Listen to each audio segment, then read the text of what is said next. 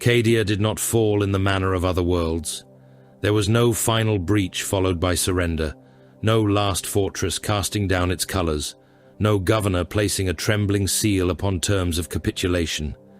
Cadia was murdered, and it died fighting.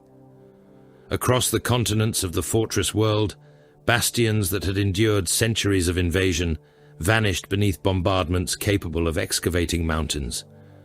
Casa walls split from foundations laid by generations long dead. Defense lasers fired until their barrels glowed white, until coolant systems ruptured and crews burned alive at their stations, still hauling charge feeds and reciting the litany of true aim through mouths blistered by heat. The plains beyond the fortress lines had disappeared beneath wreckage. Lehman Russ battle tanks lay overturned with track units torn away, their cupolas open, and their crews cooked black inside. Chimeras burned in drainage trenches beside broken basilisks, whose Earthshaker cannon had fired until recoil assemblies cracked. Cadian infantry crouched behind the corpses of their own armor and sent las bolts through smoke thick with pulverized masonry and human fat.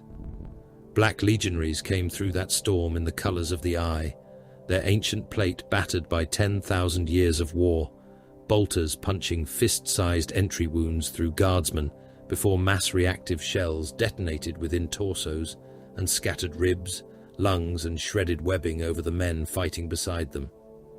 Cadia had ceased to be a planet in any sane military sense. It had become a weapon being ground to destruction by another weapon. Belisarius Cawl perceived the end through 1,000 streams of information at once. Auspex returns crawled across his visual field in overlapping bands of Binharik. Casualty projections updated faster than lesser minds could read them. Vox nets died one after another as command bunkers disappeared beneath orbital fire or were drowned beneath the advance of the arch-enemy. Somewhere beneath the surface, ancient mechanisms that had stood since before mankind understood the stars screamed through wavelengths no unaugmented ear could perceive. The pylons had failed. Their impossible geometry, awakened through alliances that would have earned lesser servants of Mars immediate execution for heresy, had not been enough. Above the atmosphere, the remains of the Blackstone fortress descended like the judgment of a malicious god. Cawl watched its trajectory become inevitable. He did not pray for Cadia. Prayer would not alter mass, velocity, or impact. He transmitted evacuation protocols instead. Around him, Skitarii cohorts marched through corridors, trembling with seismic shocks, galvanic rifles locked across breastplates. Cataphron servitors ground forward on track units fouled with blood. Lesser tech priests chanted the canticles of the Omnissiah as they disconnected data cores from dying cogitator banks. Through them all moved a procession of servitors, bearing an armored auto-reliquary, under guard, heavy enough to defend a forged temple's innermost sanctum. Inquisitor Katarina Greyfax watched the machine procession with open distrust. Her armor was scarred, her cloak blackened by ash, and the condemner bolt gun held across her body had been fired often enough that its mechanism still radiated heat. "You are evacuating machinery while regiments remain outside the embarkation perimeter," she said. Cawl did not turn toward her. Several of his ocular lenses rotated independently, one regarding the Inquisitor, while the remainder monitored loading reports. "Correction. I am evacuating that which must survive." Greyfax's expression hardened. 3 companies died holding the western landing field, so your servitors could cross it. Cawl's voice issued from multiple grills, with slightly different tones, some almost human, others flattened into machine monotony. Their expenditure achieved the required result. Marshal Marius Amalrich stood nearby in black ceramite scored white, where enemy rounds had struck his plate. The Black Templar's chainsword hung at his hip, its teeth clogged with dark tissue despite the efforts of its self-cleaning mechanism. "Choose your next words with care, priest of Mars." Cawl inclined his vast mechanical frame by a fraction. "Marshal, the dead require no reassurance from me. The living require that relic." Amalric's gauntlet closed around the grip of his blade. Greyfax noticed. Call certainly noticed. Neither moved.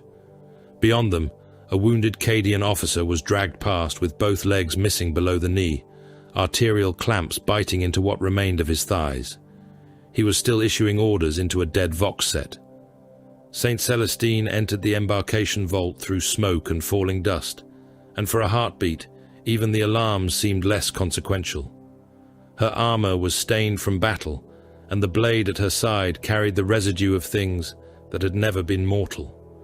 Men who had watched entire platoons torn apart tried to kneel when they saw her. Greyfax despised that instinct with a severity bordering upon anger. Faith belonged to the Emperor, not to saints elevated by frightened soldiers into objects of worship. Celestine ignored the genuflections and looked instead toward Cowl's reliquary. "It survives?" she asked. "At present," Cowl replied, "a condition I intend to maintain." Greyfax stepped between them. "Then tell us what it contains." Cole's mechadendrites continued their work, one lifting a fallen servitor aside after a ceiling fragment crushed its skull into its thoracic casing. Another machine slave immediately took the dead thing's place beneath the reliquary. "No." Greyfax's hand tightened on her weapon. "That was not a request." Carl finally turned the bulk of his body toward her. "Then your command is rejected with the appropriate degree of reverence, Inquisitor." Amalrich gave a low sound through his helm's vox that might have been amusement or contempt. Celestine merely stared at the sealed machine. Whatever answer she sought, she found none upon its armored surface. Then the world moved.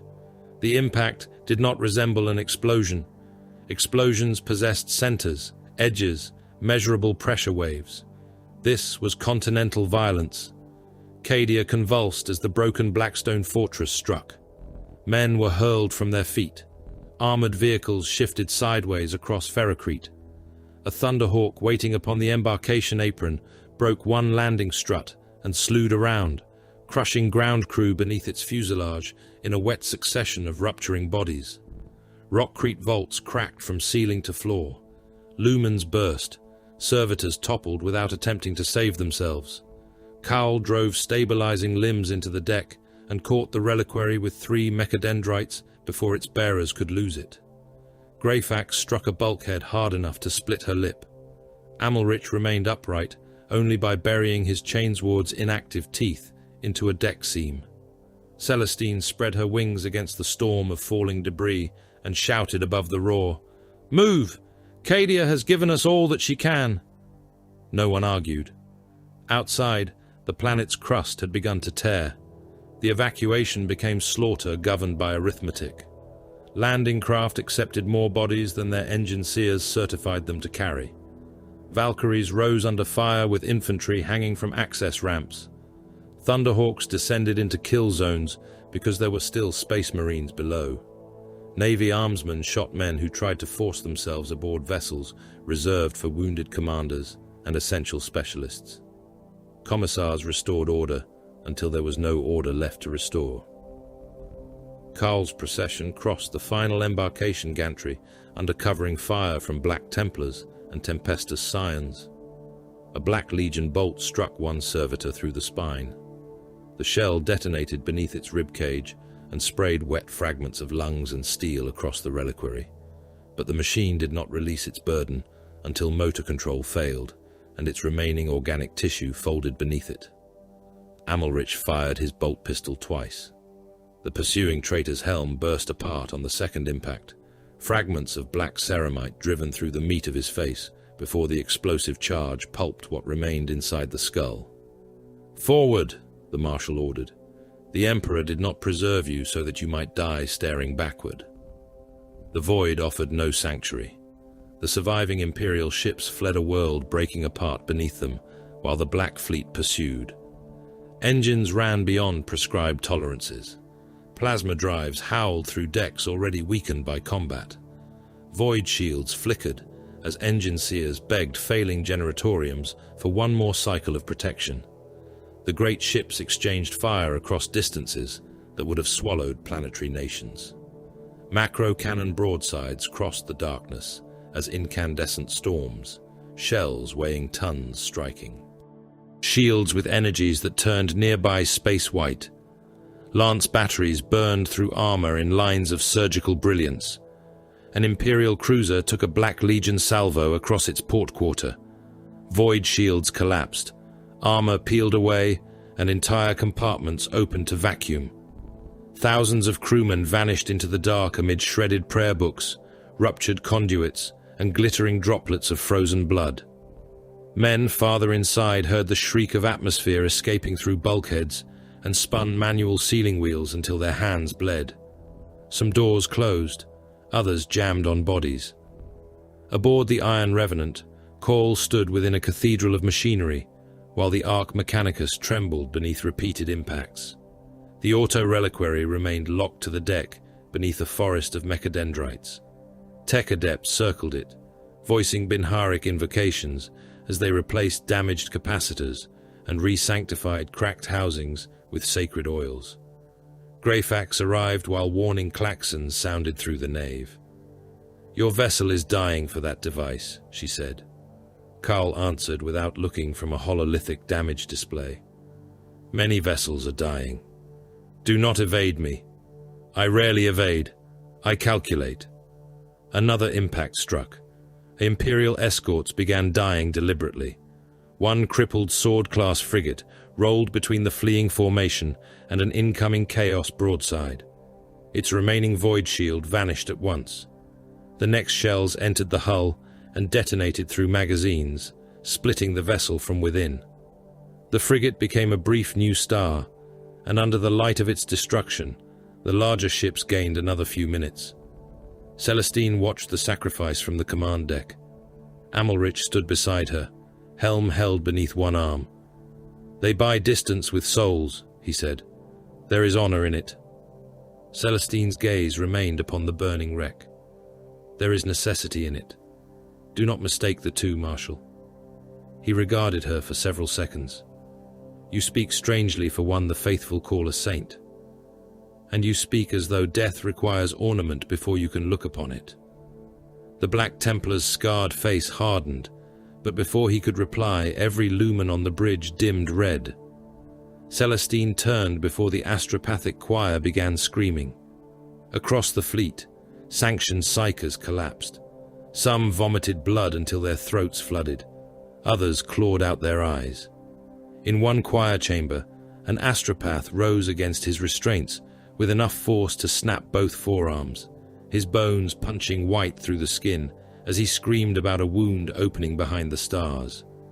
A moment later, his skull burst from within, coating the attendants around him in steaming blood and fragments of brain. Navigators reeled within their sanctums as the immaterium transformed beyond every chart and inherited instinct of their houses. The Astronomicon flickered in perceptions that had depended upon its constancy since childhood. Warp currents twisted. Distances acquired meanings they should not possess.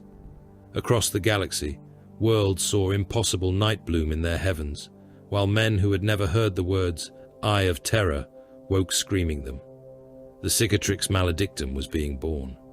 No one aboard the fleeing ships possessed that name yet. They knew only failure. Astropathic messages became shrieks. Long-range Vox returned voices transmitted centuries before they had been born. Geller field monitors registered pressure despite vessels remaining in real space. Crewmen reported shadows moving against the direction of light. A rating aboard the Iron Revenant opened his own abdomen with a maintenance blade because he insisted something inside him was asking to be released. When armsmen restrained him, he tore a loop of intestine from the wound and laughed until blood loss stopped his heart. Greyfax personally incinerated another man after his reflection continued moving when he did not. Carl reviewed the spreading anomalies and reached a conclusion his biological components found distasteful. The pylons had not merely defended Cadia. Their destruction had removed a restraint from something vast. Celestine found them in the Strategium, while officers argued over routes that no longer existed. "Clysus," she said. Greyfax turned from a failing hololith. What of it? We go there.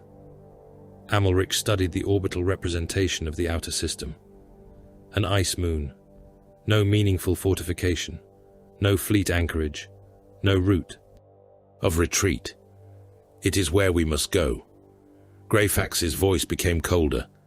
You have evidence? Celestine met her stare. I have seen it. The Inquisitor's contempt sharpened. Visions are not orders of battle. No, said Cowell, but under current conditions, your orders of battle are becoming equally metaphysical. Greyfax ignored him. Amalric did not. If we go there and find nothing, we die. Celestine nodded. If we remain here, we die sooner. The Marshal looked toward the tactical display, then at the Saint.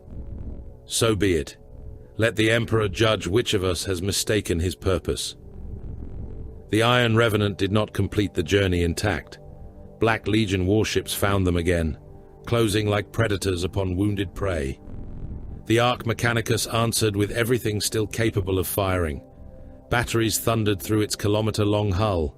Skitarii locked themselves into battle stations, while priests of Mars sang to overheated reactors. A final enemy salvo tore deep into the ship and turned manufactorum decks into furnaces. Cowell waited until the last viable moment before ordering evacuation. He did not abandon the reliquary. Landers carried it down toward Clysus with Celestine, Greyfax, Amalric, and the surviving Crusaders, while the dying Ark remained behind them, immense and burning, still firing into the Black Fleet as long as power reached its guns. Clysus was cold enough to kill men through damaged armor seals. Survivors stumbled across snow darkened by blood, while the Black Legion descended after them. Amalric divided his remaining Templars without hesitation. The Emperor's champion Geraint accepted command of the rearguard. There was no farewell fit for legend. Amalric touched his fist to the warrior's pauldron and said, "Hold until holding has no further meaning." Geraint inclined his helm. "And then?" "Then make them pay for the privilege of killing you." The Emperor's champion turned toward the approaching traitors. Behind him, the survivors moved for the mountains. They heard the rearguard die across the Vox. Bolters became thunder beneath the howl of the wind. Templars recited vows between reports of enemy movement. Voices disappeared one by one. The last transmission was little more than chainsword teeth screaming against ceramite before static consumed the channel. Yet those hours purchased distance, and distance brought the fugitives to the Crone's Claw, where black mountains split the ice like talons thrust from a corpse. The Xenos were waiting. Eldari emerged where no path had existed a moment before, swift shapes moving through the storm, with weapons already raised. Greyfax brought her Condemner bolt gun to bear instantly. Amalric's surviving Templars leveled bolters. Skitarii firing solutions cascaded through the noosphere. Opposite them stood Yvraine, robed for war, the Visarch beside her like a blade given human shape. Behind them opened architecture that offended every imperial understanding of construction, a webway portal without rivets, welds, buttresses, or visible mechanisms, its surface curving into geometries too precise to have been fashioned by human hands. Greyfax's voice was venom. Xenos. Yvraine regarded the weapons pointed at her with something colder than contempt. Mon Ki, how reassuring that extinction has not improved your manners. Amalric stepped forward. Give me cause. The Visarch's hand settled upon his sword. Yvraine raised 2 fingers and stopped him without looking. If you desired death, warrior, you could have remained behind. Black Legion gunships screamed over the mountains before either side could decide whether to begin another war. What followed was alliance stripped of friendship. Eldari fire intersected Imperial volleys. Black Templars advanced beside warriors they would have killed under any other sky. Yvraine's host struck the traitors' flanks, while Celestine drove into their center, her blade burning through corrupted plate. When at last the Black Legion withdrew from the immediate ground around the portal, Greyfax kept her weapon trained upon Yvraine. "This changes nothing." "Of course not," Yvraine replied. "That is why humans are so dependable."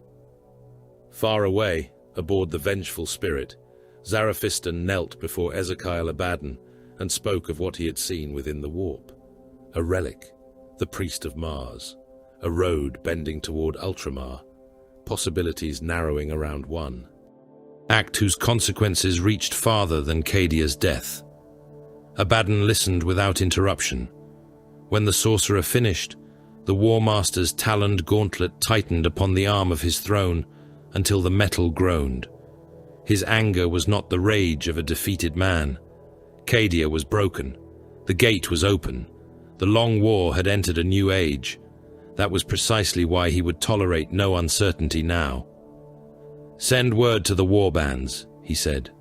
"Ultramar. Burn their roads, choke their skies, and kill anything that Call seeks to reach. Whatever he carries, it dies before it can matter." The Imperial survivors entered the webway because every alternative was worse. Within, sound behaved incorrectly. Their boots rang against surfaces that looked too smooth to return echoes.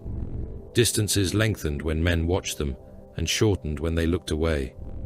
Tempestus Scions kept weapons shouldered, although their auspexes displayed contradictory readings. Black Templars muttered prayers beneath their breath. Servitors carrying the reliquary advanced with mechanical obedience, while Kaul monitored energies he could measure, but not explain. Once, Greyfax looked behind and saw a distant archway filled with red light.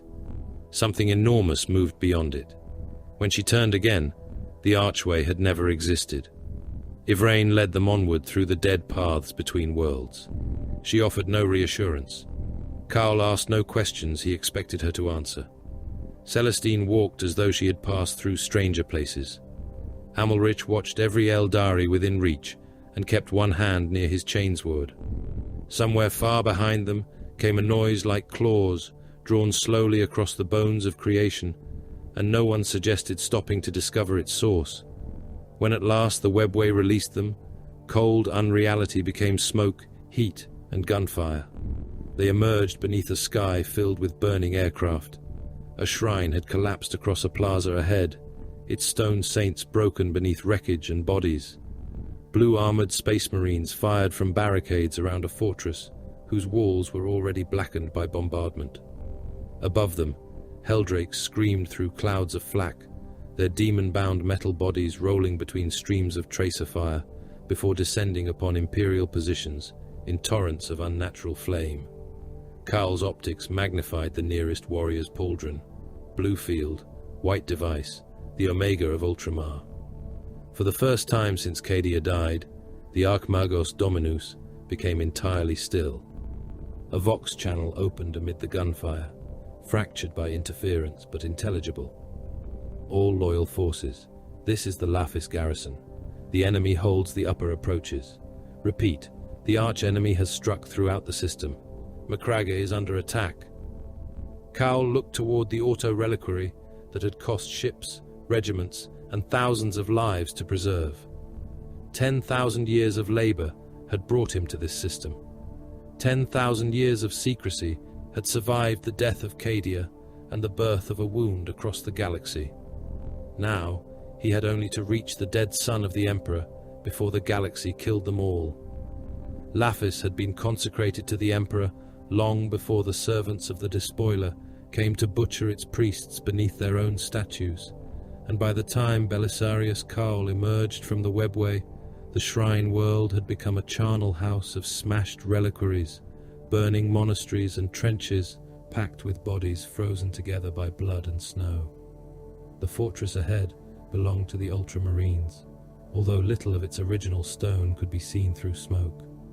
Defense lasers stabbed upward from recessed bastions.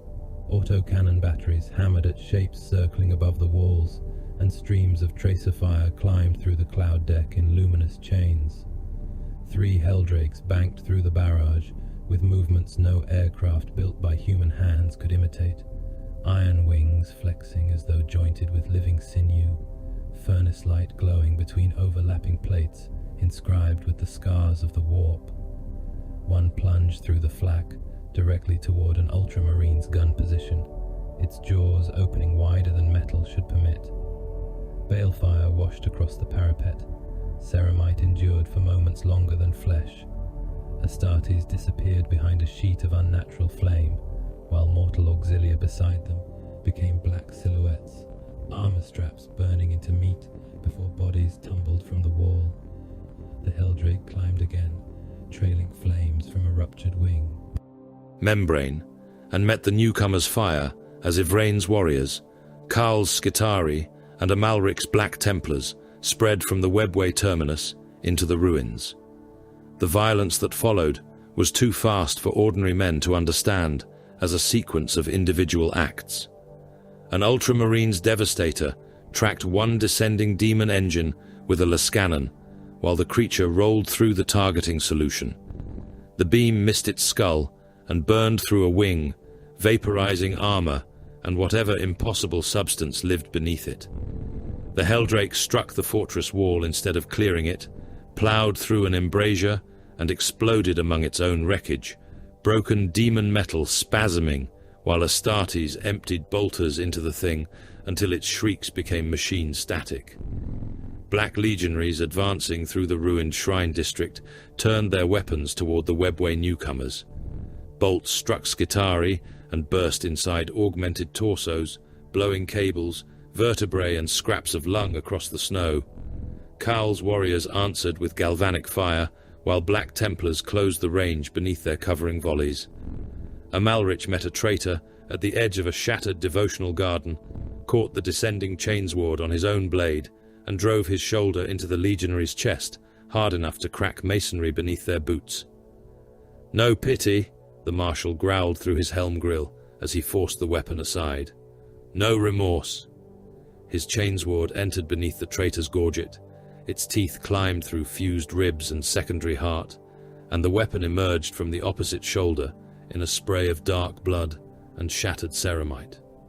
Amalric kicked the corpse free and turned immediately toward the next target. Hatred was permitted. Delay was not. The defenders of the Ultramarine's fortress did not welcome the people who had come to save them. When the last Helldrake fell behind the western ridge and Black Legion forces withdrew from the immediate approaches, blue-armored warriors descended from the battlements with weapons still raised. Their sergeant's bolter was not pointed towards Celestine or Call. It was trained upon Ivrain. The warriors around him followed his example, muzzles steady despite armor rents, blood loss, and the smoke pouring from the ruins behind them. "Xenos," the sergeant said, "move one pace toward this fortress, and you will die upon consecrated soil." The Vizarch shifted beside Ivrain with such slight movement that the nearest Templars reacted as though he had drawn his blade. Ivrain regarded the Ultramarine through eyes showing neither fear nor apology. "Your world is burning, your brothers are dying, and still you discover time for threats. I begin to understand how mankind has survived so long. Stubbornness appears to be your principal resource." Greyfax stepped between them before the confrontation could become another battle. "Do not mistake necessity for absolution, alien. You remain alive because the Emperor's enemies require killing first." Ivrain gave her a thin smile. "Then pray there is always another enemy." Karl advanced while the warriors argued, servo limbs supporting the auto-reliquary across rubble that would have halted ordinary machinery. "I require immediate passage to Macraga." The Ultramarine sergeant turned toward him. "You require nothing of us, priest." "Incorrect. I require transport, void clearance, communications priority, and direct audience with Marneus Calgar." The sergeant's bolter lowered by a fraction, not from obedience, but disbelief. "State your purpose." "No."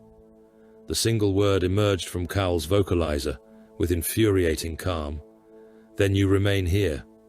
Karl's ocular assemblies contracted. That outcome carries an unacceptable probability of catastrophic strategic loss. "State your purpose." "To Chapter Master Calgar." Amalrich stepped close enough that his scarred black armor almost touched the sergeant's blue plate. He has dragged that damn machine through the death of Cadia, the slaughter at Clysus, and the Webway, while warriors better than either of us purchased each mile with blood. I despise his secrets. I despise his allies more. Yet I have seen too many of my brothers die guarding that reliquary to permit this argument to end beneath another bombardment. Celestine spoke before the Ultramarine could answer. Take us to Macraga. Whatever judgment awaits us should be made there. The bar.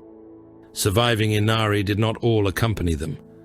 Most returned to the paths between worlds once the route to Macraga had been secured, leaving only Ivrain, the Vicearch, and a much-reduced alien presence bound to the purpose none of the Imperials yet understood.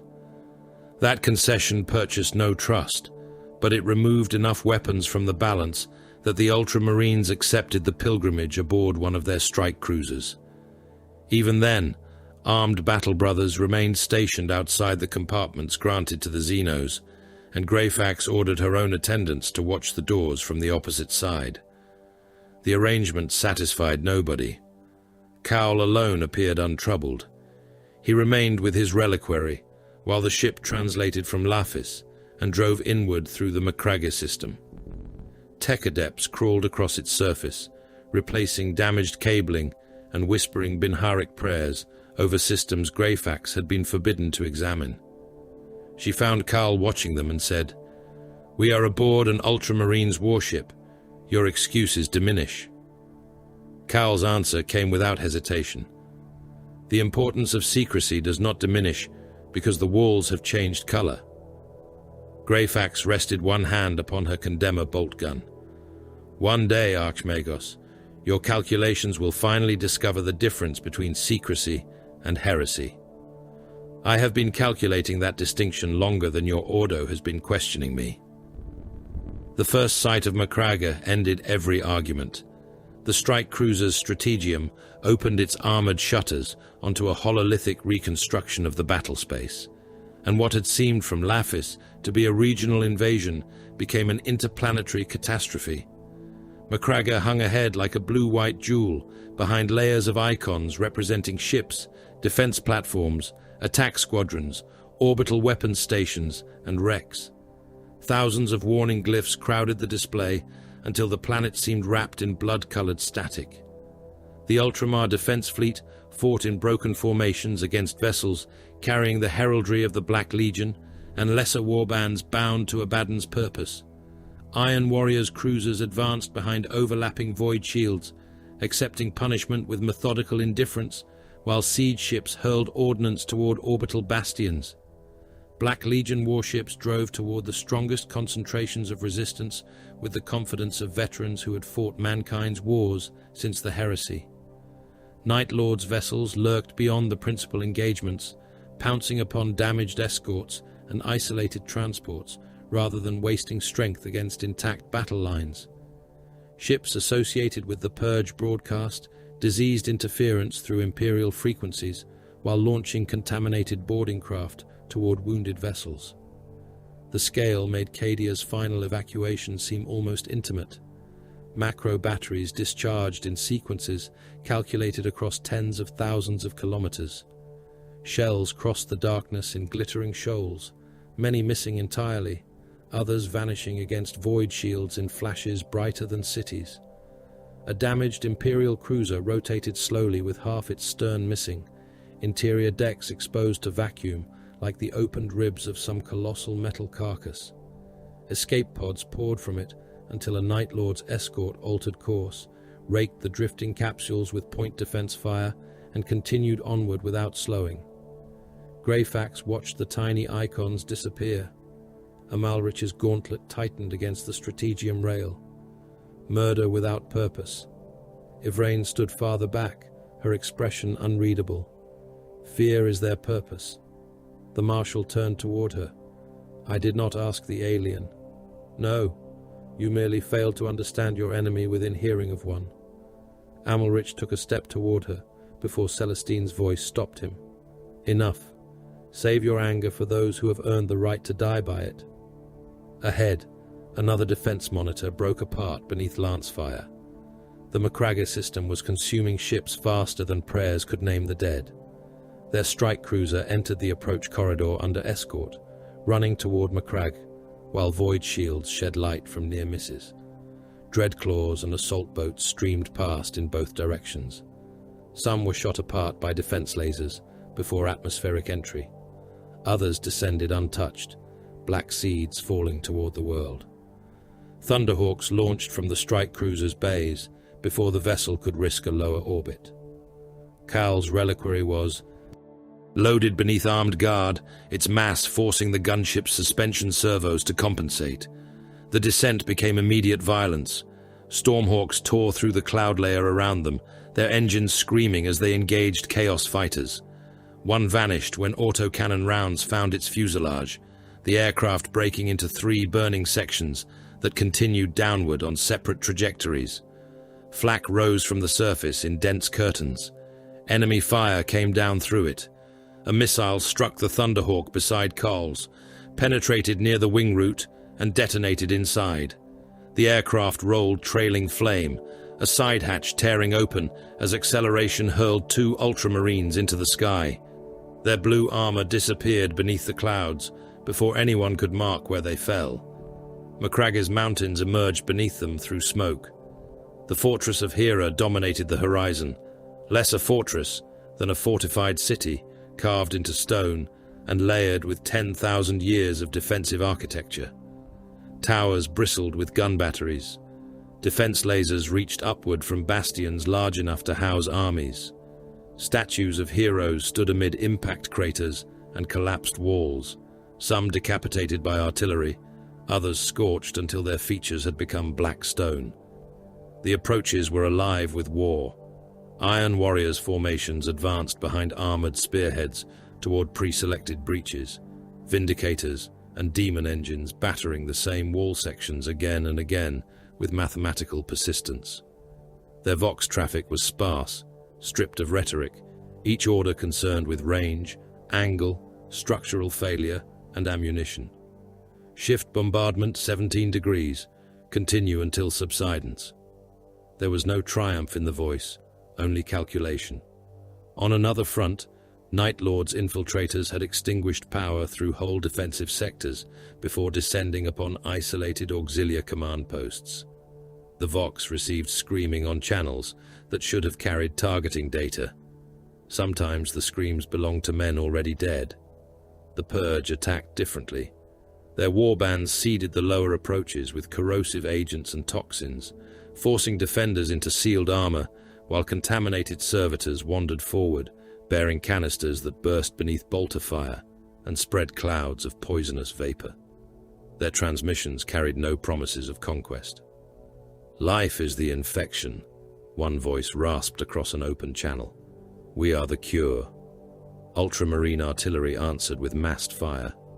Earthshaker shells and whirlwind rockets fell among the advancing traitors, throwing shattered bodies, armor plates, and contaminated soil high into the air.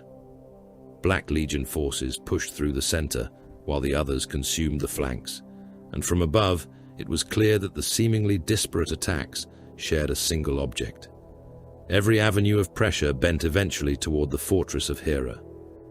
Marneus Calgar received the pilgrims in a strategium that had not ceased functioning for a single moment of the siege. Servitors moved along recessed tracks beneath clouds of incense. Chapter serfs carried Khal, moved first. "I require immediate access to the Temple of Correction and the Shrine of the Primarch." For the first time, Calgar's expression altered. It was slight, but every ultramarine in the chamber reacted to it. "Explain." "I have come to restore Roboute Guilliman." Silence spread outward through the command chamber, despite the continued murmur of Vox traffic. Calgar descended one step from the strategium dais. "Choose another sentence." "There is no more accurate formulation." Calgar's gauntleted fist closed. The mechanism within the gauntlet of Ultramar gave a low hydraulic growl. "My gene sire is not an engine awaiting maintenance. His body has rested beneath the protection of this chapter for millennia. You will not approach him with experimental machinery and an alien witch at your side." Cowell did not retreat. "My work is not experimental. It began before your chapter had a chapter master. I knew Roboute Guilliman.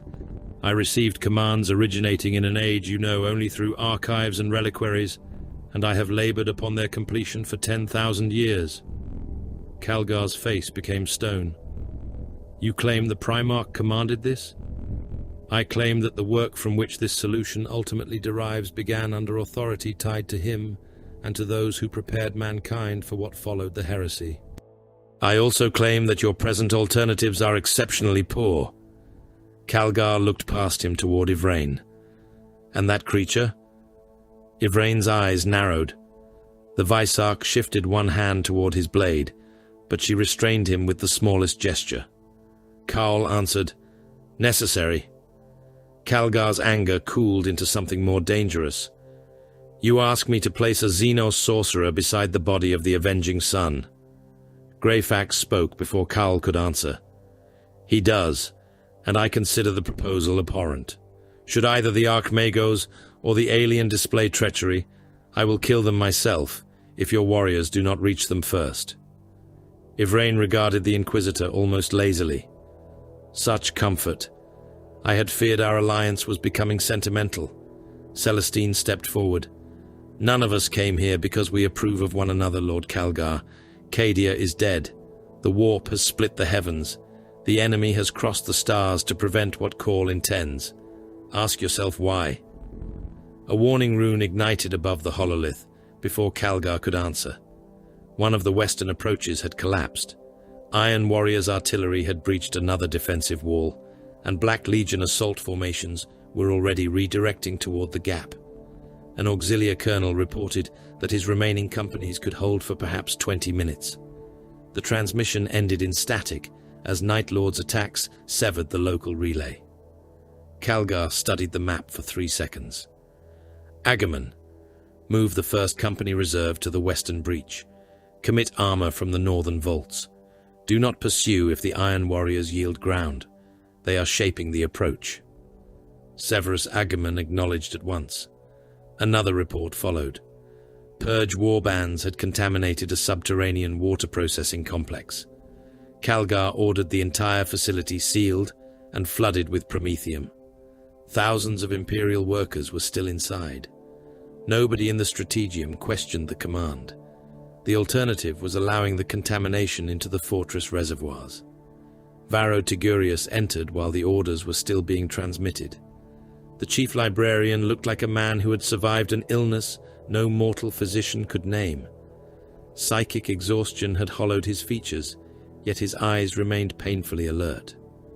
Grandmaster Aldrich Voldus accompanied him, massive even among Astartes in the silver armor of the Grey Knights, his warded plate bearing fresh scoring from battle. Tigurius looked first at Cowell, then Yvraine, and finally at Calgar. "Hear them." Calgar's gaze hardened. "You know what they propose?" "I know enough." "Then you know what they ask me to risk." Tigurius approached the hololith, blue light passing across his face.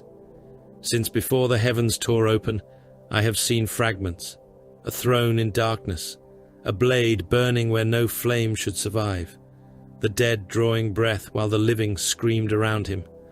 I dismissed none of it, but I understood less than I wished." Voldus spoke in a voice like stone grinding beneath immense weight. "The Empyrean convulses around this world. The archenemy has committed forces beyond what ordinary conquest requires. Demons are drawn toward the fortress as iron filings to a lodestone. Whatever is occurring here, the enemy fears its completion." Calgar stared at the tactical display, while another defensive icon turned from blue to red. Outside the Strategium, guns fired with enough force to shed dust from the vaulted ceiling. The chapter master had defended Macragga before. He understood siegecraft, attrition, and the obligation to preserve what could not be replaced. The body of Roboute Guilliman was more than a relic. It was the physical remnant of the being whose laws, strategies, and blood had made the Ultramarines what they were. To risk it upon Call's claims bordered upon sacrilege. Yet Calgar was not a priest. He was a commander, and commanders existed to choose between unacceptable possibilities. "If this is deception," he said quietly, "there will be nowhere in the galaxy sufficiently distant to preserve you from my judgment." Carl inclined his head. "A reasonable condition." Calgar looked toward Ivrain. "The same applies to you." The Eldari smiled without warmth. "Then we are finally speaking honestly." Calgar turned to Severus Agaman. "You hold command of the fortress until I return. Maintain the inner defense line. Keep the First Company mobile. The Black Legion wants us." "Committed piecemeal, and the Iron Warriors are opening corridors for them. Deny both." Agaman's expression revealed exactly what he thought of his chapter master, leaving the strategium during the greatest attack Macraga had endured in generations. But discipline won before objection reached his tongue. "As you command, my lord." Calgar faced Tigurius and Voldus. "You come with me." Then he looked toward the pilgrims. "The rest remain under guard. The alien, the Archmagos, the Saint, and the Inquisitor accompany us. Marshal Amalrich, bring those of your Templars still fit for battle. We go to the Primarch." They descended into the fortress of Hera, while war shook the mountain around them. Blast doors opened and sealed behind the procession. Honor guards took position at every junction. The closer they came to the Temple of Correction, the older the architecture became, until the fortress seemed less like a military installation and more like the fossilized skeleton of an age that had believed mankind capable of victory. Cowl's auto-reliquary rolled behind him beneath a canopy of weapon barrels. Greyfax never stopped watching Ivrain. Calgar never stopped listening to the battle through his vox. Tigurius walked with one hand against the staff at his side, his gaze fixed upon something no one else could see. Then every warning rune in the corridor changed at once. Tigurius stopped. Voldus raised his warded weapon. Calgar turned toward the ceiling, as though he could see through kilometers of stone. Across the fortress, augurs screamed of translation energies where no translation should have been possible. Teleport beacons awakened inside the inner defense perimeter. Machine spirits spat corrupted coordinates. The air itself acquired the metallic taste that preceded impossible displacement. Far ahead, beyond the final armored gates, waited the shrine of Roboute Guilliman, and something else had begun arriving first. The deeper they descended beneath the fortress of Hera, the less the war above seemed like something being fought by armies, and the more it became a distant geological violence passing through the bones of Macraga. Each bombardment arrived first as pressure beneath their boots, then as a groan through stone cut and reinforced, before any living member of the Ultramarines chapter had been born. Lumen globes swayed upon bronze chains. Dust whispered from vaulted ceilings.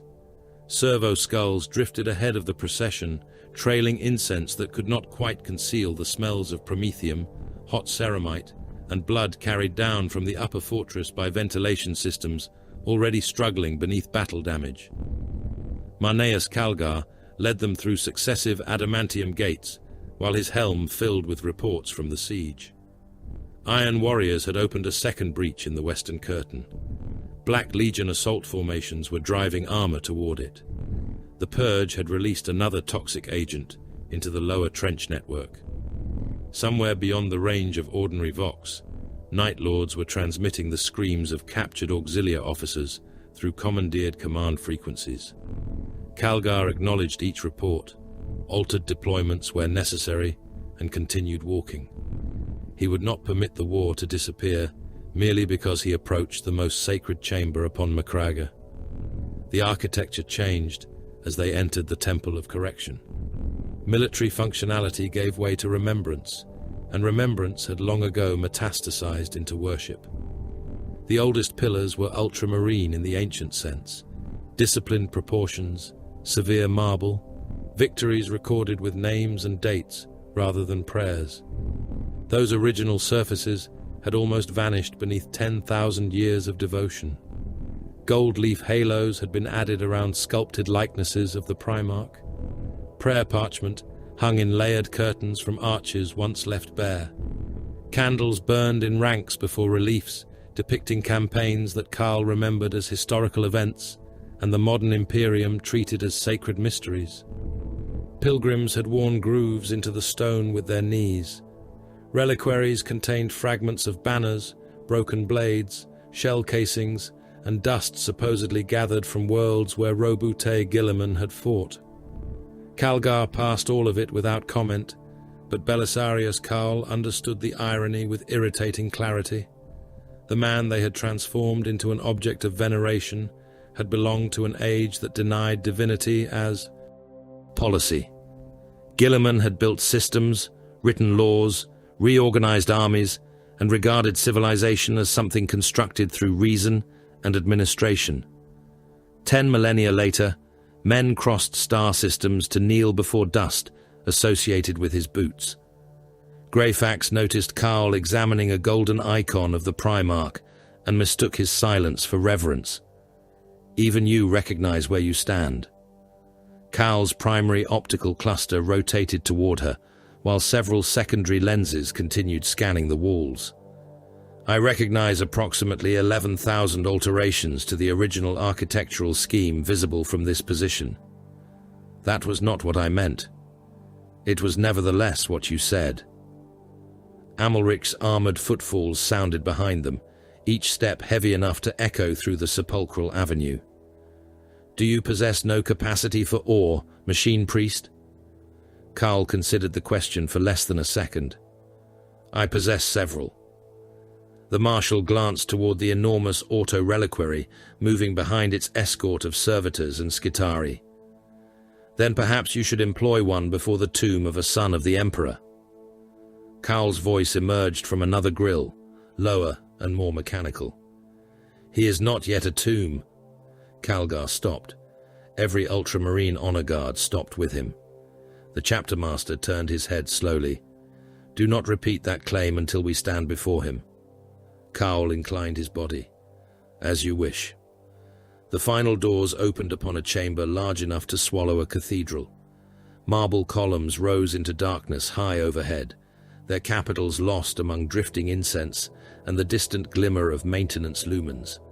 Statues lined the walls in silent companies, depicting Guilliman as warrior, lawgiver, conqueror, and statesman, while banners captured or consecrated across thousands of years hung from galleries above. At the chamber's far end stood the throne. The stasis field around it shimmered so faintly that the eye could mistake it for heat haze, yet the instruments within Call's skull screamed with the impossible physics of arrested time.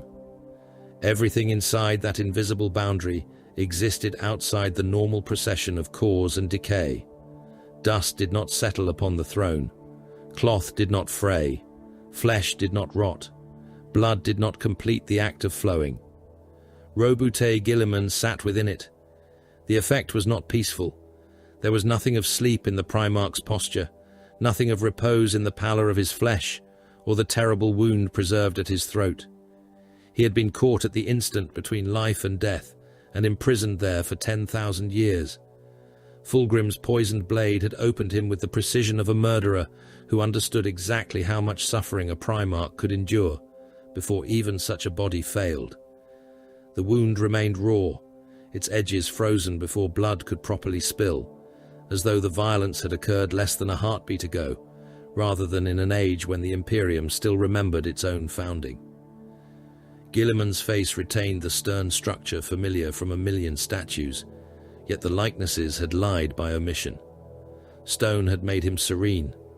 Paintings had made him majestic.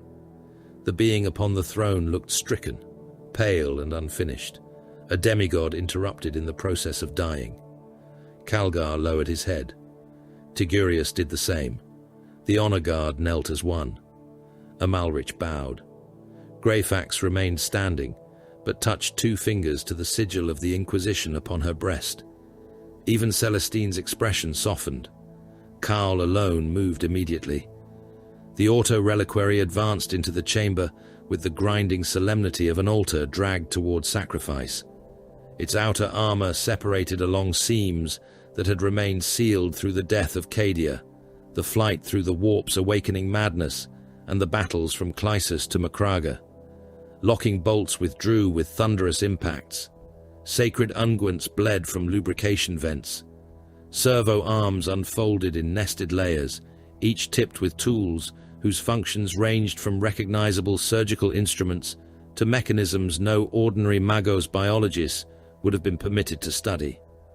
Holographic rune columns sprang into existence around Kaul, filling the air with scrolling binharic and anatomical schemata derived from physiology almost no living being understood. Beneath the outer shell waited armor.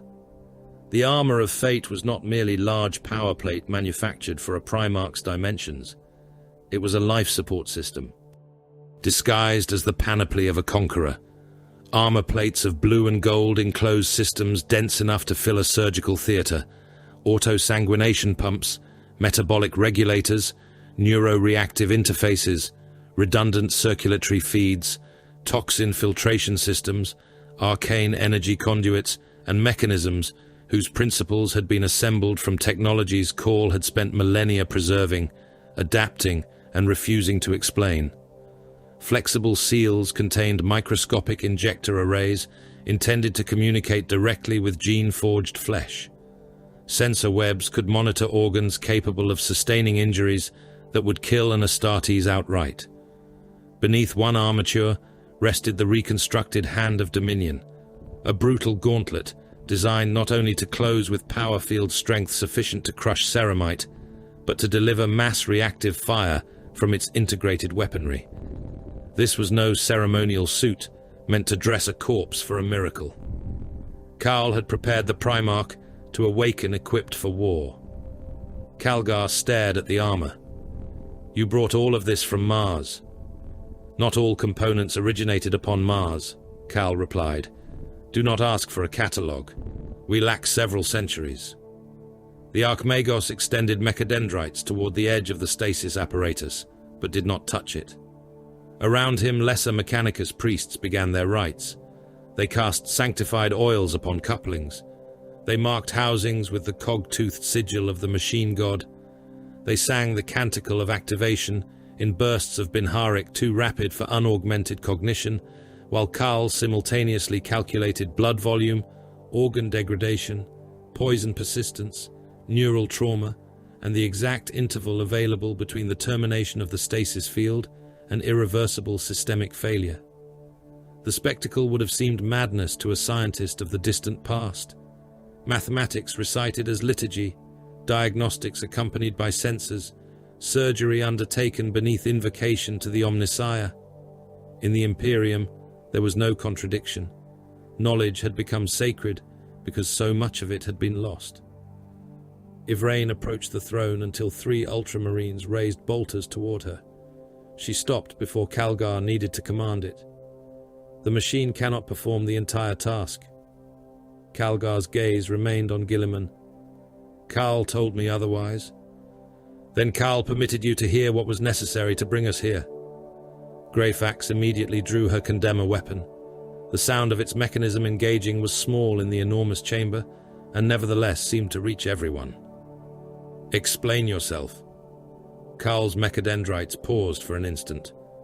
Yvraine looked toward him, and something passed between them that Calgar disliked more than open conspiracy. "Your Primarch is not healing," she said. "He is not worsening. He cannot do either while imprisoned outside time. The wound remains because the moment of his death remains unfinished." Calgar faced her fully. "He lives. He persists."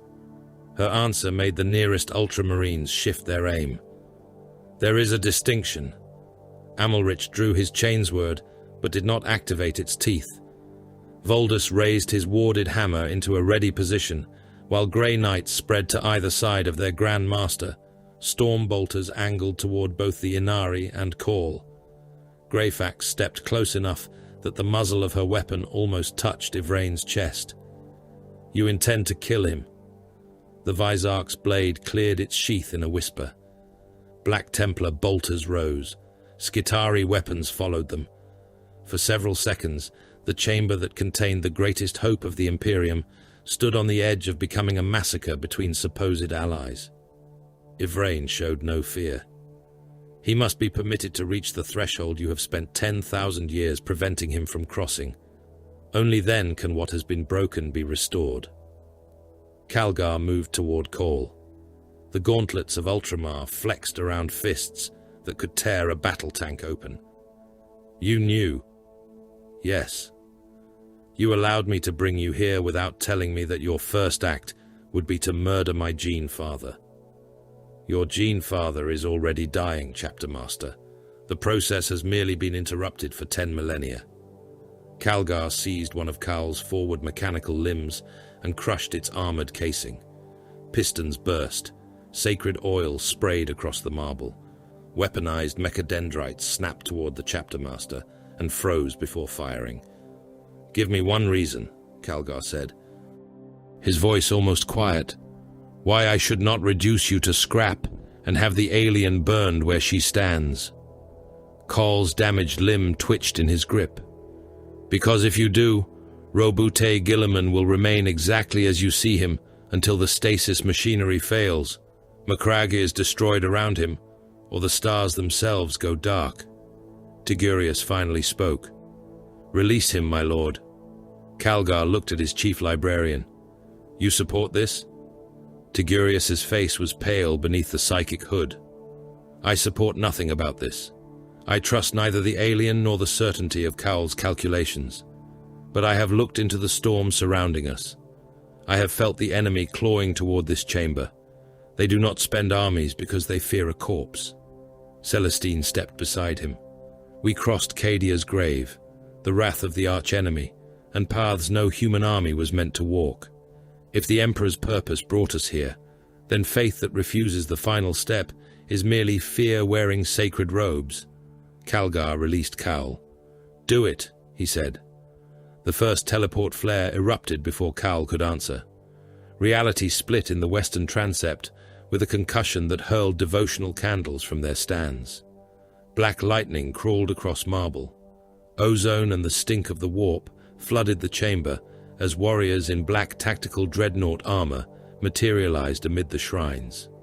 Their plate bore the eye of Horus. Combi bolters fired almost before the displacement glare had faded. An Ultramarine's honor guard took 3 rounds through the chest.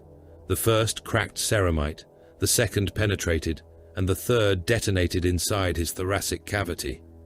His breastplate burst outward in a storm of armor fragments, ribs, and atomized blood.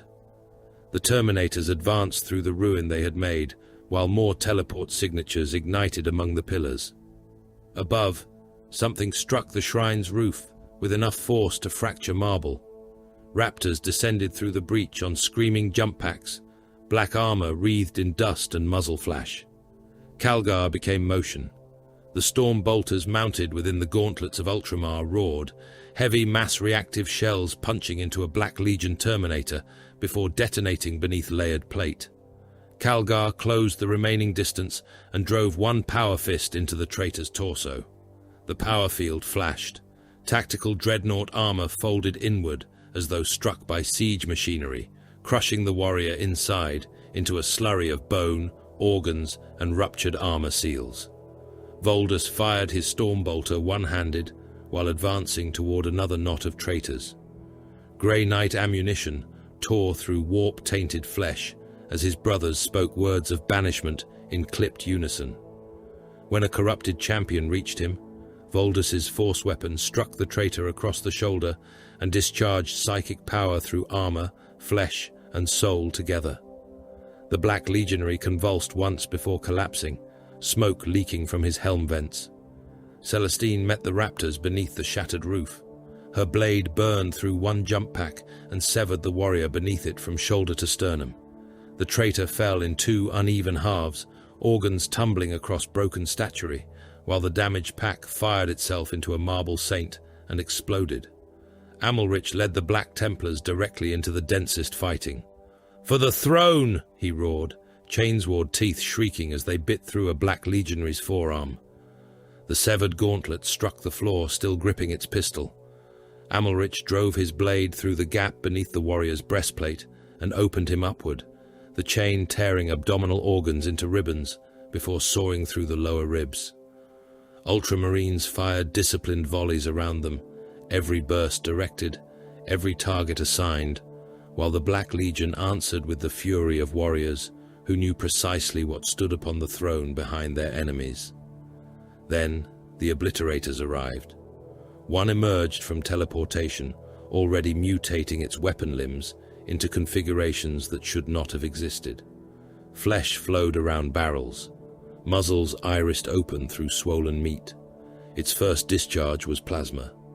An Ultramarines veteran vanished from the waist upward in blue-white heat, his upper body reduced to expanding vapor, while his legs remained standing for an instant before falling.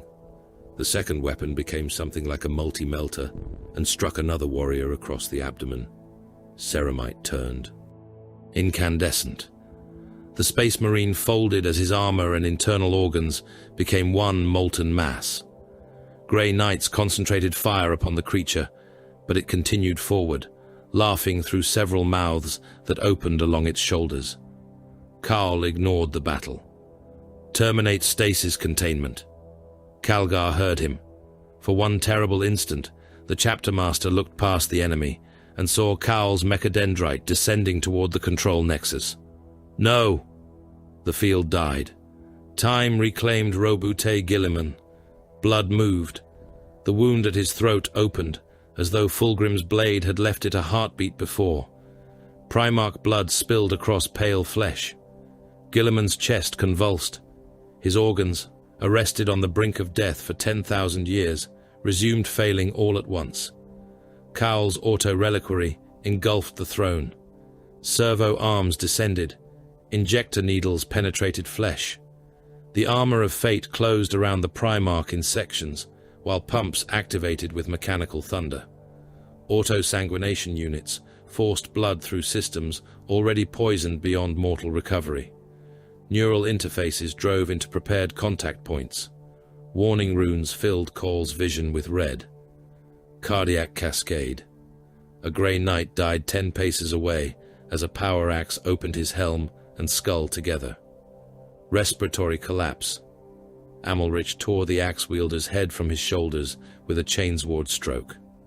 Neurotoxic persistence beyond projected threshold. Calgar smashed another Terminator backward through a marble column. Yvraine stood within the forest of Carl's machinery and reached toward the dying Primarch. The air around her became cold. Not the ordinary cold of winter or void, but the absence that waited beyond the final heartbeat. The Vizarch guarded her, while spectral energies gathered about her hands. Something unseen moved through the chamber, and every living warrior felt it differently. Greyfax tasted grave soil. Tigurius heard the whisper of 1 billion departing souls. Carl registered energy readings for which he possessed no acceptable classification. Yvraine spoke words in the tongue of her people, and beneath them was something older, something vast and incomplete, a god that was not fully born reaching through its priestess toward a dying son of mankind. The roof came apart. 10 dreadclaws descended through smoke and broken stone like iron talons cast down by an angry heaven. Their hulls struck the shrine floor, shattered statues, and plowed through memorials that had survived thousands of years. Assault ramps slammed down. Black legionaries poured out in disciplined waves, nearly 100 traitor Astartes flooding the chamber beneath the Eye of Horus. Bolter fire became continuous thunder. Ultramarines fell. Templars died roaring oaths. A Grey Knight disappeared beneath 3 attackers and killed 2 before a chain axe finally entered beneath his gorget and tore his head free in a torrent of arterial blood. The defenders contracted around the throne because there was nowhere else to go. Calgar's ammunition counters descended toward empty. Carl's rune panels remained red. 20 paces separated the foremost Black Legionaries from the throne, then 15, then 10. A traitor stepped over the corpse of an Ultramarines veteran and raised his bolter toward the machinery surrounding Guilliman. Calgar tried to reach him and was dragged sideways by a Terminator whose lightning claw carved sparks from the chapter master's armor.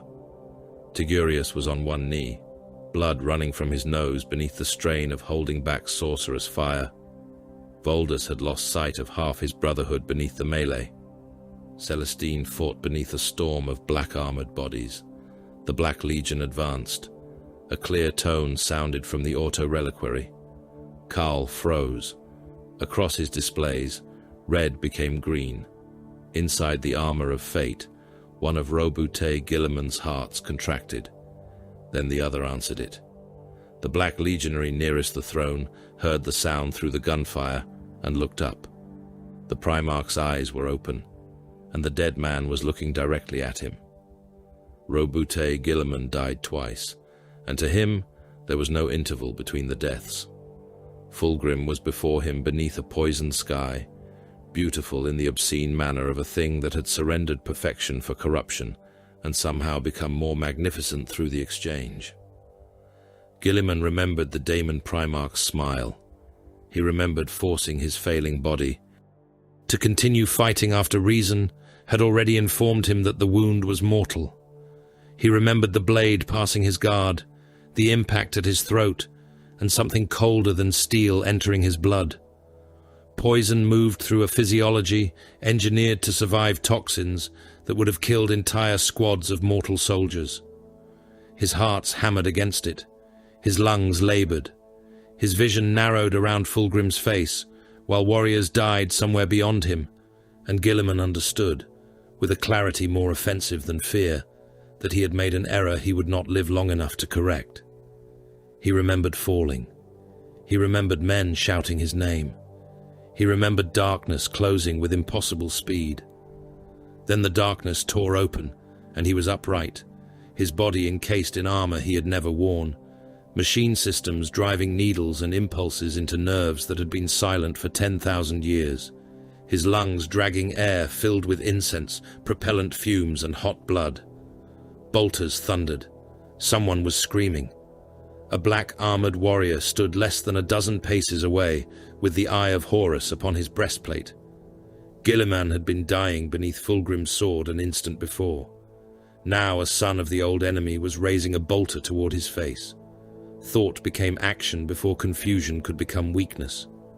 Guilliman's right hand closed, and unfamiliar targeting data erupted across his vision as though the armor had been waiting for the gesture. Something built into the gauntlet answered him. The hand of Dominion fired.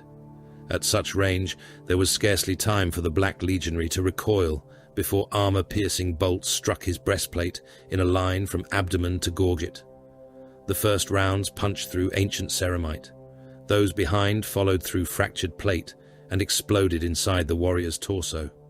His chest expanded violently, armor splitting along weakened seams as ribs, fragments of secondary heart and blackened lung sprayed from beneath his pauldrons.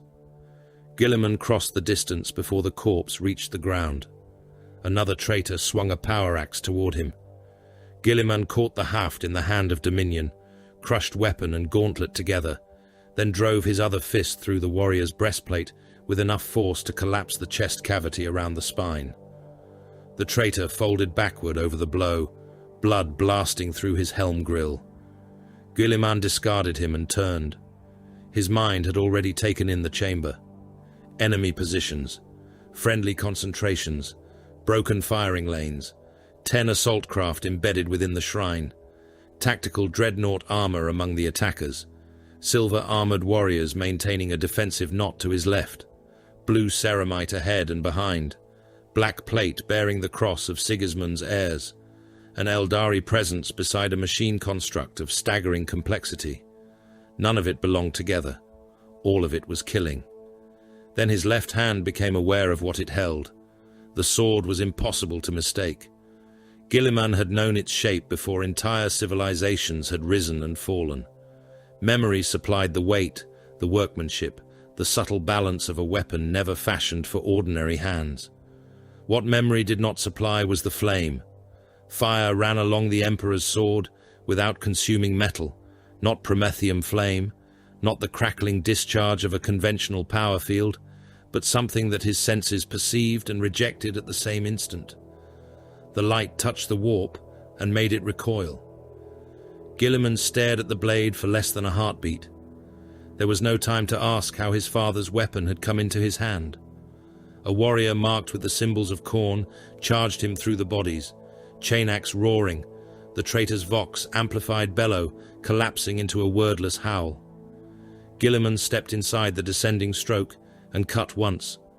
The Emperor's sword passed through corrupted ceramite, abdominal armor, spine, and the demon-tainted flesh beneath, with almost no resistance. The berserker's upper body spun away from his hips, intestines trailing in burning loops, and the wound did not merely bleed. The corruption within it blackened. Something invisible shrieked as the two halves struck the marble. Guilliman understood then that the flame was not ornament. Whatever his father had placed within the weapon remained there, and the things of the Empyrean could feel it. The Black Legion had survived the long war because its warriors were neither fools nor cowards. Their first moments of astonishment passed quickly. A sorcerer near the central aisle shouted an order, and veterans who had fought since the days when Guilliman's brothers still walked beneath the Emperor's banner abandoned their headlong advance. They spread into intersecting arcs, forcing firing lanes between the ruined pillars. Terminators advanced to anchor the line. Lesser legionaries moved behind them, bolt weapons raised in disciplined volleys. They understood what had awakened. They also understood that killing him now might alter the fate of the war more profoundly than taking the fortress of Hera. Guilliman understood the same equation. The sorcerer was therefore the first command element marked for death. "Left concentration," Guilliman said, his voice emerging from the unfamiliar vox grill with a depth that startled even him. "Suppress. Now." Ultramarines fired before consciously processing the fact that the order had come from their Primarch. The Hand of Dominion joined them. Bolts hammered into the sorcerer's guards, forcing them to turn their plates toward the incoming fire. Guilliman moved through the opening they created, crossed more than 20 paces before the traitors adjusted, and fired directly into the sorcerer. Armor-piercing shells punched through the corrupted warrior's chest and shoulder. One entered beneath his helm. The detonation blew the back of his skull across the shrine in fragments of bone, brass cabling, and smoking cerebral tissue. The witchlight gathering around his gauntlets died with him. A mass of Black Legion Terminators had overwhelmed someone beneath them near the throne. Guilliman saw blue armor between their boots and a pair of enormous gauntlets striking upward despite the weight of warriors surrounding their owner. The heraldry was his own lineage, altered but unmistakable. One of the trapped warrior's fists caught a traitor beneath the knee and shattered the joint. The others stamped and hacked downward, power mauls cracking the blue plate beneath their blows. Guilliman changed direction. The Emperor's sword opened the first Terminator from clavicle to hip. Fire followed the cut through armor and flesh, leaving the severed sections burning from inside. The second turned with a combi weapon raised. Guilliman seized him around the gorget and lifted the armored giant clear of the ground. Tactical dreadnought plate weighed as much as a small vehicle. Guilliman hurled him into a third warrior, hard enough to smash both through a marble reliquary. The trapped son beneath them dragged himself onto one knee. His armor was cracked, his face visible through a ruined helm, blood running from his brow into one eye. He stared upward. For the first time since awakening, Guilliman saw something that was not an enemy, a weapon or a tactical problem. He saw awe fighting discipline in another warrior's face. "Your designation," Guilliman demanded. The wounded warrior's answer hesitated for a fraction too long. "Marneus Calgar, Chapter Master of the Ultramarines, my lord." The title struck Guilliman almost as hard as the altered armor. Chapter Master, not Legion Master, not Tetrarch. "Can you stand?" "Yes, my lord." "Then do so. Your warriors require you." Calgar obeyed. Whatever emotions had almost broken through his discipline vanished beneath command instinct, and Guilliman approved of him for that before he knew anything else about the man. "The Western Isle is folding," Guilliman said, while parrying a chain blade and driving the hand of Dominion through its wielder's faceplate. The power field collapsed the skull inside the helm with a sound like wet stone breaking. Withdraw the blue line by 1 pillar interval. Make them appear pressured. Silver warriors hold position. The black armored force attacks when the enemy follows. Calgar looked once across the battlefield and understood. Ultramarines, reform on the western colonnade, controlled withdrawal, by squads. Guilliman pointed the Emperor's sword toward Voldus, without knowing his name. You, Silver, hold the center and kill their witchkin. The Grey Knight Grand Master did not object to being addressed as though he were a line officer. It shall be done. Guilliman turned toward Amalric. The Black Templar's armor was covered in blood, some of it leaking from rents in his own plate. When the western enemy commits, strike their exposed flank. Amalric inclined. His helm. Gladly. Not gladly. Precisely. The Marshal paused, then gave a short nod. Guilliman pointed next toward Celestine, whose burning blade was already moving among the traitors. The sight of wings and apparent sanctity caused questions he could not afford to ask. Keep their assault troops from Cowl's machine. She met his gaze without lowering her own. In the Emperor's name. Guilliman heard the words. He had no time to examine why they sounded wrong. The Black Legion commander recognized the trap before most of his warriors entered it. Orders snapped across corrupted Vox channels. Terminators halted their pursuit, while rearward squads shifted to bring fire upon the Black Templars. It was the correct response. Guilliman had expected it. Tigurius felt the Primarch's intent before Calgar could transmit the revised command and hurled psychic force across the central aisle. Marble split beneath the impact. 3 traitors staggered sideways, their formation broken for less than a second. That second was enough. Now, Guilliman ordered. Amalric and his remaining Templars hit the Black Legion line like an armored executioner's blade. Chainswords met ceramite. Bolt pistols fired at distances measured in arm lengths. One Templar lost an arm to a power axe and continued forward, driving his shoulder into the killer, while another brother rammed a chainsword through the traitor's exposed flank. Guilliman advanced simultaneously through the center. The Black Legion tried to isolate him with overlapping fire. Bolts burst against the armor of fate, detonations hammering across plates Call had built to withstand forces far beyond ordinary war plate. Warning runes flashed across Guilliman's vision. Damage reports flowed into his mind. He absorbed them without slowing. He had worn armor for centuries before these men had become myths. A new suit did not change the fundamentals of war. The shrine became a killing ground.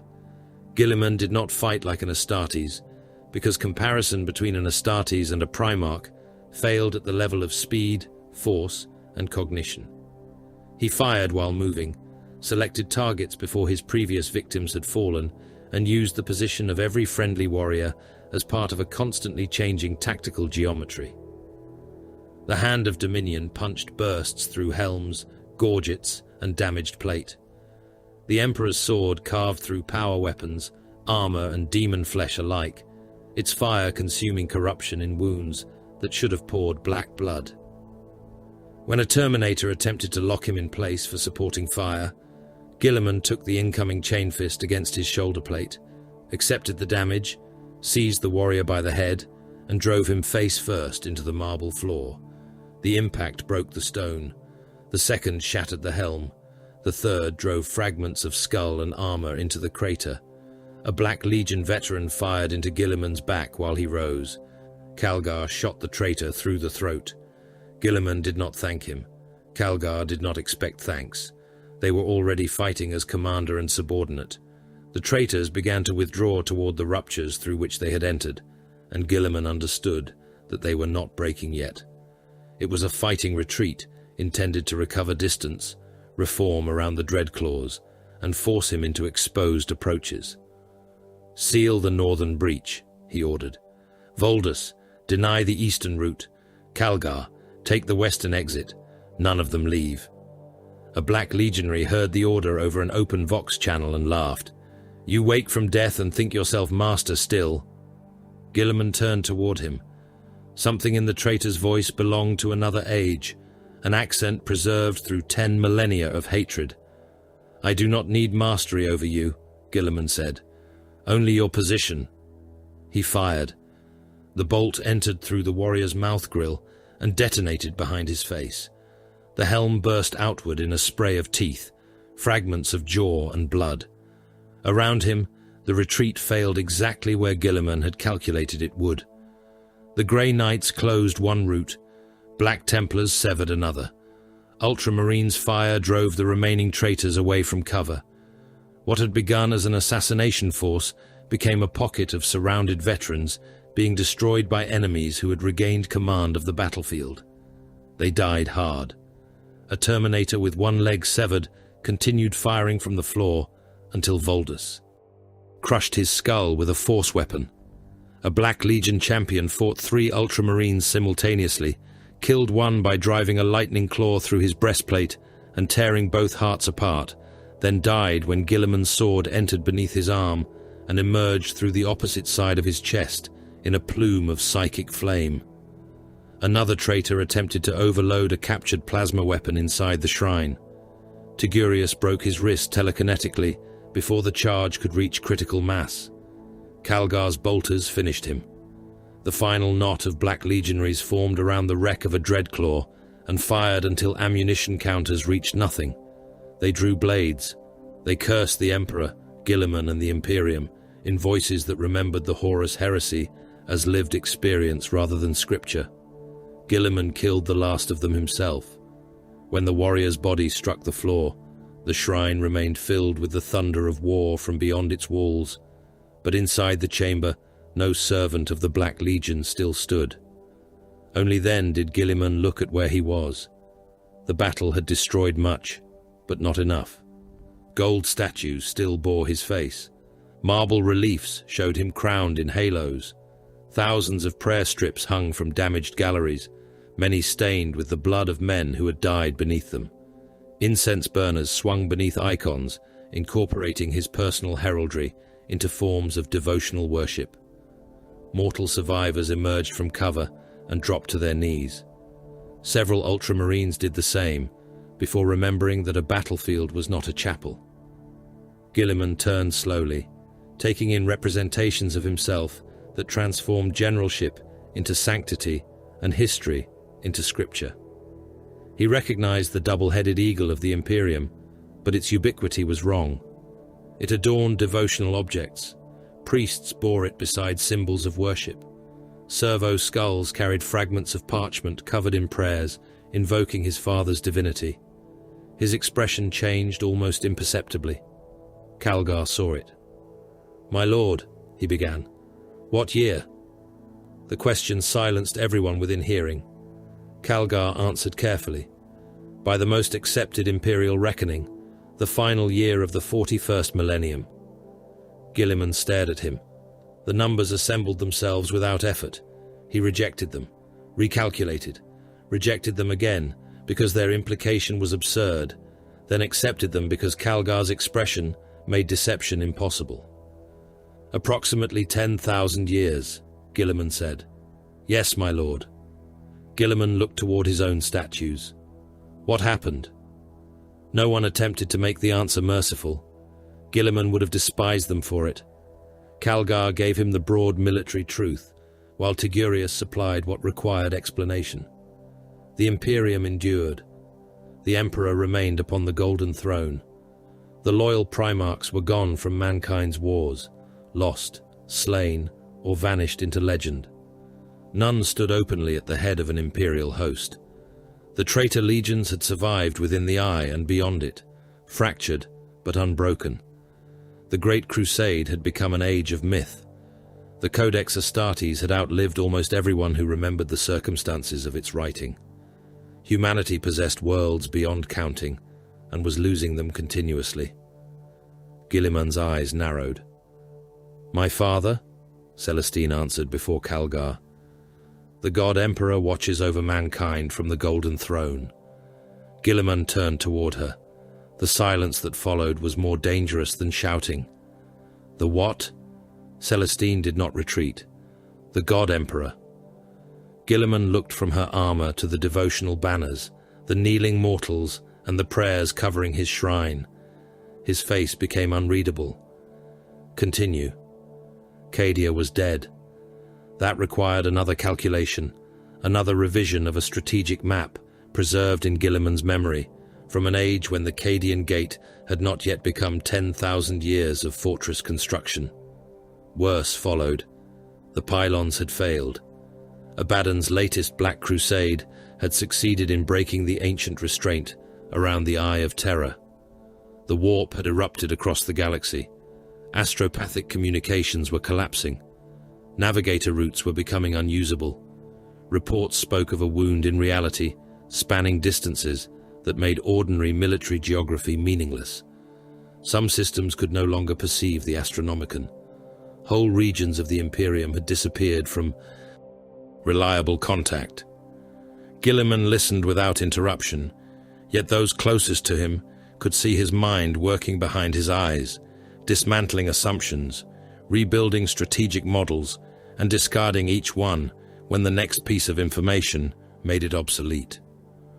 When Calgar finally stopped, Guilliman asked, "How long since Cadia fell?" "Days," Greyfax said, "depending upon which chronometers one trusts." Guilliman looked toward the Inquisitor. Her heraldry meant nothing to him. "Your office?" "Katerina Greyfax, Inquisitor of the Ordo Hereticus." Another unknown institution, or one changed beyond recognition. He filed the question away. His attention moved to Belisarius Cawl. The name reached backward through damaged memory into the era he had lost. The being wearing that name resembled no human Guilliman remembered. Cawl was a mountain of red cloth, metal limbs, sensor arrays, and accumulated augmentation. His original flesh, almost an archaeological detail, buried within machinery. "Belisarius Cawl," Guilliman said. Cawl bowed. "Lord Guilliman, you have changed." Several of Cowl's mechanical eyes rotated. "You have been absent for a considerable interval." Guilliman regarded the armor of fate enclosing him, then the hand of dominion. "Your work?" "Insignificant part." "And my survival?" Cowl's hesitation was tiny. Guilliman noticed it. "Not mine alone." The Primarch turned toward Yvraine. Weapons shifted around the chamber, as though the mere movement of his gaze might renew the battle. The Eldari stood beside the Vizarch, among corpses of both species, her expression composed. Guilliman had known her kind as enemies, temporary allies, and dangerous unknowns. He knew enough of Eldari arrogance to recognize that she was studying him as carefully as he studied her. "You restored me," Guilliman said. "Partly." "How?" "With something your Imperium would burn worlds to deny exists. That narrows the possibilities less than you imagine." For the first time, Yvraine's expression showed faint amusement. "Then perhaps there is hope for you." Calgar stiffened. Guilliman raised one hand before anyone could threaten her. "If she intended me dead, Chapter Master, it appears she possessed an unusually convenient opportunity."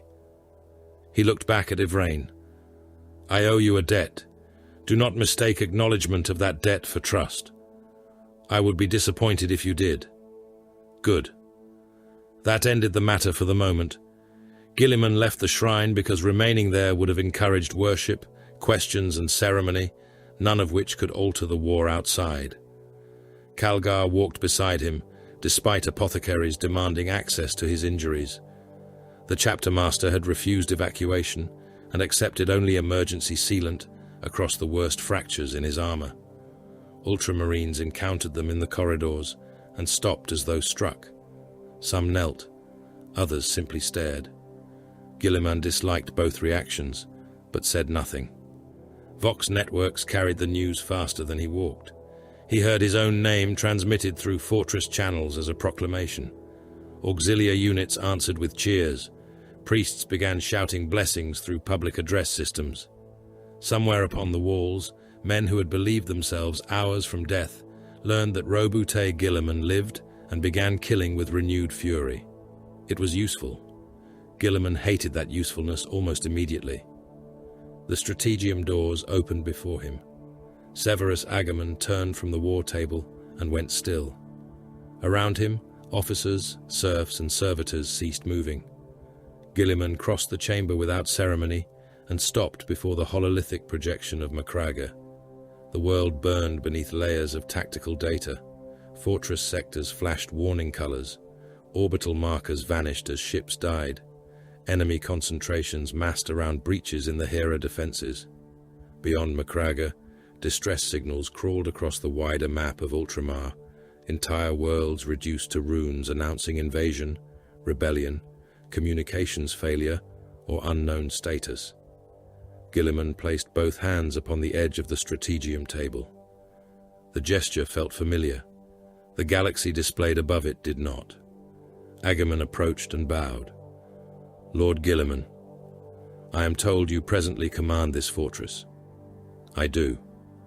"Then I request authority to assume command of the defense." Agamemnon looked startled that he had been asked. Calgar was not. He understood immediately. "My lord," Agamemnon said, "all authority is yours." Guilliman studied the war for several silent seconds. His eyes moved across fleet dispositions, ammunition reserves, armor strength, generator capacity, troop concentrations, and enemy landing zones at a speed that made mortal strategium adepts struggle merely to follow what he was examining. One hand shifted a hololithic layer, another opened orbital data. He asked Calgar 3 questions about reserve formations, 2 about the defense fleet, 1 about manufacturum capacity, and another about the condition of Macraga's polar batteries. The answers came. A plan began constructing itself. 10,000 years had passed. His father had become a god. His brothers were gone. Cadia was dead. The galaxy itself had broken open. Guilliman allowed himself no further consideration of those facts. Not yet. He looked upon burning Macraga and the worlds beyond it. And when he spoke, his voice carried through the strategium with the certainty of a commander returning not to an inheritance, but to a war that had waited 10 millennia for him to resume. "The enemy will be driven from Ultramar." Roboute Guilliman did not sleep after returning from the dead. Sleep implied leisure, and there was none. For the first hours following the slaughter in his shrine, he withdrew into a fortified chamber beneath the fortress of Hera and demanded records. Not prayers, not declarations of loyalty, not ceremonies. Records. Administratum histories arrived first by the cartload, followed by chapter archives, fleet dispositions, planetary census abstracts, ecclesiarchal doctrine, mechanicus treaties, astropathic communiques, casualty ledgers, and 10,000 years of military summaries condensed into mountains of parchment and data crystal. Servitors carried them until their manipulators failed. Cogitator banks overheated beneath the volume of information summoned to his chambers. Guilliman read with a speed that made the scribes assigned to assist him functionally useless. His eyes moved across pages faster than mortal men could turn them. Data flowed through strategium feeds, while he read separate tactical reports upon hololithic panes. He reconstructed 10 millennia of failure piece by piece, and the more efficiently he understood the age into which he had awakened, the worse it became. The Imperium had survived everything except becoming what it had once intended to be. Whole sectors existed in administrative states that would have been considered catastrophic dysfunction during the Great Crusade. Tithes arrived decades or centuries late. Naval commands used charts copied so many times that errors had become sacred convention. Forge worlds hoarded technological knowledge as religious privilege. Planetary populations numbering in the billions were reduced to figures in munitorum columns, calculating how many bodies could be conscripted without collapsing local production. Entire wars had been fought because messages arrived after the commanders who sent them were dead. Then there was the ecclesiarchy. Guilliman read the Lectitio Divinitatus, later catechisms, decrees of saints, and doctrines proclaiming the Emperor divine. He read descriptions of worlds where men starved beneath cathedrals, whose roofs consumed enough precious metal to equip armies. He read of crusades launched over disputed relics, while Xenos consumed frontier systems. He found references to himself, not as a general or statesman, but as a holy son born from divine purpose. He closed that text more carefully than anger required and requested casualty data from the current siege. That was worse, because it was immediate. Auxiliary regiments had been reduced below operational strength. Orbital defense crews had lost entire shifts to decompression. The Ultramarines had suffered casualties that would take decades to replace. Fortress magazines were consuming bolt ammunition, missile stocks and plasma cells at rates incompatible with a prolonged defense. Fuel reserves for Thunderhawks and Storm Talons had already fallen beneath comfortable levels. 3 major void shield generators were damaged, 1 beyond field repair. Landing platforms capable of receiving heavy transports had been reduced by bombardment. Apothecarian facilities were full. Mortal medici stations had overflowed into barracks corridors where amputations were performed on ration crates because operating tables were occupied. Guilliman absorbed all of it. He did not curse. He did not strike furniture or invoke his father's name. He simply continued reading until his understanding of Macraga's war was no longer historical. It became present tense. Marneus Calgar remained in command while his Primarch studied. The chapter master had submitted to only enough treatment to prevent his wounds becoming strategically relevant. Cracked armor had been replaced or patched. Internal bleeding had been controlled. 1 rib remained fractured because the apothecaries considered reopening his torso less useful than allowing his transhuman physiology to finish repairing it. Calgar directed the defense from the central strategium beneath continuous bombardment, and when Guilliman finally returned there, he found his descendant exactly where he had left him, standing over the hololithic representation of Macraga, while officers fed him reports from a dozen fronts. Calgar looked up. Every warrior present straightened, but Guilliman raised 1 hand before anyone could kneel. "Continue," he said. Calgar did. He finished issuing artillery corrections to the western curtain, ordered reserve armor moved beneath covered approach tunnels, and redirected 2 damaged gunships to casualty evacuation rather than combat. Only then did he yield the central position. "My lord." Guilliman stepped beside him rather than replacing him. "You know this battlefield better than I do." Calgar hesitated. Guilliman noticed. "Do not confuse authority with omniscience, chapter master. I have been dead for 10,000 years. You have not." That single statement altered the room more effectively than any proclamation. Guilliman began asking questions. Which Vox relays could be trusted? Which auxiliary formations had officers capable of independent action?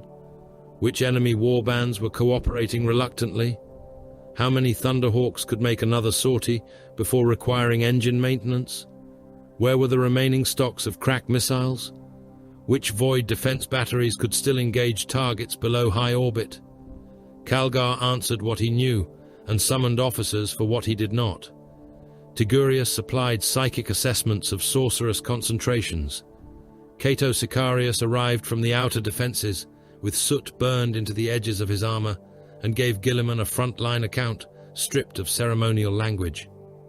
"The Iron Warriors are not attempting to take the Western Curtain," Sicarius said. "They are forcing us to keep reserves there." Guilliman studied the hololith. "Correct. Their objective is to prevent those reserves reinforcing the central approaches when the Black Legion commits." Calgar nodded. "That is our assessment." Guilliman looked between them. "Then we shall allow them to believe it has succeeded." The plan that emerged was not glorious. That was why Guilliman trusted it. 2 damaged defense batteries would cease firing for precisely long enough to convince enemy void assets that their sectors had collapsed. Surviving orbital platforms would concentrate upon transport routes rather than capital ships. Auxiliary artillery would abandon broad suppression and fire only on prearranged coordinates where Iron Warrior's armor had no choice but to pass. Sicarius would lead an ultramarine spearhead through a service tunnel beneath the western fortifications, not to defend the breach, but to emerge behind the siege line and destroy command vehicles and ammunition carriers. Calgar would coordinate the central defense and deliberately surrender 2 outer positions to draw Black Legion formations inward. Tigurius would identify and suppress enemy sorcerers when the attack began. Air assets would remain grounded until the enemy committed enough aircraft to believe Imperial resistance in the atmosphere broken. Guilliman assigned fuel, ammunition, and evacuation capacity before assigning heroes. Every formation received an objective tied to another formation's success. Thousands of isolated acts of resistance became a single machine. The men who paid for that machine were mostly not Space Marines. In the trench systems beneath Hera's western approaches, Ultramar Auxiliary infantry waited behind cracked rockcrete with Lazarifals braced over walls slick with blood.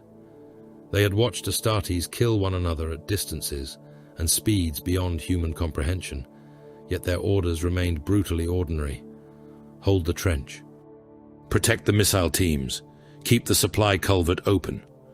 When Iron Warrior's artillery began firing, the earth disappeared in sections. One shell landed behind a platoon command dugout and reduced 12 men to fragments small enough to coat the surviving wall in red paste. Another buried a squad alive beneath collapsed revetments. Men dug with entrenching tools, while shells continued falling because the voices beneath the rubble were still answering. A Black Legion assault squad reached one trench before support could arrive. Bolter fire turned human bodies into bursting sacks of meat. One auxiliary soldier lost everything above the shoulders when a mass reactive round detonated through his neck. Another was struck in the abdomen and thrown backward with his intestines hanging from a crater where his body armor had been. The survivors did not break. They fired laser guns into joints, optics, and damaged seals because that was what the training manuals taught them to do when confronted by transhuman nightmares. Behind them, war was sustained by men whose names would never enter chapter histories.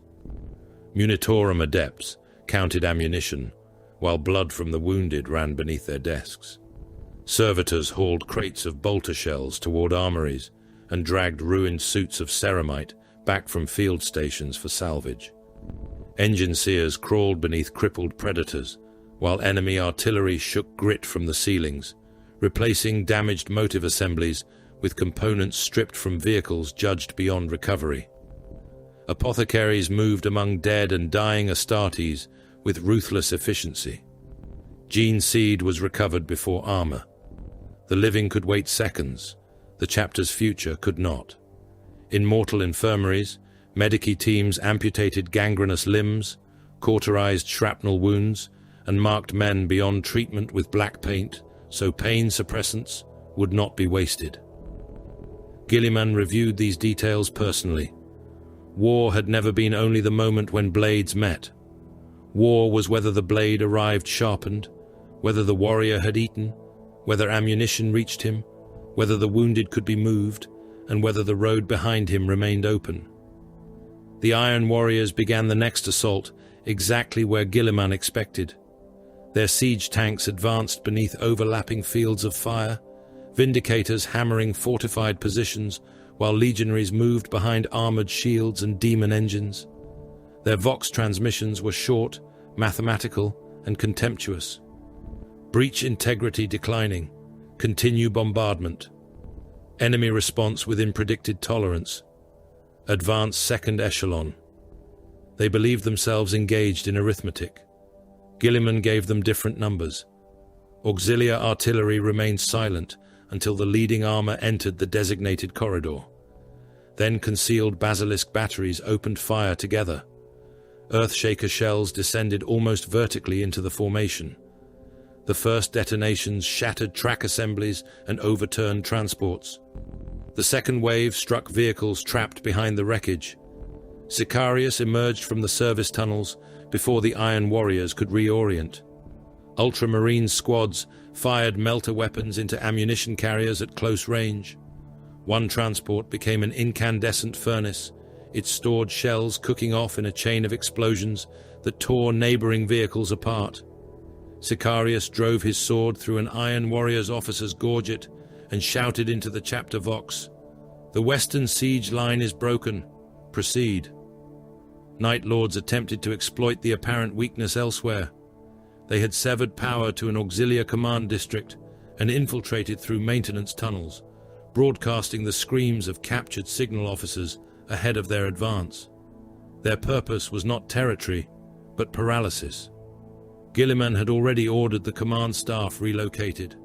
The chambers the Night Lords entered contained only automated gun servitors and demolition charges. When the first traitor reached the central Vox room, the walls detonated inward. Those who survived emerged into corridors flooded with lumen light rather than darkness, where Ultramarines waited behind prepared barricades. The Night Lords withdrew rather than waste warriors in a fair engagement. Guilliman had expected that too. He did not despise them for it. A commander who misunderstood cowardice as stupidity frequently died to an enemy willing to flee today and kill him tomorrow. The Purge received less opportunity for maneuver. Their contamination attacks had become strategically intolerable. Guilliman ordered infected zones isolated, atmospheric systems sealed, and promethium cleansing authorized where recovery was impossible. One subterranean manufactorum, containing several thousand workers, was burned because toxic spores had entered its ventilation complex. Calgar informed him of the population count before confirming the order. Guilliman's jaw tightened. How long until contamination reaches adjacent districts? Less than an hour. Then burn it. No prayer followed. The manufactorum vanished behind fire doors, and promethium floods transformed workshops into an industrial crematorium. Men trapped inside hammered against sealed bulkheads until heat cooked the skin from their hands. Guilliman heard none of it. He saw only the casualty figure and the larger number of lives preserved by it. That did not make the arithmetic painless. It merely made refusing it irresponsible. The Black Legion committed at last. Assault formations drove toward the central breaches beneath air cover, while traitor ships above Macraga redirected fire to suppress surviving defense batteries. Calgar yielded ground exactly as ordered. 2 outer bastions fell. Black Legionaries pushed through them, veterans recognizing weakness and exploiting it with disciplined speed. They were good. Guilliman watched the hololith and admitted that without shame. Their commander held reserves back, wary of overextension. "He knows there is a trap," Calgar said. Guilliman studied the enemy disposition. "He does. He believes the trap is intended for the spearhead." "It is not." "No." The orbital batteries that had fallen silent came alive. Their first coordinated salvo ignored the capital ships and struck troop transports descending through the atmospheric corridor. Void shields flared and failed. One Chaos transport broke apart above the mountains, its burning remains streaking across the sky. Another lost engines and descended uncontrolled, carving a trench through kilometers of snow and rock before its reactor ruptured. At the same moment, Imperial fighters launched from concealed hangars. Thunderhawks and Storm Talons climbed through smoke, while surface-based missile batteries saturated the airspace. The Black Legion Reserve, waiting for the expected ground counterattack, found its reinforcement route being dismantled instead. That was when Guilliman entered the battle. He did not descend because warriors needed inspiration. He descended because the enemy command node had been located inside a fortified landing complex controlling the central offensive. Destroy it, and 4 separate Black Legion formations would lose coordinated direction during the exact interval when their transport network was failing. The armor of fate locked around him as a Thunderhawk carried him through flak. Calgar remained in the strategium. Sicarius was still fighting west. Tigurius guided the approach through psychic interference. Guilliman landed with an Ultramarines honor force amid wreckage and burning aircraft. The Black Legion understood what his arrival meant. They concentrated everything available upon him. Autocannon shells hammered the landing zone. Bolter volleys filled the air. A Havoc fired a missile that struck Guilliman's shoulder and detonated hard enough to throw 2 nearby Ultramarines from their feet. Guilliman continued advancing. The Hand of Dominion answered with mass reactive fire. A traitor lost half his torso when 3 bolts penetrated damaged plate and detonated together. Another charged with a chain axe. The Emperor's sword severed weapon, arm and chest in one burning stroke. Guilliman did not pursue fleeing enemies. He moved directly toward the command bunker, while his warriors cleared firing positions around him. A Black Legion champion attempted to intercept him, ancient plate covered in campaign marks from wars Guilliman had never lived to see. "You should have stayed dead," the traitor snarled. Guilliman drove the Hand of Dominion through his breastplate. "So I am repeatedly informed." The command bunker fell in less than 9 minutes. Its destruction did not win the battle by itself. It made everything else possible. Black Legion formations lost synchronization. Iron Warriors units began withdrawing once their siege calculus no longer supported continued investment. Night Lords abandoned isolated operations before. Escape routes closed. Purge warbands attempted to poison ground they could no longer hold. Above Macragge, the Void battle turned from assault to withdrawal. Imperial cruisers coordinated with surviving surface batteries and struck enemy ships attempting to recover troops. Traitor assault craft climbing through the atmosphere became targets against the darkness. Some escaped into the Void. Others fell burning across Macragge, their hulls breaking apart over mountain ranges and ruined cities. By nightfall, the guns around the fortress of Hera had begun falling silent. Victory did not sound like cheering. It sounded like casualty reports. Medici corridors remained full. Funeral details carried bodies from trench systems. Tech Marines marked vehicles for recovery or destruction. Servitors dragged blackened armor from collapsed positions. Administratum officials revised population losses upward as isolated districts restored communications.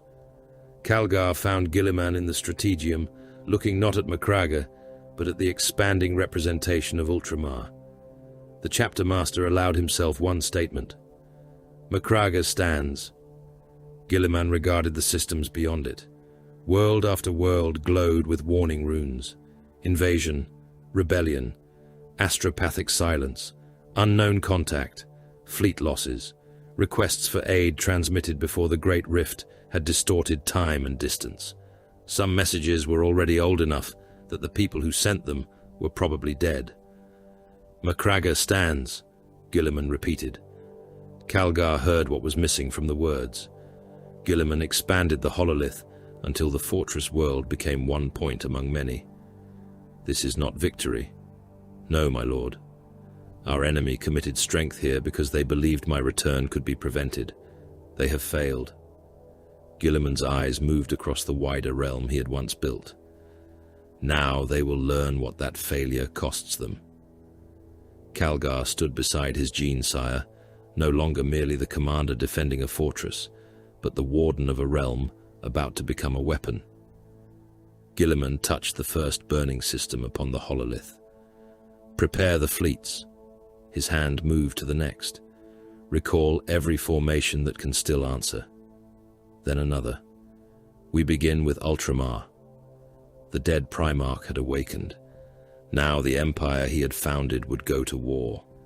For 7 months, Roboute Guilliman waged war across the realm that had once borne his design, and in those 7 months he learned that reconquest was a gentler word than the reality it described. Worlds were not restored by changing colors upon a strategium hololith.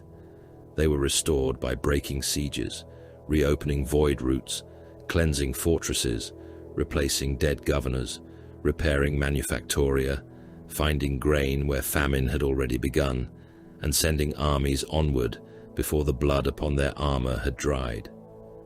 Fleet groups departed Macragge in carefully calculated intervals, each carrying enough strength to survive alone and enough fuel to return if the Empyrean permitted it. Ultramarine strike cruisers moved beside Navy vessels scarred by the invasion. Mechanicus transports carried ammunition, replacement armor, reactor components, and servitors in holds where dead soldiers had been stacked during the retreat from Cadia. Guilliman did not attempt to be everywhere. He built a campaign in which he did not need to be. Calgar remained the fixed point from which the defense and reconstruction of Macragge radiated. Sicarius became a blade sent toward objectives where speed mattered more than endurance. Tigurius traveled where the warp thickened or reports of sorcery made conventional intelligence unreliable. Karl moved with Guilliman often enough to remain impossible to ignore, his vast mechanical form accompanied by sealed vaults, unidentified servitors, and secrets that seemed to multiply whenever Guilliman asked for fewer of them. The reconquest widened until the fortress of Hera was no longer the center of the war, but merely the strongest node in a network of campaigns stretching across Ultramar. One of those campaigns began with men falling from the sky through fire. A fortress complex upon an outer world of Ultramar had been seized by Black Legionaries and their mortal auxiliaries, who had converted the ancient defensive works into a staging ground for raids upon the surrounding systems. Orbital bombardment could have broken the walls, but Guilliman refused because the subterranean magazines, landing fields, and communication vaults were more valuable intact than any satisfaction gained from annihilation. Thunderhawks and Storm Ravens therefore entered through a storm of defensive fire, while drop pods descended in waves behind them. Guilliman watched from the command deck of a strike cruiser as runes representing entire squads vanished before reaching the surface. A drop pod took a direct hit from a defense laser and became a sphere of molten metal containing warriors who died before the machine spirit could register impact. Another struck too close to a bastion wall and buried itself sideways, its doors blasting open into packed earth, while the Astartes within cut their way free beneath autocannon fire. Sicarius led the main insertion. His voice came across the Vox without panic. Eastern batteries suppressed. Central approach remains active. We are within the curtain. Guilliman studied the tactical overlay and replied, "Do not advance upon the command keep. Break their communications first." Sicarius paused only long enough to understand the larger intent. "By your will." 5 minutes later, the Black Legion garrison discovered that its firing positions could no longer speak to its reserves, that its reserves could no longer speak to orbit, and that its commanders were shouting into dead channels while Ultramarines moved through the fortress, according to a plan prepared before the first pod launched. The battle lasted most of a day. It ended in corridors filled with spent brass, shattered armor, and the remains of men who had been killed too close to one another for their blood to remain distinguishable. A Black Legion veteran survived 3 bolter impacts before an Ultramarine drove a combat blade through the damaged seal beneath his arm and twisted until the secondary heart tore open. Mortal defenders died by the hundreds around loading bays, where ammunition crates became cover, then coffins, then fuel for secondary explosions.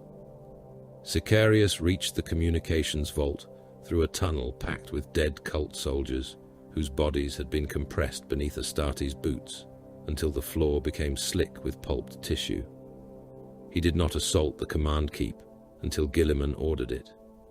By then, the enemy had lost the ability to coordinate its defense.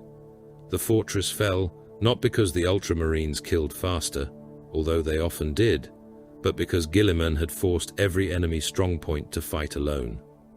Another world demanded the opposite solution. There, traitor forces had withdrawn from the cities and taken control of a manufactorum corridor running between mountain ranges, turning road networks, refineries, and armored depots into a fortified retreat route. Guilliman found himself commanding tank columns rather than drop assaults.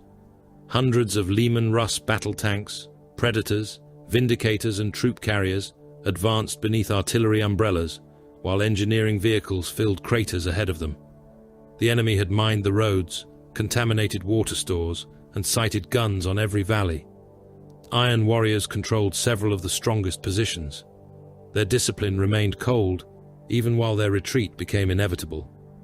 Range correction accepted, fire mission continuing. Their vox traffic sounded as though they were testing machinery rather than killing men. Earthshaker rounds landed among advancing auxiliar armor. One shell penetrated the top plate of a Lehman Russ and detonated inside the crew compartment, blowing the commander's torso through the open cupola in pieces. Another strike overturned a Chimera and trapped its occupants in a burning hull. Men inside hammered upon warped hatches until ammunition cooked off and the vehicle split open, throwing limbs and molten fragments across the road. Guilliman did not order the column to accelerate. He ordered it to stop. The Corps commanders expected urgency and received arithmetic. Remember, don't forget to like, comment, and subscribe. Support helps. Recovery tractors moved forward beneath smoke to clear the damaged vehicles. Artillery batteries changed position before firing again, so Iron Warrior's counter-battery calculations would be obsolete. Fuelers were dispersed rather than allowed to mass behind the spearhead. Wounded soldiers were evacuated before the road became clogged with fresh formations. Enemy guns that revealed themselves were marked, ignored briefly, then struck simultaneously by air and artillery once their pattern was understood. The offensive resumed. Hours later, and moved farther in the next 6 hours than it had during the previous day. Guilliman stood over the hololith while officers reported ammunition expenditure, fuel reserves, and bridge capacity.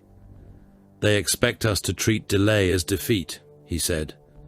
Calgar, communicating from Macraga, answered through the Strategium Vox. "The Iron Warriors have always relied upon impatience as much as walls." Guilliman looked toward the next choke point. "Then we shall deny them both."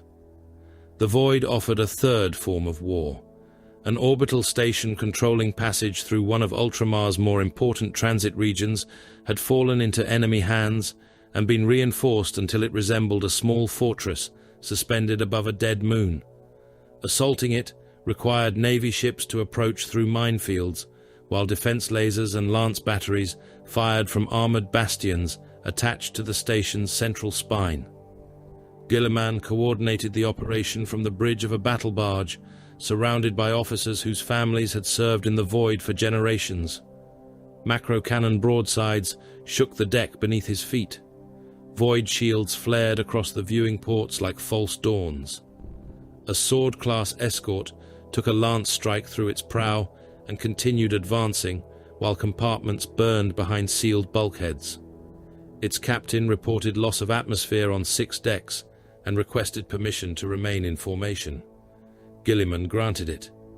10 minutes later, the frigate deliberately crossed the firing arc of a station battery so heavier transports could reach boarding distance. The next enemy salvo broke the escort almost in half. Thousands died inside it. The transports survived. Boarding torpedoes struck the orbital installation, while Navy ships continued firing around them. Space Marines fought through pressure doors, reactor chambers, and corridors, where decompression had frozen blood into red glass upon the walls. Enemy defenders opened compartments to vacuum rather than surrender them. Ultramarines mag-locked their boots and advanced through storms of debris, while mortal boarding troops behind them were ripped from ruptured passages and hurled silently into space. Guilliman never set foot upon the station. His presence would not have changed the objective enough to justify the risk. He remained aboard the battle barge, directing the fleet until the station's weapons were silenced, then immediately ordered repair crews into the captured structure. Victory did not end with the last traitor being killed. It ended when the station could refuel ships again. The political wars proved slower. Guilliman began issuing orders concerning the old 500 worlds, almost as soon as he possessed enough information to understand what remained of them. He did not imagine that ancient borders could simply be restored by declaration. 10,000 years had produced governors, dynasties, competing jurisdictions, and bureaucratic habits whose defenders were often more stubborn than enemy fortresses. Some rulers welcomed the return of the Primarch, whose realm their ancestors had once served. Others invoked charters, ecclesiastical exemptions, mechanicus privileges, or ancient treaties to resist renewed integration. Guilliman listened to them longer than many expected. Then, he dismantled their arguments with the same patience he used against siege lines. "You speak of sovereignty," he told one planetary delegation through a hololithic audience. "Your fleet contains 11 operational warships. Your manufactoria cannot replace their plasma drives. Your grain imports depend upon 3 neighboring systems. Your astropathic choirs are failing. Your world is not independent. It is merely isolated." The delegation had no useful answer. Guilliman continued, "The 500 worlds were not an ornament. They were a network. Food moved where industry could not provide it. Industry supported fleets. Fleets protected trade.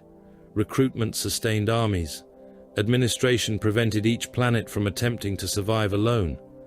The galaxy has not become safer since I devised that structure. It has become infinitely less forgiving."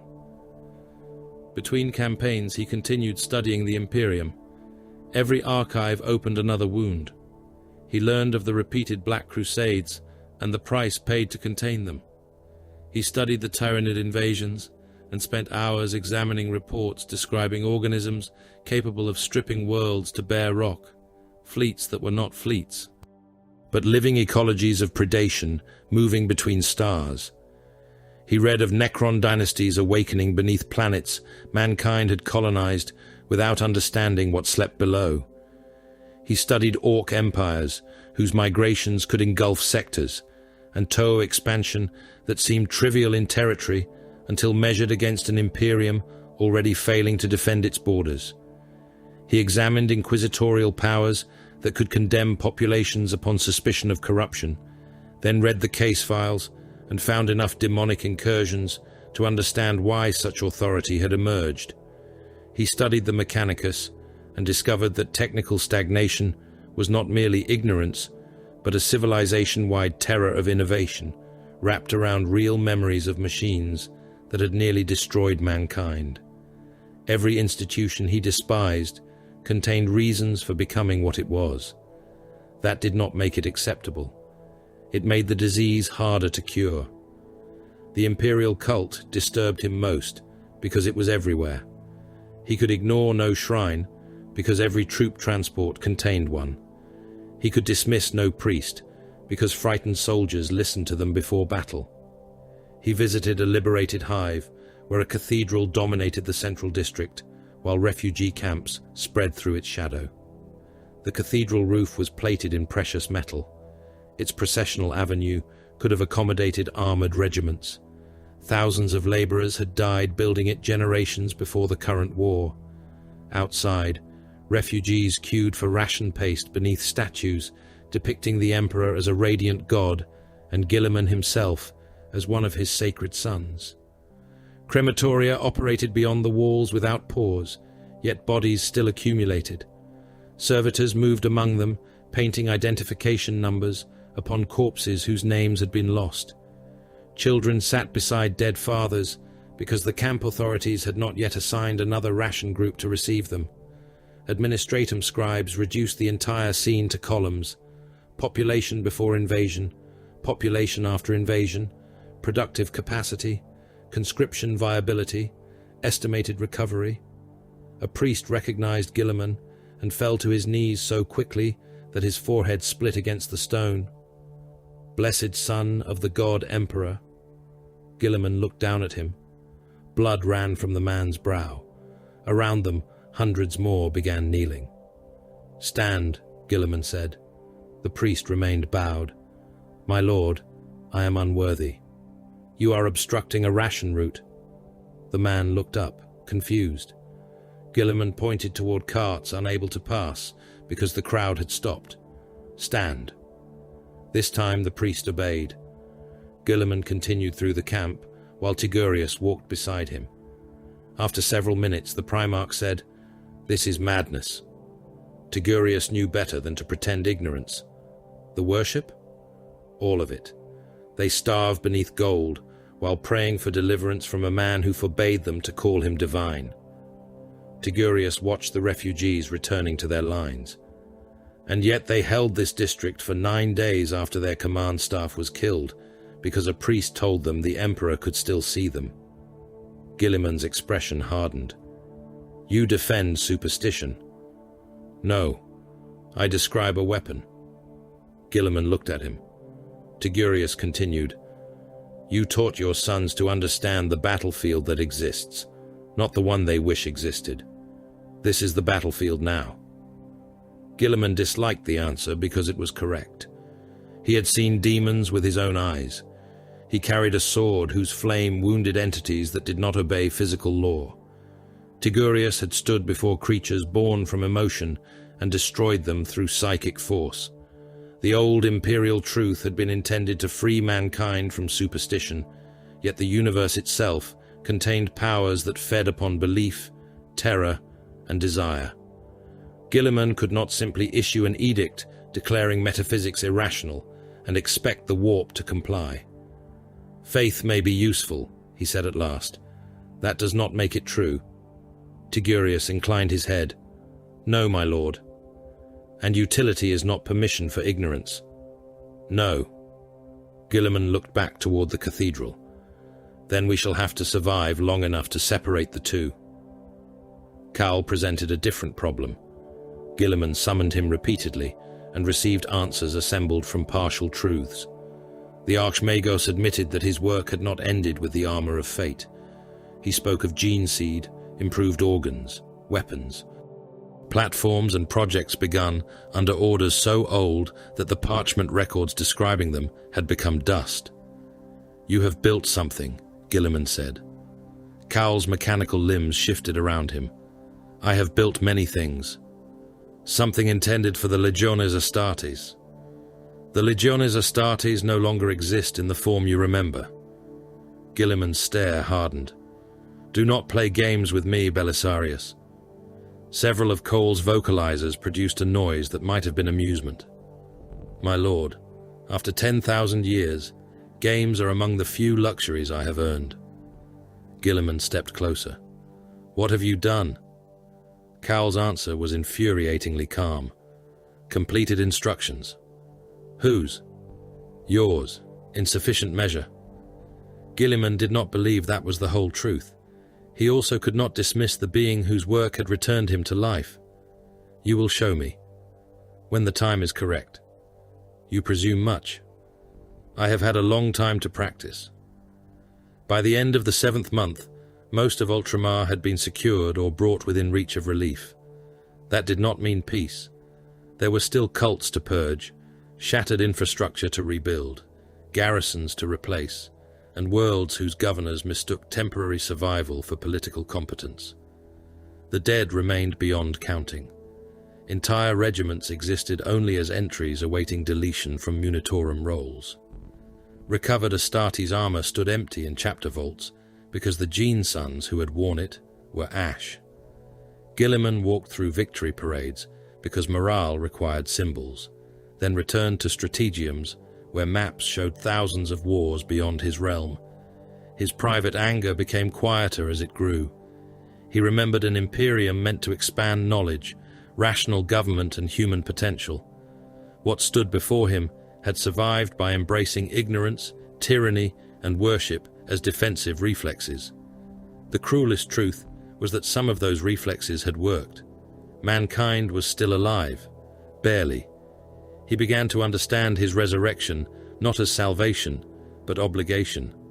Calgar joined him before the Strategium Hololith on Macraga when the decision was finally made. The map showed Ultramar stabilizing, while the Greater Imperium remained fractured beneath the wound across the stars. Signals from Terra were intermittent. Some arrived corrupted.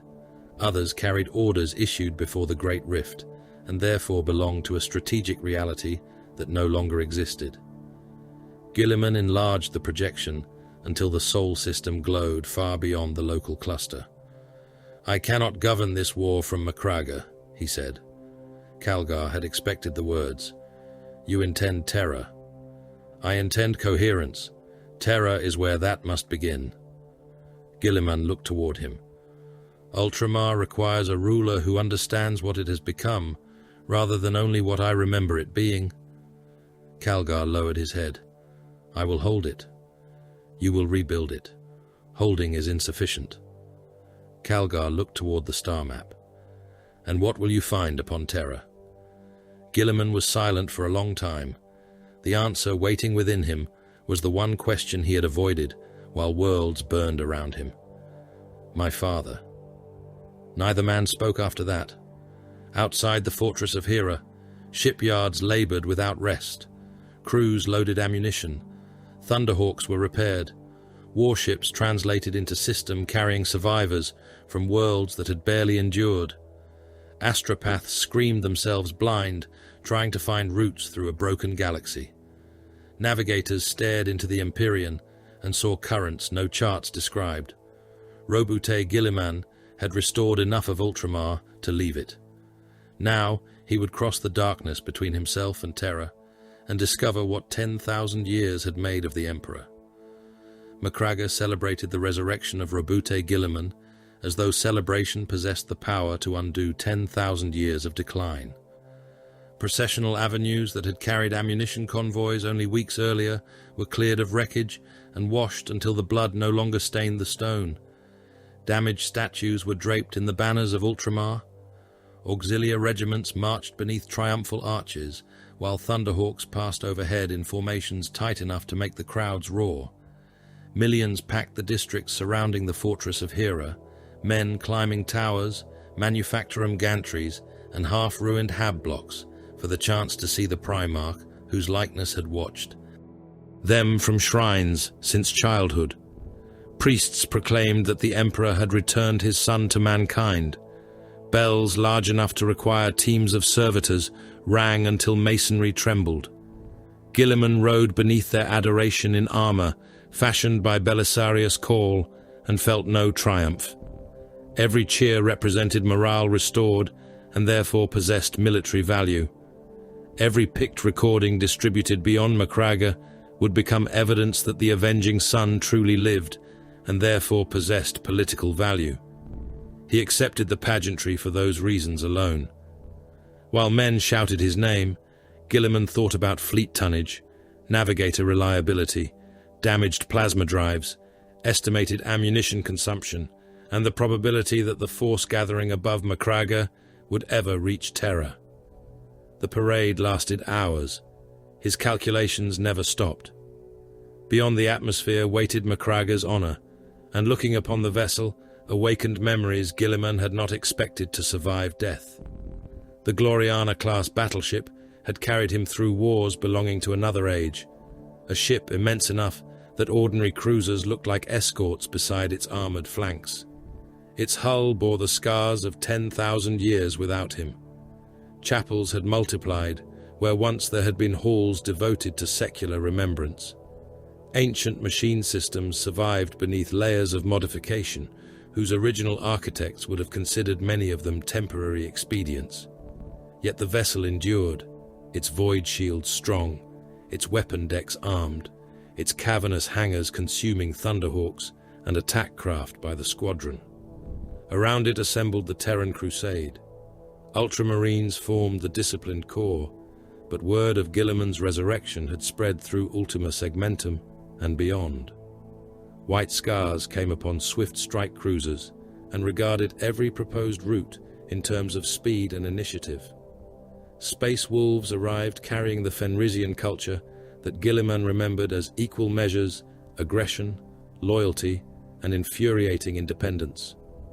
Raven Guard officers studied enemy approach vectors, supply vulnerabilities, and concealed routes rather than asking where the main battle line would form. Dark Angels joined with immaculate discipline while revealing almost nothing beyond what immediate cooperation required. Nova Marines and Mortificators brought further sons of Guilliman's bloodline. Black Templars gathered around Marshal Marius Amalrich, with Crusader zeal unchanged by their catastrophic losses since Cadia. Guilliman did not attempt to make them ultramarines. Uniformity was useful only when it improved function. He assigned formations according to what they already did well. The councils aboard Macragge's honor therefore resembled negotiations between competing philosophies of war. Cato Sicarius advocated decisive strikes delivered before the enemy could understand Guilliman's route. Amalrich preferred the direct destruction of anything obstructing their passage, though even he understood that charging the warp itself with a chainsword would accomplish little. Grandmaster Aldrich Voldus repeatedly reminded commanders that the enemy they faced could not always be described through armor tonnage and firing arcs. Saint Celestine spoke with a certainty Guilliman still found uncomfortable, because he could not decide whether it represented genuine knowledge or merely faith surviving repeated vindication. Inquisitor Greyfax regarded every extraordinary occurrence as potential corruption until evidence forced another conclusion. Call occupied several positions in the chamber simultaneously through remote noospheric connections and answered simple questions with lectures while answering complicated questions with infuriating omissions. Guilliman listened to all of them because command did not require agreement. It required extracting utility from men who would otherwise spend valuable time arguing over whose doctrine possessed the greater claim to righteousness. The first warp translation taught him how little the old rules still mattered. Navigators aboard the Crusade fleet had studied routes toward Terra using charts refined across generations, yet the Cicatrix Maledictum had transformed the Empyrean so completely that inherited experience became a catalogue of obsolete assumptions. The Astronomicon remained a distant psychic beacon, but its light appeared distorted behind storms that had not existed before Cadia's destruction. Currents reversed without. Warning. Distances stretched. A journey predicted to require days consumed weeks according to one vessel's chronometers and less than a day according to another's. Ships translated from the warp with hull plating coated in frost despite reactor temperatures capable of melting stone. One escort emerged thousands of kilometers from its assigned position and insisted it had traveled beside Macragge's honor throughout the entire passage. Another vessel failed to emerge at all. Guilliman recorded the loss without speculation. The warp offered too many forms of death for guessing to possess value. The Geller field failures were worse. During a later translation, alarms sounded across 3 vessels within moments of one another. The field aboard an Ultramarine's escort weakened rather than collapsing outright, which prolonged the suffering. Crewmen began hearing voices through sealed bulkheads. Ratings assigned to ammunition lifts swore that dead relatives were calling from maintenance shafts. A gun-deck overseer discovered 6 men kneeling around a shell hoist, each having removed his own eyes with loading tools because something beyond the hull had promised that blindness would prevent it from seeing them. It had not. When armsmen arrived, shadows were moving independently of the bodies casting them. The compartment was sealed and purged with promethium. A second vessel suffered a momentary field inversion that turned one passageway into something resembling a throat lined with human teeth. Grey Knights entered before the corruption could spread. The sounds transmitted through their vox were not those of battle so much as reality being forced back into a shape mankind could survive. When the field stabilized, the corridor was metal again. 70 crewmen were missing. Nobody found bodies. Guilliman reviewed every report.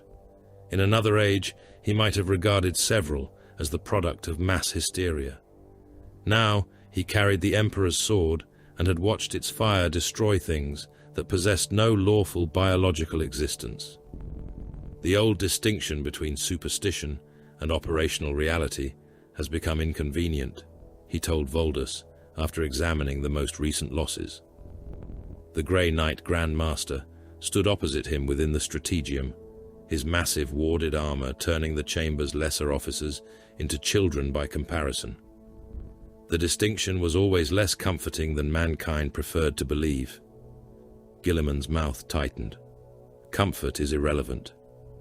Then you are adapting. Do not mistake adaptation for acceptance. Voldus inclined his head. I would expect nothing else from a Primarch. Something in the warp had begun studying them in return.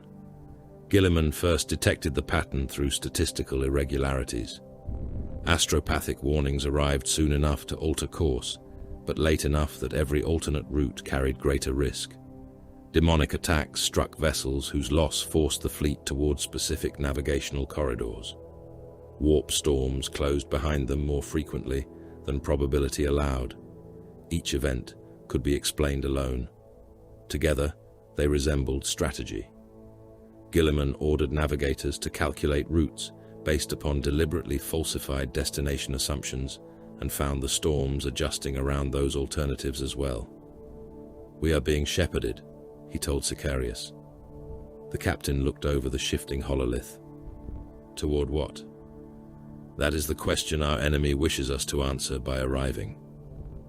Far beyond ordinary sight, Magnus the Red watched possibilities unfold through the Empyrean, and another intellect watched beside and beyond him. The Crimson King did not need to stand upon a battlefield to strike his brother. His weapon was direction. His sorcerers seeded signs into the warp, false safety among lethal currents, threats placed where they would encourage the response Guilliman's disciplined mind found most rational. Kairos Fateweaver perceived the maze differently. One head whispered futures in which Guilliman reached terror. The other croaked possibilities where the returned Primarch vanished before mankind understood what it had recovered. Neither demon nor Primarch required certainty. They required only enough pressure applied to enough choices that Guilliman would eventually choose the corridor prepared for him. The ambush came at the edge of the maelstrom. The region ahead appeared wrong even before the fleet reached it. Warp turbulence crawled across navigator reports in overlapping contradictions. Astropaths became increasingly unreliable. Then the Thousand Suns emerged. Their vessels appeared from impossible vectors around the Crusade fleet, ships decorated in the occult magnificence of Prospero's damned heirs. At their center moved a colossal craft bearing the likeness of Tizca's Great Pyramid, an architectural obscenity traveling through space where architecture had no right to exist. Guilliman understood Magnus's involvement before any sorcerer spoke his name. All ships, battle stations, raise Geller fields immediately, he ordered. The command moved through the fleet. It was already too late. The ritual struck not like weapon fire, but like the universe acquiring a new direction.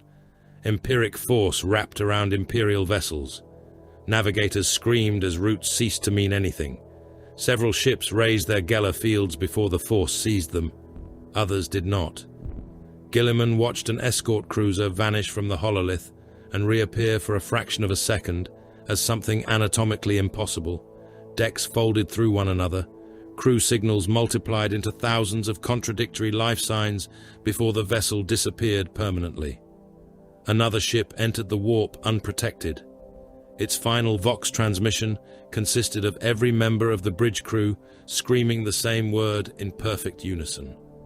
The word meant nothing in any human language Guilliman knew. Then the maelstrom swallowed them. The Crusade emerged, scattered through a region where real space and the Empyrean had wounded one another for millennia. Macragge's honor translated beneath emergency power with its Geller field flickering and multiple decks reporting hull breaches. Other ships appeared around it one at a time. Some came from the wrong direction. Some were burning. Many never came. Red Corsairs attacked before formation could be restored. Huron Blackheart's renegades understood the maelstrom as predators understood hunting ground. Their vessels struck isolated Imperial ships, fired, withdrew into unstable currents, and returned from vectors that should have required hours to reach. Boarding torpedoes crossed the void, while attack craft hunted damaged escorts. Void shields flared around Macragge's honor as macro shells struck. The first impacts disappeared in bursts of light brighter than surface detonations. The next penetrated after shield layers failed. One shell entered through the starboard armor belt and traveled through 3 compartments before exploding.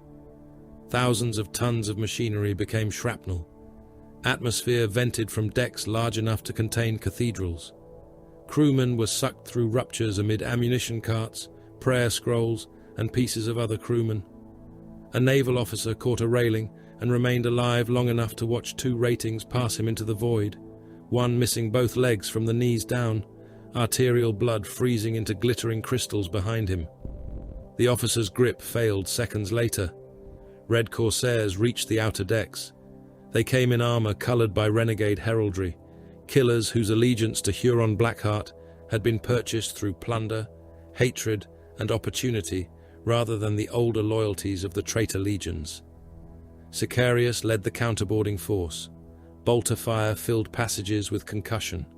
A Corsair drove a chain blade into an ultramarine's abdomen, teeth chewing through ceramite until entrails wrapped around the moving chain and jammed the mechanism.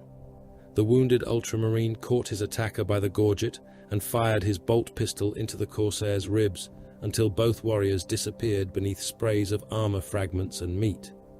Black Templars reached another breach before the enemy could establish a bridgehead. Amalrich fought without retreat, taking a bolt across one pauldron and answering by decapitating the shooter with a chainsword stroke that sent the helmet spinning away while blood pumped from the exposed neck seal. The Red Corsair assault failed. Guilliman took no comfort from it. They had lost ships, ammunition, and men the Crusade could not replace. Worse, the Maelstrom denied them reliable escape. For an interval, nobody could measure with confidence. They wandered. Warp currents returned vessels to regions they had already crossed. Stars appeared where previous observations showed emptiness. Ships vanished during translation, and later returned carrying clocks that disagreed with the fleet by months. Tzeentchian demons attacked without warning. Chaos raiders struck wherever the Crusade appeared weakest. Every successful defense reduced the force a little further. Guilliman began to hate the Maelstrom with the intensity he reserved for problems that refused rational solution. That hatred became frustration. Frustration became guilt each time another vessel failed to answer muster. He knew the emotion was useless. He also knew thousands were dying because they had followed him toward terror. The distinction did not make the dead less dead. Guidance finally came through a psychic message whose source Guilliman trusted no more than circumstance allowed.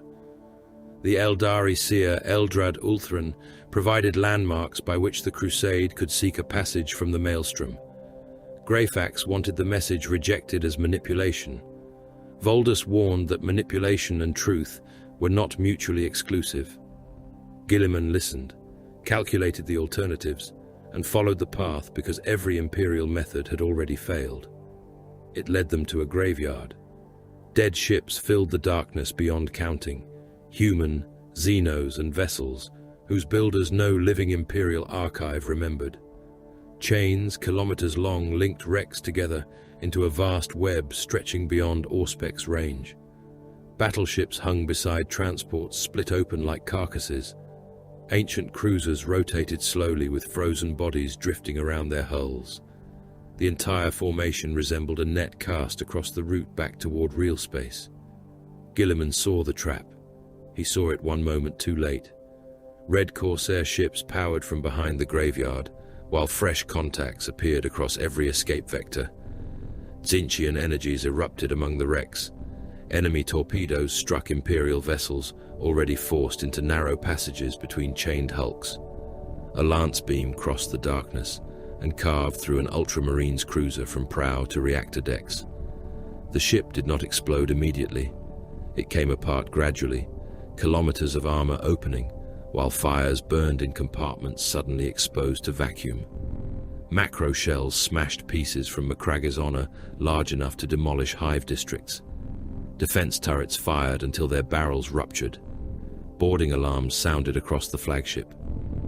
"Bridge approaches compromised," an officer reported. Guilliman drew the Emperor's sword. The doors at the far end of the command deck exploded inward.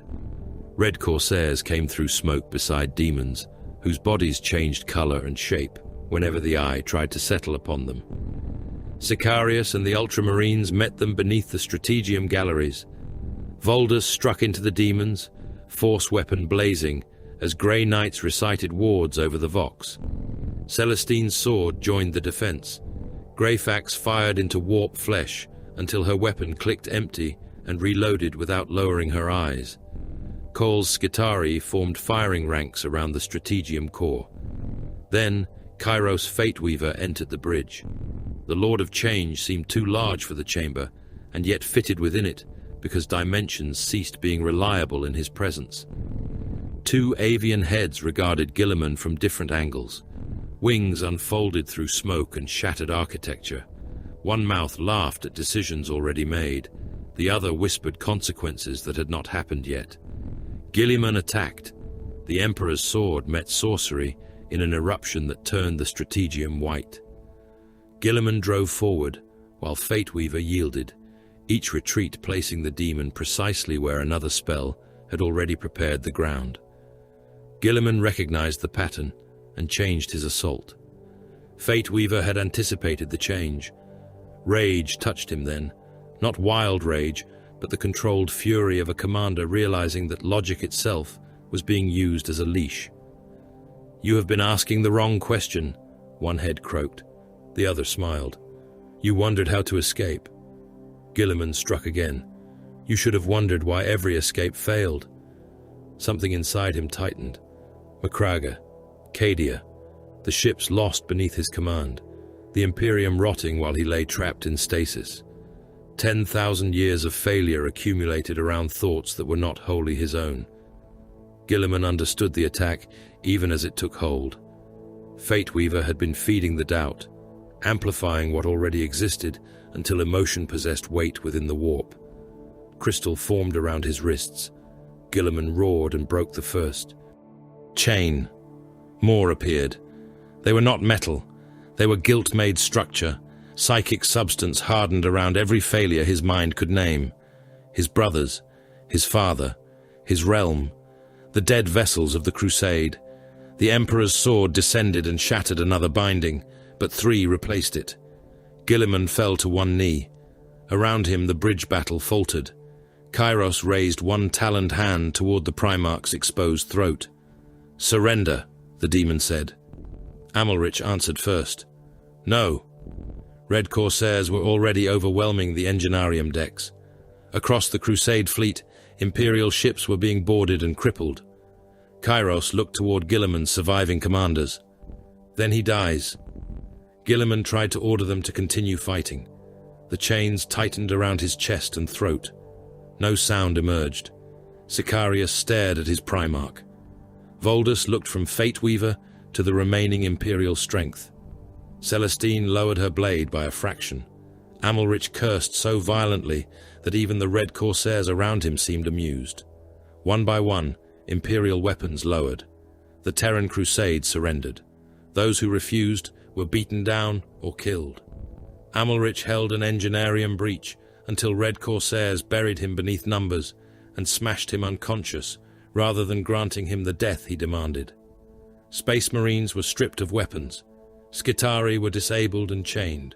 Grey Knights were bound beneath wards designed by sorcerers who understood precisely what they contained. Macraga's honor itself passed into enemy hands. The surviving Crusaders were carried deeper into the maelstrom. Their destination emerged from darkness like a fragment of night cut into deliberate geometry. The Blackstone fortress dwarfed the ships approaching it. Ancient surfaces extended for distances that made Imperial star forts seem crude and temporary. No human shipwright had laid those lines. No Mechanicus archive contained the complete principles by which the structure endured. Red Corsair vessels entered openings large enough to consume battleships. Inside waited avenues built on the scale of armored armies, chambers disappearing beyond Auspec's range, and mechanisms sleeping behind walls older than human civilization. Guilliman was dragged through them in chains. He did not shout. He did not curse Fateweaver. He watched. He counted intersections. He noted guard rotations. He examined doors, weapon emplacements, power conduits, and the movement of Red Corsair patrols. His guilt still burned around him in crystallized bonds, and humiliation sat colder within him than hatred.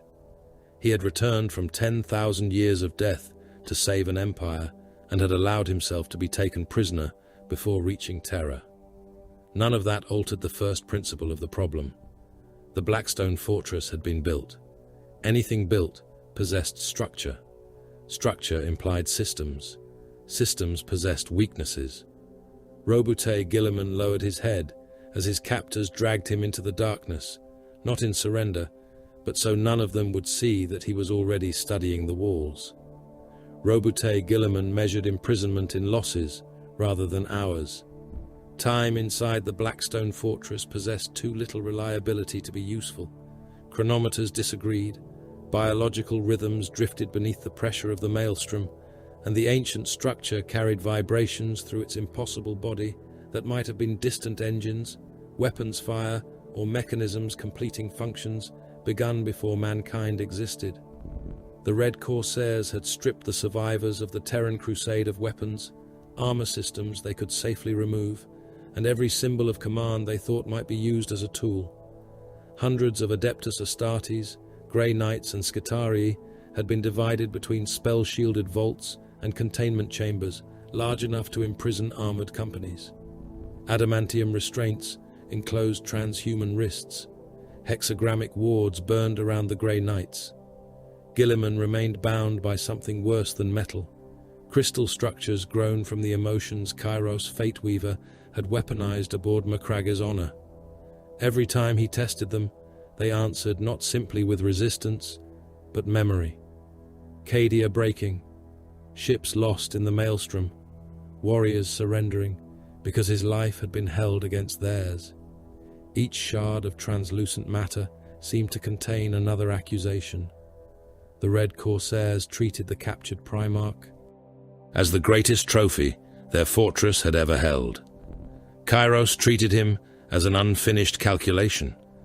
The Lord of Change came only when it wished to remind Guilliman that captivity had been planned rather than improvised.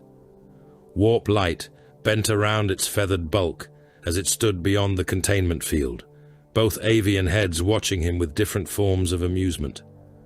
One spoke of events as though they had already happened. The other denied them before the words finished echoing. "You reach Terra because you never leave this chamber," one head croaked. "You fail because your victory has already happened," said the other. Guilliman did not answer. "Your father awaits the son he cannot recognize. Your father has already recognized the tool he has not yet used." Guilliman's expression remained motionless. Fateweaver wanted reaction, and therefore reaction possessed value to the enemy. "You have questions," the first head whispered. "You have answers," the second replied, laughing. Guilliman finally looked at it. "Then neither of you has anything I require." The demon's amusement deepened, but Guilliman had already returned to counting footsteps beyond the cell, intervals between guard rotations, changes in the fortress's vibration, and the frequency with which Red Corsair officers inspected the wards. Rage had no tactical function here. Observation did. His own judgment was less forgiving than anything the demon could offer. Guilliman reconstructed the Terran Crusade repeatedly and located every decision that had contributed to its capture. Magnus had distorted the route. Kairos had manipulated probability. The maelstrom itself had made conventional navigation nearly meaningless. None of that absolved command. Men had died because Guilliman had ordered the fleet onward. Captains had sacrificed vessels to preserve formations whose final destination had been a prison. Crewmen aboard Macragge's honor and the captured cruisers had been left to the Red Corsairs, and according to fragments shouted by gloating guards, sacrificed to the ruinous powers after the surviving warriors were removed. Guilliman did not permit himself the cowardice of blaming supernatural foresight for every loss. A commander accepted responsibility for the conditions he could not control as well as those he could. Fairness belonged to philosophy. The dead belonged to his ledger. The fortress changed before the guards did. Guilliman felt the first impact through the floor, a slow concussion vast enough to shake dust from surfaces that had endured ages. Another followed, then another. Alarm horns began howling beyond the cell complex. Red Corsair Vox traffic rose from irritation to confusion. Something was attacking the Blackstone fortress from outside, and whatever it was possessed enough firepower to disturb a structure that dwarfed conventional star forts. Guilliman stood. The crystalline bonds tightened around his limbs, flooding his thoughts with anger that did not originate entirely within him. Somewhere beyond the walls came a roar so deep that the air itself seemed to recoil. The prisoners around him heard it and changed. Black Templars pulled against restraints until blood ran beneath their cuffs. Ultramarines breathed harder. Even Grey Knights turned their helms toward the unseen source. Voldus's voice carried from the adjacent containment line. "Cornate manifestation." Guilliman felt it then, an emotional pressure moving through the fortress like heat through metal. Fury without object, violence without strategy. Something enormous had entered the Blackstone. The lights failed. Gunfire followed.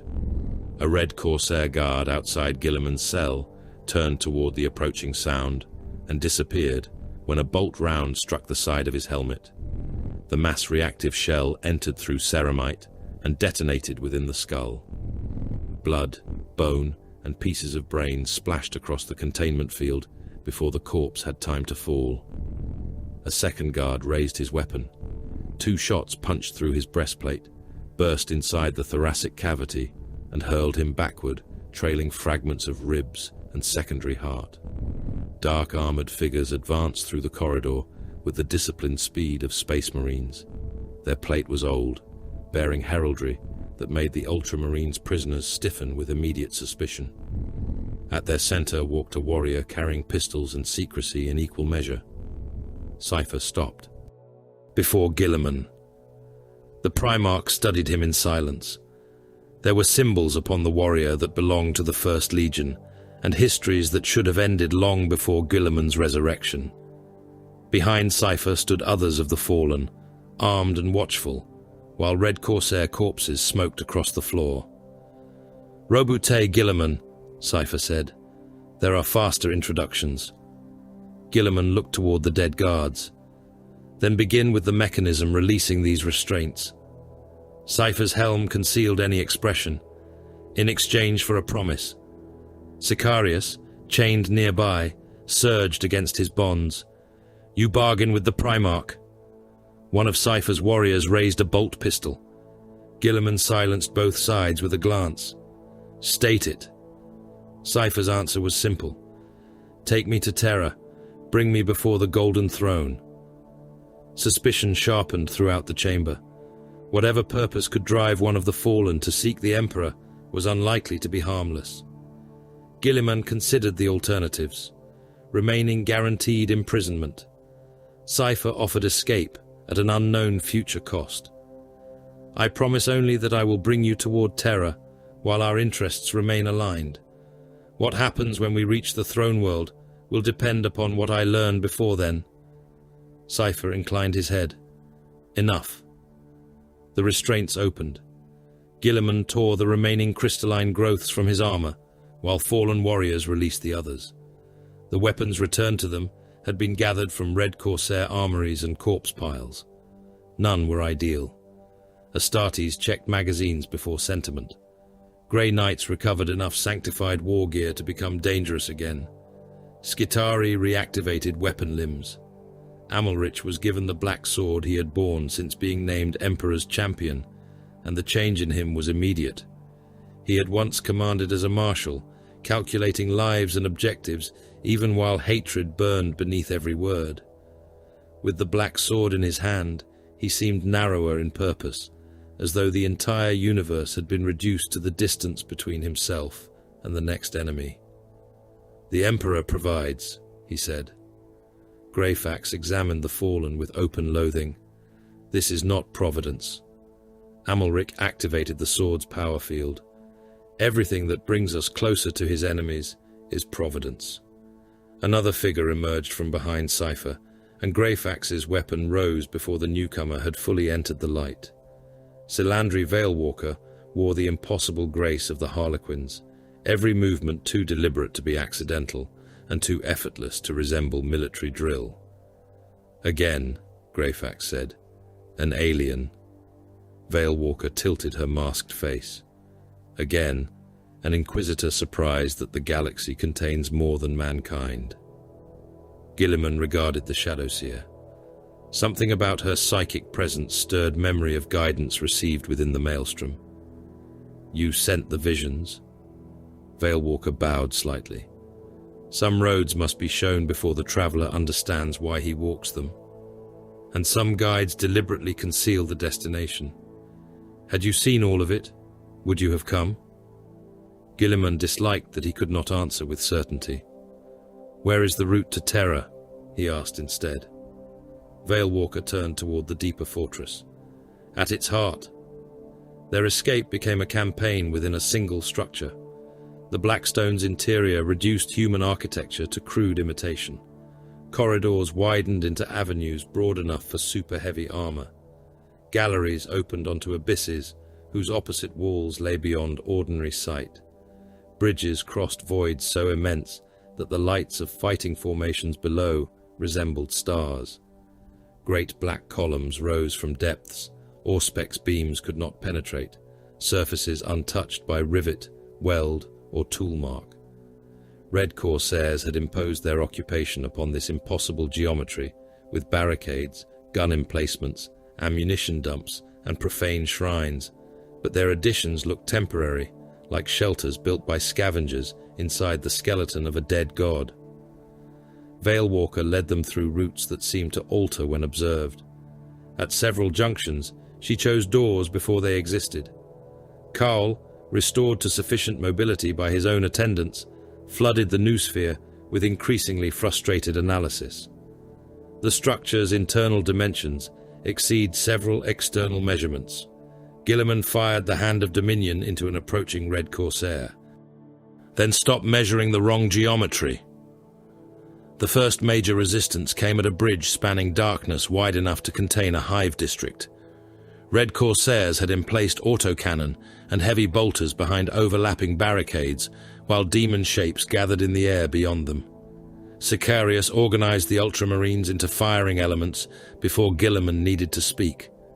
Voldus and his Grey Knights moved forward against the warp entities. Cowl's Skitarii formed ranks behind shattered cover. The battle became immediate and intimate, despite the enormous space around it. Bolt shells punched through armor seams and detonated inside Astartes' bodies. One Ultramarine lost his left arm at the shoulder and kept firing his bolter one-handed until blood loss overwhelmed even his enhanced clotting. A Corsair chainblade entered beneath another warrior's breastplate and ripped upward, teeth dragging intestine and pieces of fused rib through the opening, before Sicarius shot the attacker through the head. Amalrich drove forward with the Black Templars, taking a bolt across his thigh armor and answering with a two-handed stroke that opened the shooter from collarbone to pelvis. The Black Sword's power field cauterized the edges, while momentum spilled the corpse apart. The Grey Knights fought a different battle only paces away. Pink and blue horrors spilled from ruptures in reality, bodies changing as they died, laughter continuing after mouths had been destroyed. Voldus hammered one apart with sanctified force, psychic discharge burning through material flesh into the thing behind it. His brothers recited wards through the Vox, while storm bolters fired ammunition inscribed and blessed for enemies that should not exist. Every demon banished left the air cleaner for a moment. Every mortal death seemed to make the warp pressure worse. Guilliman watched the interaction and adjusted his deployment around it. "Keep the Grey Knights forward. Ultramarines anchor their flanks. Skitarii concentrate on the Corsair barricades. Do not waste sanctified ammunition on traitors unless necessary. War remained allocation even here." Then the Blackstone fortress shook again. This time the roar that followed was close. Cornete demons flooded into the complex from another avenue, attacking Red Corsairs and Imperials alike. Bloodletters came in snarling ranks, hellblades cutting through armor with warp-forged edges. Behind them strode creatures larger than dreadnoughts, and behind those moved a shape so immense that the lesser demons seemed like sparks cast from a furnace. Skarbrand entered the chamber trailing smoke, blood, and the psychic pressure of unreasoning murder. The exiled bloodthirster's wings were ragged monuments to ancient punishment. Twin axes hung in his hands, their edges burning with violence rather than heat. Each step sent tremors through the bridge. Around him, warriors who had resisted torture, demonic assault and imprisonment began to lose themselves. Amalrich was the first to break formation. "Templars!" he roared. "With me!" Guilliman turned. "Hold your position!" The Emperor's champion either did not hear or no longer possessed enough of himself to obey. Skarbrand's rage had entered the blood of every warrior in the chamber. Black Templars surged toward the Cornate host, with Amalrich at their head. Chainswords screamed. Bolt pistols fired until the two forces struck. Men and demons disappeared beneath a collision of black ceramite and red flesh. Guilliman felt the same fury building inside himself, a primitive certainty that strategy was cowardice and that the only meaningful act remaining was to kill. He recognized the intrusion and hated it, which only fed it further. Amalrich reached Skarbrand. The bloodthirster swung carnage. The axe struck the Emperor's champion with a force that would have demolished an armored vehicle.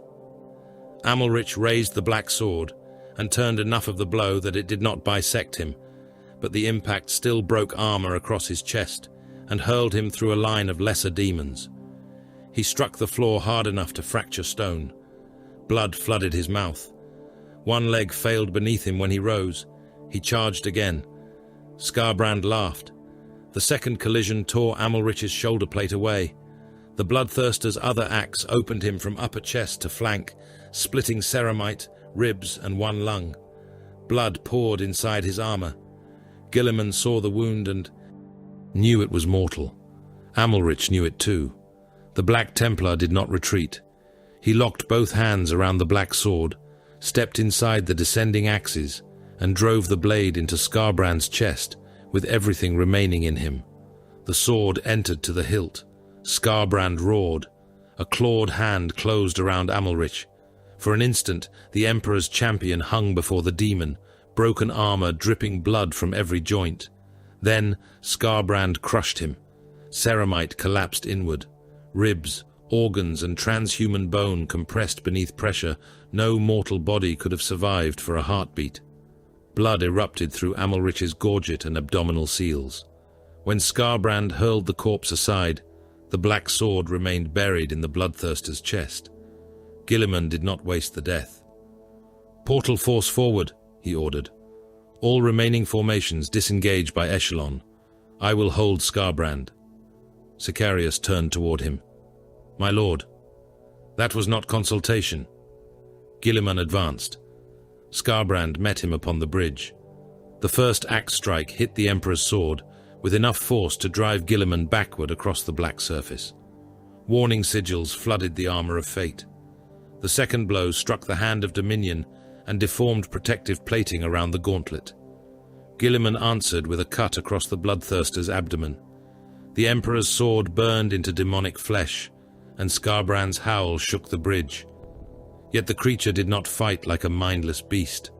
Its rage was infinite, but millennia of slaughter had made that rage skilled. Axes crossed, feinted and struck from angles that would have killed an Astartes before his nervous system registered movement. Guilliman yielded ground deliberately, while the survivors withdrew behind him.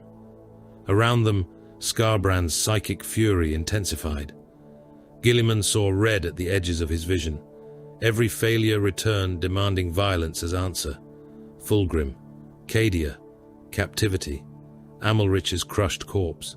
He wanted to abandon the portal, seize Skarbrand, and continue striking until nothing remained. That desire was the demon's weapon. Guilliman built walls inside his own mind. He thought of logistics, fleet dispositions, Macrage's ration consumption. the number of functioning defense batteries upon Hera after liberation. Mundane facts, cold facts, facts with no hatred inside them.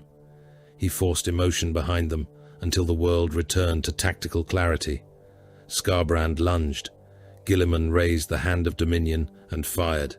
Mass reactive rounds hammered into the bloodthirster's skull and upper chest. Demonic flesh burst away in burning gobbets. Skarbrand staggered, but continued forward. Guilliman saw Amalrich's black sword still buried in the wound. He changed aim. The final bolt struck the blade. The black sword shattered inside Skarbrand's chest. Powered fragments erupted through the demon's torso, widening Amalric's wound from within. Black-red ichor exploded across the bridge. Skarbrand stumbled backward, roared with enough fury to make lesser warriors collapse, and fell from the platform into the abyss below. His rage followed him downward, like the heat of an extinguished furnace. Guilliman did not watch him disappear. Move.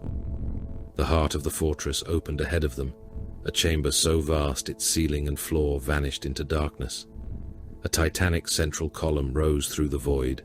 Hundreds of bridges, platforms and stairways radiated from it in impossible complexity, many wide enough for titans. At the center shimmered the reason Veilwalker had brought them here, the webway. Cole stared at the portal as though confronted by a machine revelation.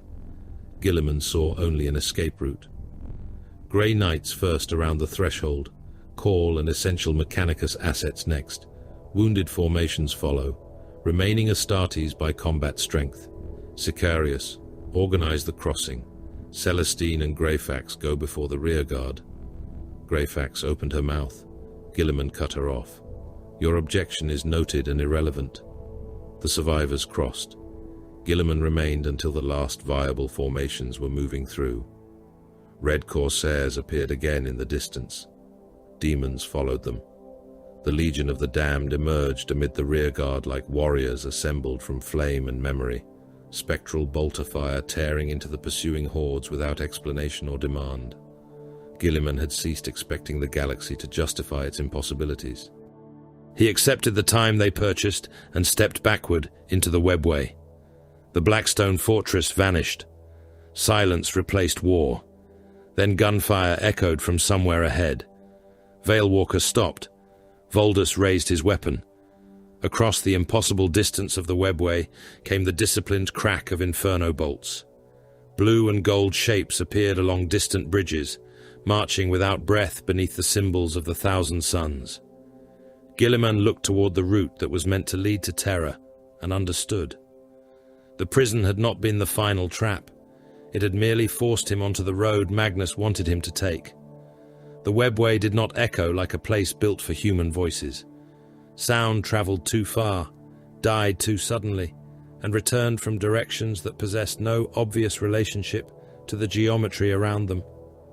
The survivors of the Terran Crusade moved through avenues of pale material that resembled stone only until Auspec's beams touched it and returned readings suggesting neither mineral nor metal.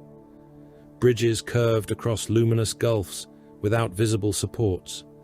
Archways opened onto roads that climbed vertically, became horizontal when crossed, and vanished when viewed from behind. Guilliman had ceased attempting to reconcile the architecture with Euclidean principles. He required only routes, distances, and defensible intersections, and even those changed whenever Silandri Veilwalker decided that what appeared to be the shorter path would kill them. Behind the retreat came the Thousand Suns. They did not pursue with the profanity and roaring hatred of the Black Legion. Their advance possessed a dreadful order. Inferno bolt guns fired in measured volleys from beyond the misted arches, each shell surrounded by witch flame that burned armor, flesh, and certainty together. Rubricae came through the haze in blue and gold plate, silent except for the mechanical rhythm of their weapons and the faint whisper of dust contained inside suits that had once held living warriors. Guilliman watched an ultramarine shoot one through the abdomen. The bolts tore away armor and opened the torso entirely. No organs spilled out. No blood followed. Ash poured from the wound like sand from a broken funerary urn, and the rubric marine continued advancing until a grey knight drove a warded blade through its helm and broke the sorcerous animus holding the armor upright. Conventional battle doctrine deteriorated rapidly against enemies whose officers could rewrite the conditions of engagement. Thousand Sun sorcerers bent distances so that firing lanes extended or collapsed without warning. A corridor Guilliman measured at fewer than 200 paces became a kilometre when his warriors charged through it. A Grey Knight squad crossed an archway and appeared upon a balcony above themselves, firing downward at demons that had not existed before the passage was entered. One sorcerer raised a staff and spoke a word that caused gravity to abandon a section of the road. 3 Skitarii and an ultramarine wounded too badly to maglock were dragged sideways into a wall that had become, for those seconds, the floor. The Space Marine struck hard enough to break both legs and continued firing from where he fell. Tigurius answered the witchery with psychic discipline rather than spectacle, projecting warnings through the loyalist ranks seconds before attacks manifested. Do not enter the Blue Arch. A Black Templar ignored the route an instant before spectral blades erupted across it. Down! Ultramarines dropped as a wave of invisible force passed overhead and sheared the upper halves from 2 fallen warriors who had reacted too slowly. Voldus and his Grey Knights fought within that invisible war, countering hexes, shattering warp constructs, and keeping the webway around the retreat sufficiently stable for human minds to endure it. Guilliman understood with increasing resentment that his brother's sons had created a battlefield where physical strength solved only half the problem. Ammunition became a form of time. Every bolter magazine expended meant fewer minutes before an Astartes became a swordsman. Every sanctified shell fired by the Grey Knights represented a resource that could not be replaced within the webway. The survivors stripped magazines from their dead before leaving bodies behind. Fallen carried red Corsair weapons taken from the Blackstone fortress. Ultramarines exchanged half-spent magazines without regard for squad. Markings. Skitarii consumed charge cells until Kaul ordered several damaged warriors dismantled for power components, a command Guilliman found brutal and entirely correct. Men bled through cracked armor seals because apothecaries possessed neither time nor supplies to restore every wound. One Raven Guard fought for hours with a tourniquet cinched around the stump of his left arm, his remaining hand carrying a bolter taken from a dead white scar. A Black Templar, whose lower jaw had been destroyed, communicated through helm runes while blood continually filled the ruined lower half of his face. No one discussed retreat as humiliation any longer. Retreat was the operation. Survival was the objective. Terror was the strategic destination. Everything else could be spent. Guilliman realized Magnus's purpose when Veilwalker brought them to a nexus where several immense webway arteries diverged. One route descended toward a gate whose psychic signature caused even Tigurius to stop. Terror, Guilliman said. Veilwalker's mask turned toward him. Near enough. Voldus looked back along the passage where inferno fire flickered between distant arches. They are driving us toward it. Guilliman studied the routes. Magnus had not attempted to destroy them when destruction was possible. The Thousand Suns had pressured flanks, closed alternate paths, and repeatedly left one line of withdrawal open. The same pattern Kairos had used within the Maelstrom had returned in a simpler form. Guilliman's jaw tightened. He does not require us dead. Sicarius understood first. He requires the gate opened. Yes, Terra's wards will not permit him easy entry. We would open the passage from this side, and he would follow through before it could be sealed. Greyfax raised her weapon toward Veilwalker, then closed the route. It is not mine to close from here, the Shadowseer replied. Guilliman looked across the branching paths. There is another gate within the Sol system. Veilwalker remained still long enough to make the answer itself suspicious. There is. Where? Luna. Voldus's expression hardened beneath his helm. You would bring Magnus into the Sol system willingly. Guilliman turned toward him. I would deny him direct access to Terra. If he follows us onto Luna, he emerges upon ground the throne world can reinforce. If we use the Terran route, we risk opening a breach into the palace's heart. Greyfax said, You gamble mankind's moon. I choose the battlefield that does not place the Emperor directly behind our line. Guilliman looked toward Veilwalker. Take us to Luna. She inclined her head. At last, the statesman chooses the lesser catastrophe. Guilliman gave her a cold look. Do not mistake necessity for agreement. I never do. The Thousand Sons understood the change almost immediately. Their pursuit became more violent because subtlety was no longer useful. Rubricae advanced through sheets of inferno fire, while sorcerers hurled warp-born predators ahead of them. The rearguard collapsed by increments. A Grey Knight Justicar died holding a narrow bridge after a psychic spear punched through his chest and exploded from his back in a halo of silver fragments and pulverized transhuman organs. His brothers recovered his gene seed only because Voldus physically dragged the apothecary equivalent away from the advancing Rubricae before a second volley could cut them off. Cypher fought without explanation near Guilliman's left flank, twin pistols moving with impossible economy. He shot a Thousand Sons sorcerer through an eye lens at a range Guilliman judged unreasonable and offered no comment when the body fell.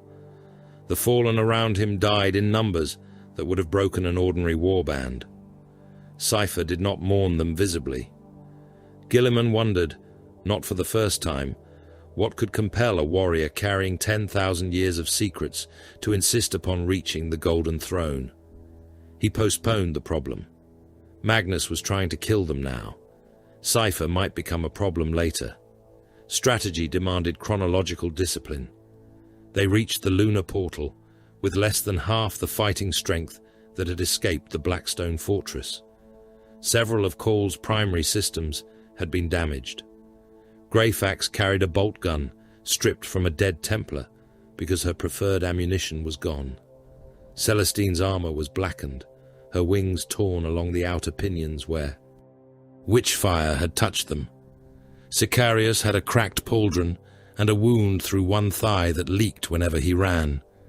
Guilliman himself had accumulated enough damage that warning runes remained permanently lit across the armor of Fate's internal display.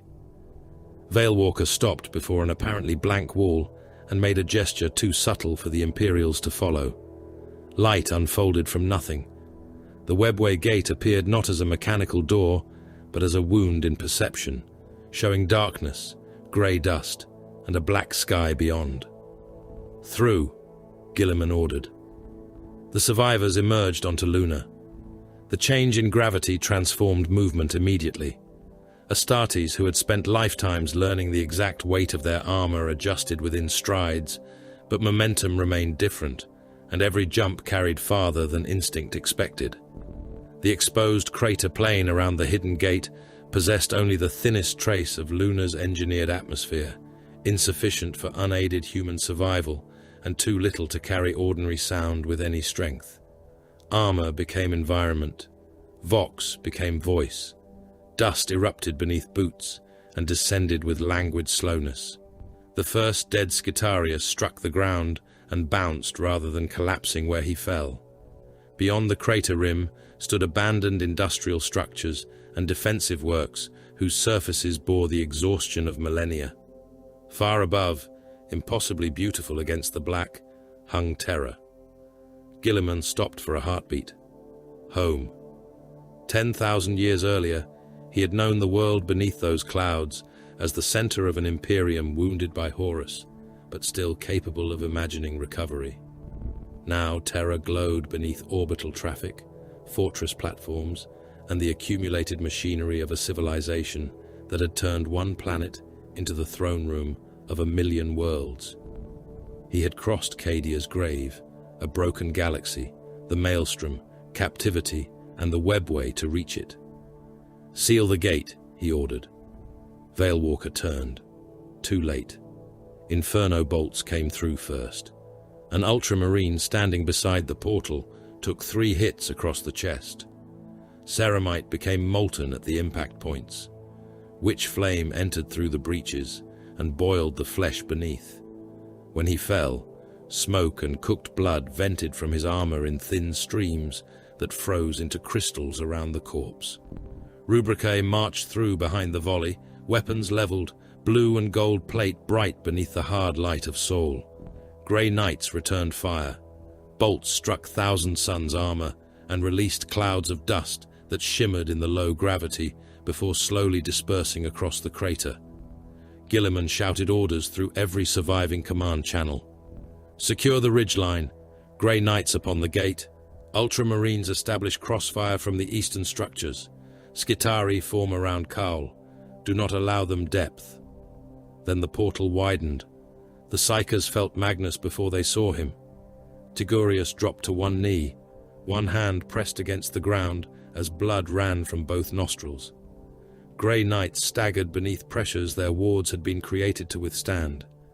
Mortal survivors screamed inside sealed helmets.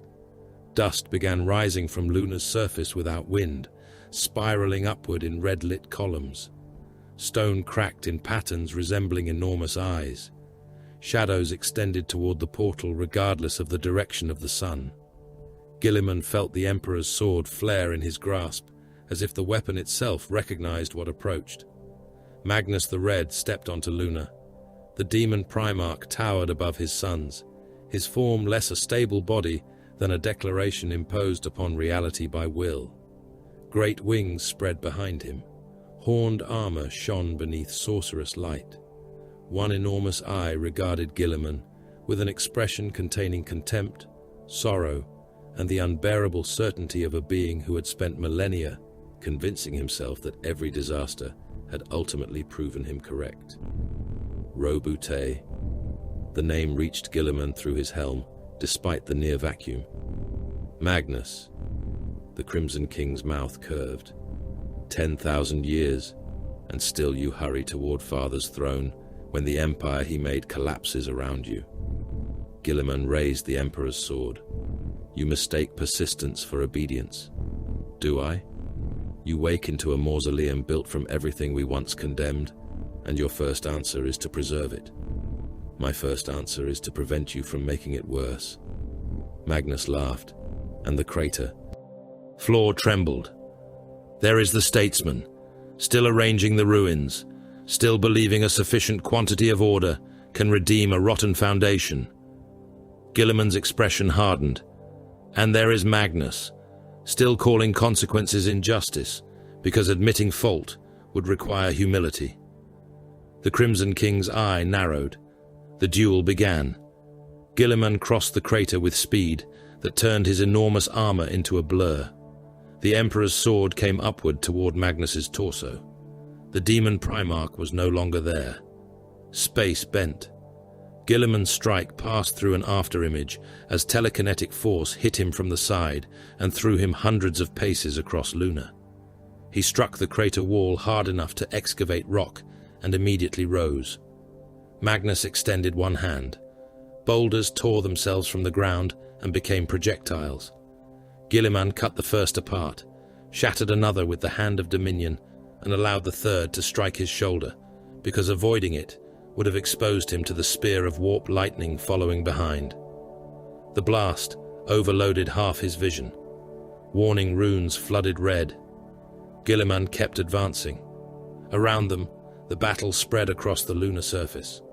Rubricae locked firing lines upon the ridges and advanced through losses that would have annihilated living squads. An ultramarine heavy weapon burst, opened one warrior from throat to pelvis. The armor continued walking until its controlling sorcerer was killed by a Grey Knight.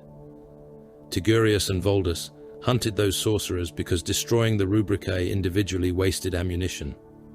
Cypher and the Fallen fought among abandoned lunar structures, pistols flashing silently, except through vox-linked sound.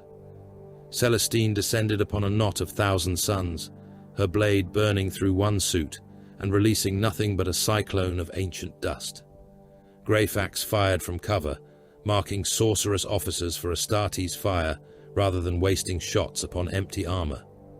Guilliman reached Magnus and forced the battle into physical range. There, the difference narrowed. The Emperor's sword cut across Magnus's armor and opened a burning line through demonic substance beneath. Magnus struck Guilliman with his staff hard enough to deform one shoulder plate. Guilliman caught the next blow upon the hand of Dominion and drove his forehead into his brother's face. Magnus reeled. Guilliman followed with a thrust toward the heart. Warp force stopped the blade a handspan from its target. Magnus smiled. Guilliman was hurled upward. He rose hundreds of meters before gravity reclaimed him. Magnus seized him telekinetically before he fell, turned him in the air, and drove him into Luna's surface. The impact opened a crater within the crater. The armor of fate screamed warnings across Guilliman's senses. One life support regulator failed and rerouted. Blood filled his mouth. He forced himself onto one knee. Magnus descended without touching the ground. "You cannot fight what I have become with logistics and a sword." Guilliman spat blood into the dust. "I have noticed." Magnus raised one hand. The pressure closed around Guilliman's throat and chest. Armor plates creaked inward. The Primarch's secondary heart stuttered as internal systems fought to compensate. Guilliman fired the hand of Dominion. Magnus turned the shells aside without looking. The bolts curved into the crater wall and detonated harmlessly. For the first time since awakening, Guilliman understood that strength and strategy might not be enough. Then Luna's sky filled with ships. Battlefleet Solar arrived like the closing of a fist. Warships translated and burned toward the battlefield, while attack craft descended ahead of them. Imperial fists. Thunderhawks crossed the blackness under covering fire. Golden craft followed. Teleport signatures ignited across the crater rim. The Adeptus Custodes entered the battle. They came in auramite plate, guardian spears firing as they advanced, each warrior moving with a precision that made even Astartes' discipline appear approximate. Imperial fists established firing positions across the approaches, bolt volleys breaking Thousand Suns formations, already forced to turn toward the new threat.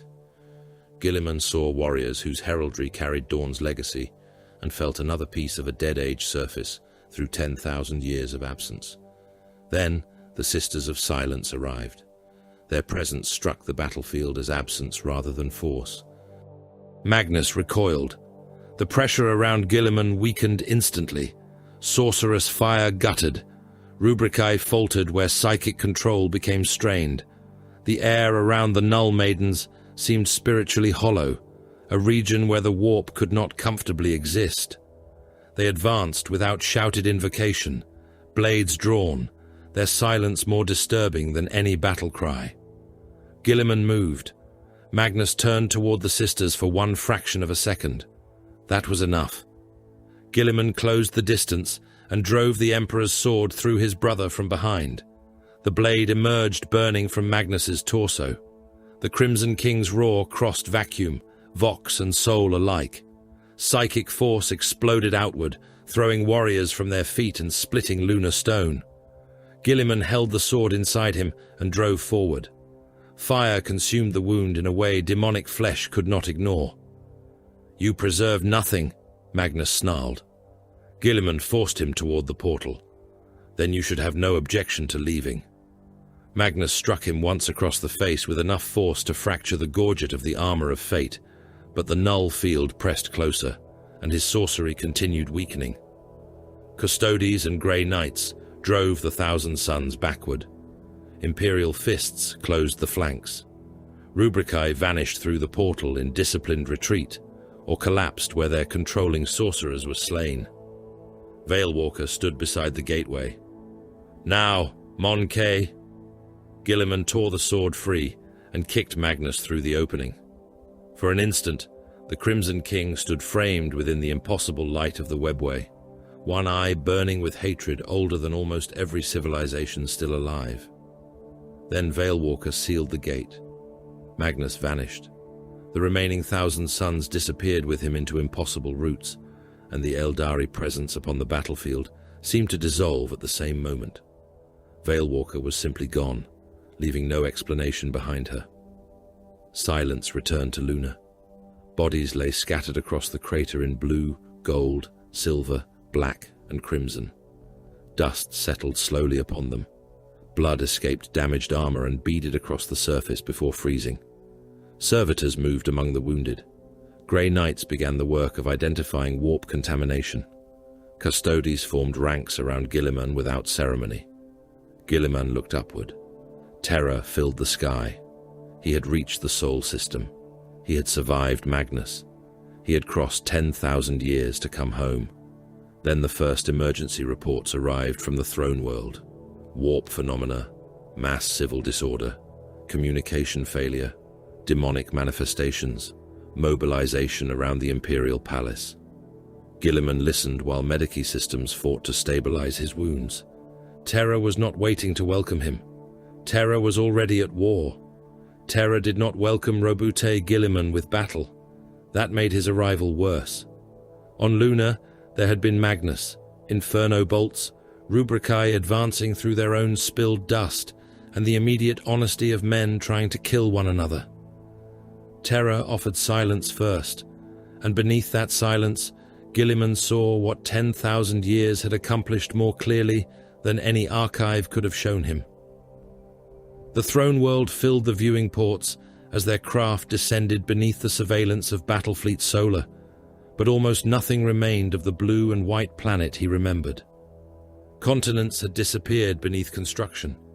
Mountain ranges vanished among hab zones, fortresses, processional ways, manufactoria, and the accumulated infrastructure of a civilization that had spent 100 centuries building upon the same sacred ground, without ever daring to dismantle what came before. Orbital plates crowded the upper atmosphere. Defense stations hung like armed moons. Pilgrim vessels waited in holding patterns that could last generations. Smoke from industry and funeral fires joined the planetary haze until the horizon became a brown and ochre wound. Guilliman had known terror when the Emperor still spoke of restoring oceans. He looked upon it now and saw a world where the human species had entombed its birthplace beneath itself. As the landing craft descended, scale ceased to be meaningful. Hive spires rose through the clouds in forests of stone and metal.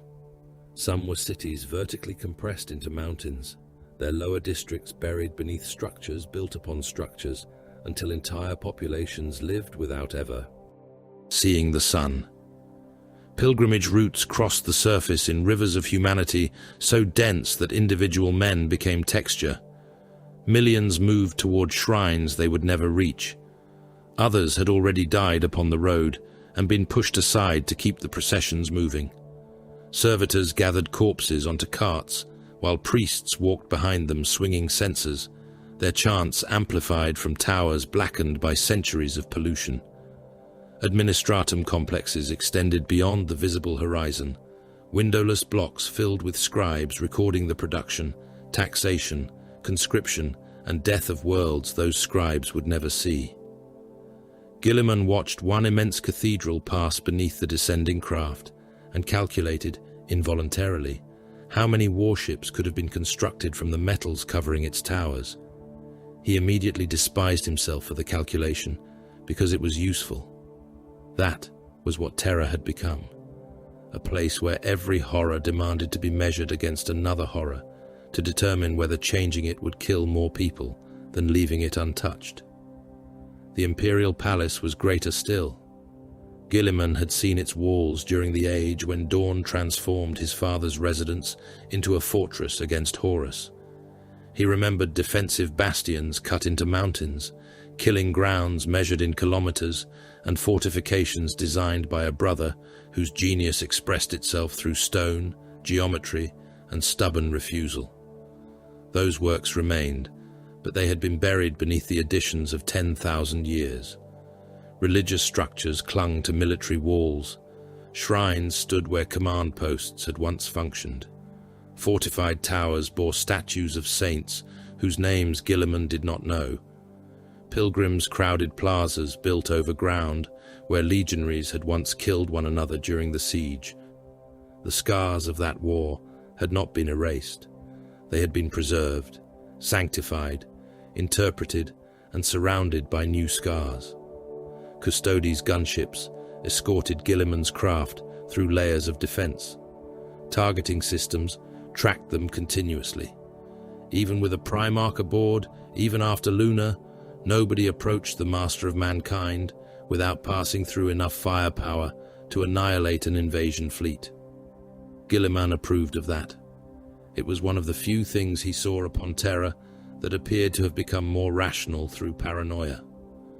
The surviving warriors of the Terran Crusade disembarked beneath ranks of Auramite. Guilliman stepped onto the soil of Terra for the first time since the age of the Scouring and felt no revelation. Beneath the armor of fate, his boots struck stone worn smooth by generations of feet. Cato Sicarius followed him, wounded but upright. Voldus and the surviving Grey Knights came behind. Celestine walked amid the battered remnants of the Crusade, while Greyfax observed every unfamiliar face as though expecting treachery from the stonework itself. Karl moved beneath the attention of custodian weapons, his bulk clicking and hissing with machinery damaged from Cadia to Luna. Cypher and the surviving Fallen walked last. They had surrendered none of their weapons. That fact lasted until the Eternity Gate. Shield Captain Adrenitus waited before it. He wore Auramite plate fashioned according to principles older than the modern Adeptus Astartes, and his guardian spear rested in his hands without appearing either ceremonial or threatening. It was simply ready. Behind him stood custodians whose stillness possessed more menace than the posturing of entire armies. Guilliman recognized the difference immediately. Ultramarines looked upon him and saw their Gene Father. Mortal soldiers saw the resurrected son of their god. The Custodes saw a Primarch. Nothing more needed to be added. They had known his kind before legends concealed their flaws. Their loyalty had never belonged to him, to his brothers, to the Imperium's institutions, or to the worship surrounding the Golden Throne. It belonged to the Emperor. "I will see him," Guilliman said. Adrenitus did not bow. "You will enter alone." Sicarius took half a step forward. "You address the Lord of Ultramar." Guilliman silenced him with a glance. Adrenitus had not moved. "I know whom I address," the shield captain said. For a moment an old instinct rose within Guilliman. He had commanded legions. He had ruled 500 worlds. He had returned from death and broken the armies surrounding Macragge. Yet the instinct died as soon as it formed. This threshold was not Ultramar. Alone, then. Movement came behind him. Cypher. Custodian weapons shifted before the Fallen had taken a full pace. Guardian spears leveled with mechanical simultaneity. More golden warriors appeared from flanking positions Guilliman had not noticed until they moved. Cypher's hands remained away from his pistols. "Our agreement," he said. Guilliman looked at him. The warrior had helped free him from the Blackstone fortress. He had fought through the webway. His Fallen had died buying the Crusaders time. None of that answered why he carried a great sword upon his back, or why a son of the First Legion, bearing 10,000 years of disgrace and secrets, desired above everything to stand before the Emperor. "I promised to bring you toward Terra," Guilliman said. "You promised the throne. I promised what circumstances allowed me to promise." Cypher's helm concealed his face. "So the avenging son discovers politics again. I never forgot it." Adrenitus raised one hand. The Custodes moved. Cypher did not reach for his weapons, though several of the Fallen did. Guilliman's voice struck them before the first pistol cleared leather. "No." The command stopped even the loyal Astartes. Guilliman looked directly at Cypher. "I will not turn the Eternity Gate into a battlefield because you refuse to explain what you intend beyond it. Submit." For several seconds, Guilliman expected blood. Then Cypher slowly spread his hands. Custodians seized him and the surviving Fallen. Their weapons were removed, their hands bound, and their movement surrounded by enough Auramite to make resistance suicidal. Cypher said nothing further. Guilliman watched him taken away, and understood that he had perhaps just imprisoned a savior, prevented an assassination, or accomplished both simultaneously. This age provided increasingly few decisions that offered the dignity of certainty. The Eternity Gate opened. Guilliman entered alone. Beyond it, comprehension became unreliable. There were custodies at first. The companions stood their endless watch in gold, warriors selected from among the 10,000 to remain nearest the being upon whom mankind's survival depended. There were doors and halls and mechanisms whose existence Guilliman remembered, though not their present forms. Then there was light, not lumen light, not fire, something that struck through his eyes without requiring them. The armor of fate began returning contradictory readings. Temperature rose and fell simultaneously. His autosenses registered electromagnetic interference, psychic activity beyond meaningful scale, and biological data that ceased to describe anything he understood as biological. Guilliman walked onward. The pressure increased. He had stood before his father many times. That memory became a cruelty. He remembered a man of impossible presence, yes, but still a presence that could inhabit a room. The Emperor had spoken, commanded, judged, planned. Guilliman had disagreed with him. He had been frustrated by him. He had admired him and feared disappointing him. There had been distance between them, but distance implied two separate beings capable of standing apart. What waited upon the Golden Throne did not feel separate from anything. The psychic force struck Guilliman with such magnitude that the concept of a single mind became inadequate. He perceived agony without limit, consciousness drawn across 10,000 years without rest, will stretched between the material universe and the Empyrean until the distinction between person and function had been almost erased. Somewhere inside that immensity existed what had once been the Emperor Guilliman knew. Perhaps. The Primarch could not tell. He saw only fragments, because anything more would have destroyed understanding completely. A body ruined beyond death, yet forbidden to die. Mechanisms older than empires penetrating flesh. Cables and conduits disappearing into a throne that was life support engine, psychic weapon, prison and lighthouse together. The scent of incense could not conceal scorched metal, old blood, and something dry enough to resemble the air of an open tomb. Then the Presence noticed him. Guilliman had crossed half a broken galaxy, carrying one question he had refused to name. Was his father still there? The answer was worse than absence. Something recognized him. Not warmth, not relief, not the impossible reunion of father and son after 10,000 years. Recognition came like the inspection of a weapon discovered in an armory after being thought lost. Guilliman felt meanings strike him too quickly to become language. Son, general, failure, hope, instrument, last possibility. They overlapped until each contradicted the next.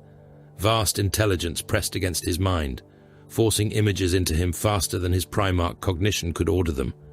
Cadia burning, the great rift blazing across the galaxy, stars extinguished behind warp storms, worlds screaming without the Astronomicon, demons clawing through the dreams of children, fleets drowned in impossible tides, ancient things awakening beneath dead planets, humanity compressed between enemies that did not know mercy, and institutions no longer capable of meaningful reform. Guilliman tried to separate warning from memory and command from prophecy. He could not. He tried to remember his father's face. For an instant, he thought he did. Then even that dissolved. Perhaps words were exchanged. Perhaps they were not. Later, Guilliman would attempt to reconstruct the audience and discover that memory failed precisely where he needed it most. He would remember impressions of impossible coldness.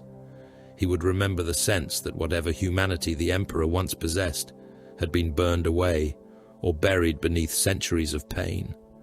He would remember that his father had regarded him as necessary. Necessary. The word hurt more than hatred would have. Horus had rebelled because he believed himself betrayed. Lorgar had demanded divinity, and found darker gods when the Emperor denied it. Magnus had destroyed himself through certainty that superior knowledge excused disobedience. Guilliman had always believed himself different, the practical son, the empire builder, the one who accepted that duty, survived disappointment. Now he discovered the final form of that duty. There would be no father waiting at its center, only work. Outside the Eternity Gate, hours became a day. Sicarius refused rest. Greyfax questioned 3 separate custodian officers and received nothing useful. Celestine waited without visible impatience. Karl disappeared into communion with Mechanicus networks, transmitting signals toward Mars that caused noospheric systems throughout the palace to light with ancient authentication codes. Voldus stood motionless for long stretches, occasionally turning toward the sealed gate as though feeling pressure passing through walls kilometers thick. Adronatus remained where Guilliman had left him. When the gate finally opened, the Primarch emerged. Sicarius knew immediately that something had happened beyond physical exhaustion. Guilliman's armor was unchanged. His wounds were no worse. Yet the expression upon his face possessed a stillness Sicarius had never seen upon Macragga, not even while Guilliman read the history of the ruined Imperium. The captain bowed. "My lord." Guilliman looked at him for several seconds, as if returning from a distance far greater than the chamber behind him. "Summon the High Lords." That was all. He offered no revelation. He proclaimed no miracle.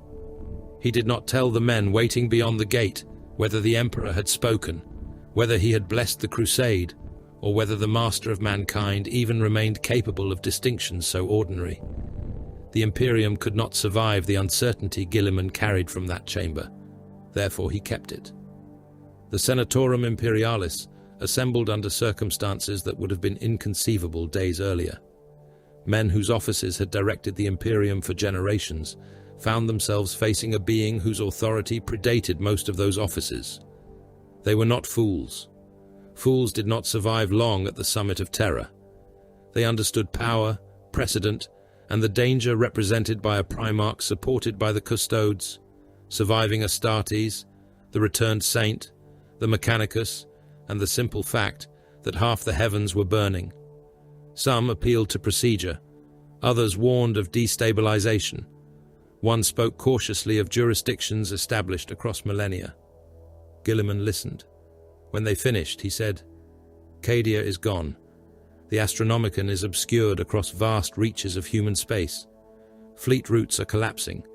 Entire sectors have vanished from reliable communication. The arch-enemy does not recognize your jurisdictions." Silence answered him. "You have governed an imperium built to endure." Yesterday is dead." Nobody interrupted. Guilliman did not raise his voice. "I resume the office of Lord Commander of the Imperium. We will reorganize the fleets. We will restore lines of supply. We will reinforce the chapters, mobilize armies, and reclaim what can be reclaimed. Where institutions function, they will be used. Where they obstruct survival, they will change." One of the High Lords began, "By what authority?" Guilliman looked at him. The question died unfinished. Not because the Primarch threatened him. The answer was too obvious. Beyond the chamber stood custodians who had permitted Guilliman's audience. Across Terra, billions already believed the Emperor had sent his son back from death. Above the planet gathered warships desperate for coherent command.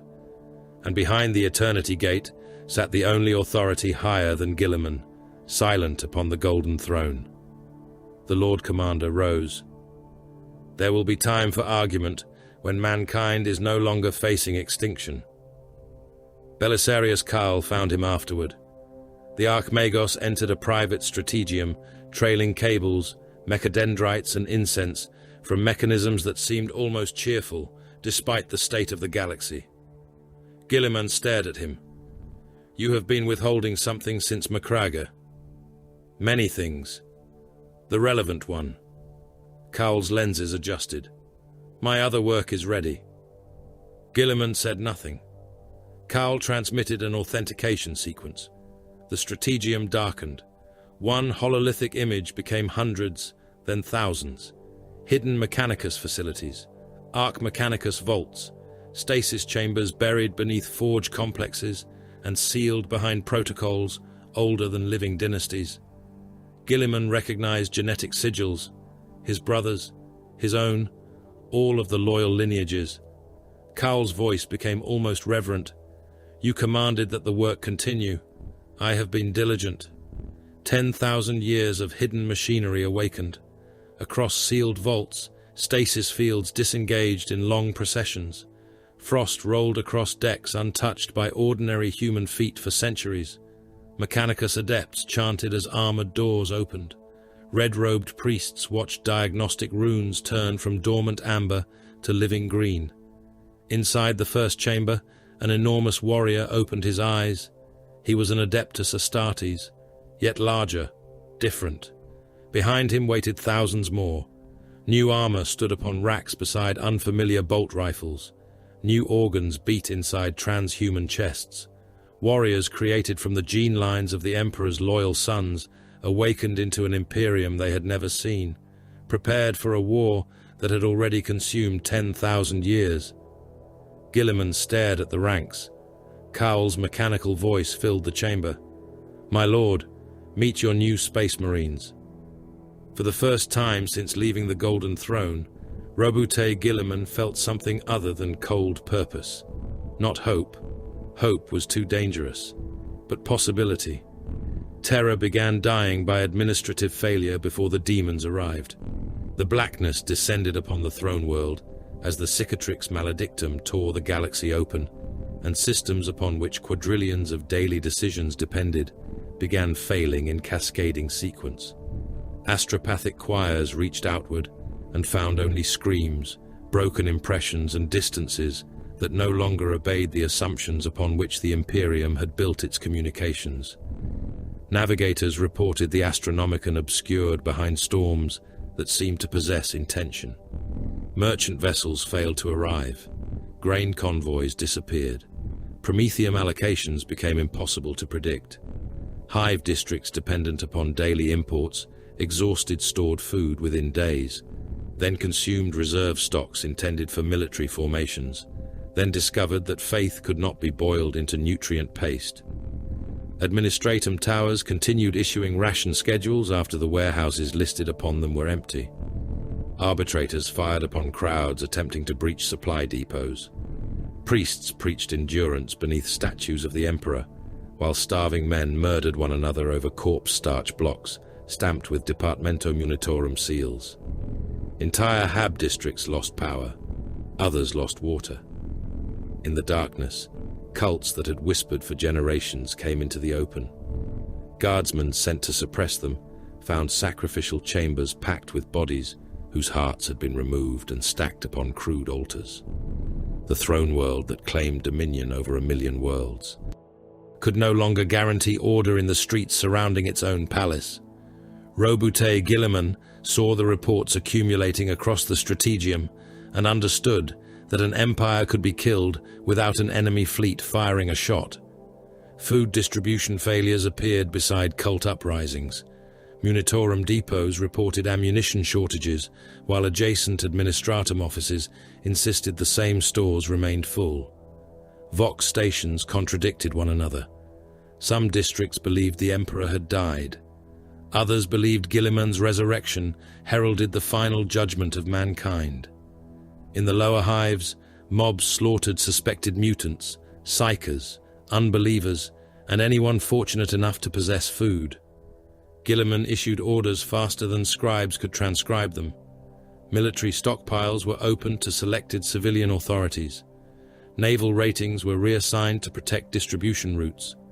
Adeptus Arbites forces received authority to execute looters attacking strategic stores, but were forbidden to interfere with organized rationing by local commanders. The measures slowed collapse. They did not reverse it. Terror had become so populous, so dependent upon the machinery of a galactic empire, that the interruption of normal traffic was itself a weapon. Captain General Trajan Valoris entered the strategium while another district disappeared from the communication grid. Guilliman had met many custodians since reaching Terra, yet Valoris possessed the same unsettling quality as the finest among them. No wasted movement, no performance of authority, no need to remind anyone what he was. His auramite armor seemed almost luminous beneath the chamber's cold, hololithic light. "The unrest is not the principal threat," he said. Guilliman looked up. "You have something worse." Valoris's expression remained fixed. "The Empyrean above the palace is changing." Guilliman dismissed the administrative layers from the central display and replaced them with atmospheric readings. Every warning rune became red. Psychic pressure was rising over the Imperial Palace at a rate that made measurement nearly irrelevant. "How long?" Guilliman asked. Valoris looked toward the representation of the Lion's Gate. "It has already begun." There were no invasion ships, no drop pods, no teleport signatures preceded by vessels entering orbit. The sky simply opened. Blood-red clouds boiled over the palace, where none had existed moments earlier, spiraling against atmospheric currents, while thunder rolled across Terra without lightning. Men upon the walls looked upward and saw wounds tearing through reality. The first bloodletters fell through them like drops from an arterial spray, landing upon fortress approaches with hellblades already raised. Then came thousands more. Demonic cohorts poured through the ruptures in disciplined masses, not as an army requiring transport or supply, but as hatred made temporarily physical. 88 cohorts descended upon Holy Terra. Their standards burned without fuel. Juggernauts struck stone hard enough to crack it. Fleshhounds bounded through defensive fire, brass collars glowing beneath volleys of lass and bolt weaponry. Above them descended 8 bloodthirsters, each a moving catastrophe around which the lesser demons gathered, winged shapes carrying axes capable of turning tanks into butchered metal. There were no rear areas, no ammunition columns, and no command vehicles to destroy. Khorne had sent war without logistics, because the warp itself supplied the army. The guns of the Imperial Palace opened fire. Defense batteries that had waited through generations of ceremonial maintenance returned to the purpose for which Rogel Dawn had once positioned their ancestors. Macro-scale emplacements fired shells into concentrations of demons, dense enough that misses still killed. Plasma batteries turned entire sections of the approach into white fire. Earthshaker artillery hammered the outer fields until impact craters overlapped. Bloodletters vanished in explosions that reduced stone to vapor, yet others emerged through the red storm behind them. Conventional suppression possessed limited meaning against creatures that knew neither morale nor exhaustion. A demon knocked apart by artillery became pieces of burning unreality that dissolved into the Empyrean, while another climbed across the crater before the smoke cleared. Mortal defenders fired until lasgun power cells burned their gloves. Heavy bolters cut red-skinned bodies apart. Autocannon shells burst torsos into strings of black gore that evaporated before reaching the ground. Still, the host advanced. Valoris committed the 10,000. Close to 4,000 custodians went out from the palace, a concentration of the Emperor's guardians unseen in an age. They advanced not as Space Marines advanced. Astartes warfare relied upon squad cohesion, overlapping fields of support, and genetically perfected aggression. Custodians fought with a precision so individual that each warrior appeared to be executing a separate battle, whose movements nevertheless complemented every other. Guardian spears fired mass reactive bolts before becoming polearms in the same motion. A bloodletter lunged at one custodian and lost both arms to a single sweep before the return stroke removed its head. Another golden warrior drove his spear through the jaws of a fleshhound, fired the weapon, while the blade remained inside and blew the demon's skull apart from within. Grey Knights fought near them, silver armor covered in wards, storm bolters firing sanctified ammunition, while force weapons burned psychic wounds through creatures whose flesh was only the visible edge of something much larger. For minutes, the custodes seemed unstoppable. Then the bloodthirsters reached them. One descended into the golden ranks and struck the earth with an axe broad enough to bisect a land raider. Stone erupted. 3 custodians disappeared beneath the impact. One was crushed so completely that auramite and transhuman flesh became a single flattened mass, driven into the ground. Another was thrown clear without his lower body, golden armor ending in torn intestine and fragments of pelvis. He landed, raised his guardian spear, and continued firing until a bloodletter reached him and buried a hellblade through his face.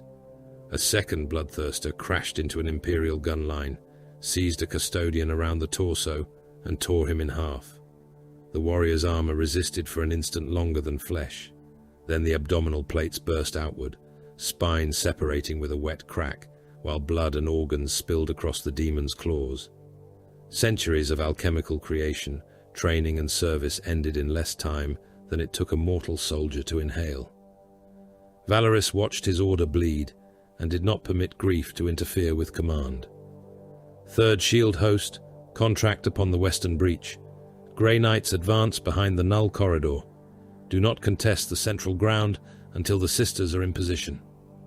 His orders went out across a battlefield where thousands of demons screamed loudly enough to overload mortal Vox pickups.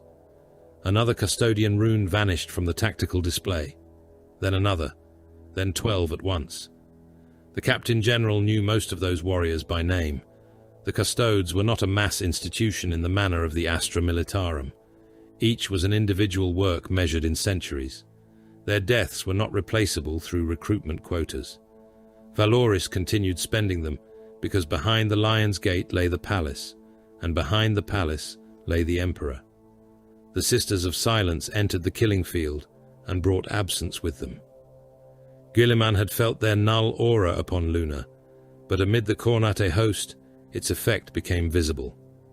Bloodletters approaching the silent warriors lost some of the terrible certainty sustaining their forms. Edges blurred, warp flame guttered. The pressure of rage within nearby human minds diminished enough that trained soldiers could think again. Yet the demons did not vanish. A sister could still be disemboweled by a hellblade. A bloodthirster remained capable of crushing a null beneath one foot. The anathema Psychana were not a miraculous answer. They were terrain. Guilliman understood that distinction immediately. He ordered heavy weapons to concentrate around their advance, creating corridors where demonic resilience weakened and conventional fire became more effective. Custodians struck into those corridors. Grey Knights followed, exploiting every moment of instability to banish what bullets only damaged. The new Space Marines arrived into that slaughter. The first mass formations of Cauls Primaris descended from transports beneath covering fire, warriors larger than firstborn Astartes, and encased in Mark X power armor, whose construction differed visibly from the ancient suits worn beside them. Their bolt rifles carried longer barrels and heavier ammunition systems than traditional bolt guns, weapons designed for range and penetration without surrendering the brutal mass-reactive lethality of Astartes' fire. They advanced in ordered ranks and opened fire upon the demonic host. Bolt rifles hammered continuously. Bloodletters were struck through chest and skull, their bodies bursting into blackened flesh and red vapor before dissolving into sparks.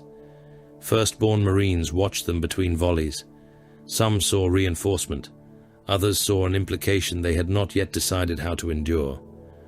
One Imperial Fist Sergeant looked across at a Primaris warrior nearly a head taller than himself and growled over the Vox, "Caul built you large." The Primaris checked his remaining ammunition without looking away from the enemy. He did not build the target smaller, brother. The firstborn gave a harsh laugh, then proved the extra height was worth the metal. They proved it quickly, and they died quickly enough to prove they were not invincible. A bloodletter reached a Primaris line after losing half its abdomen to bolt rifle fire and thrust a hellblade through one warrior's throat seal. The blade emerged beneath the base of his skull. Blood sprayed across the Marines behind him, as the demon tore the weapon sideways and removed most of the neck. Another Primaris seized the creature by one horn and fired his bolt rifle into its face until the demon's head dissolved into burning gore. Nearby, a firstborn space marine and one of Karl's warriors fought back to back without exchanging names, one using the shorter bolt gun to clear enemies inside arm's reach, while the other fired over his shoulder into advancing ranks. Whatever argument would eventually consume the chapters regarding Karl's creations could wait. Khorne had made philosophy temporarily irrelevant. Guilliman entered the field carrying the Emperor's sword. The blade's fire reacted to terror differently. Whether that difference existed in the weapon or in Guilliman's perception, he could not say. Every demon recoiled from its light. He felt the golden throne behind him, even through kilometers of fortress, a pressure upon the soul rather than the body. He remembered standing before what his father had become. He remembered recognition without affection, purpose without comfort. Now he went to war to preserve that being. There was no contradiction in the decision, however much it wounded him. The Emperor might no longer resemble the father Guilliman remembered. The Golden Throne might be prison, weapon, and mausoleum together. None of it changed the arithmetic. If the Emperor died, the Astronomicon would fail. Terror would fall. Humanity's remaining cohesion might collapse with it. Guilliman did not need faith to defend his father. Necessity was enough. He found Valoris among a field of dead custodes and burning demons. Blood covered the Captain General's Auramite from helm to greave, much of it too dark to be human. "Report," Guilliman ordered. Valoris did not react to the tone. "The eastern approaches hold. The western shield hosts are below half strength. Grey Knight casualties are severe.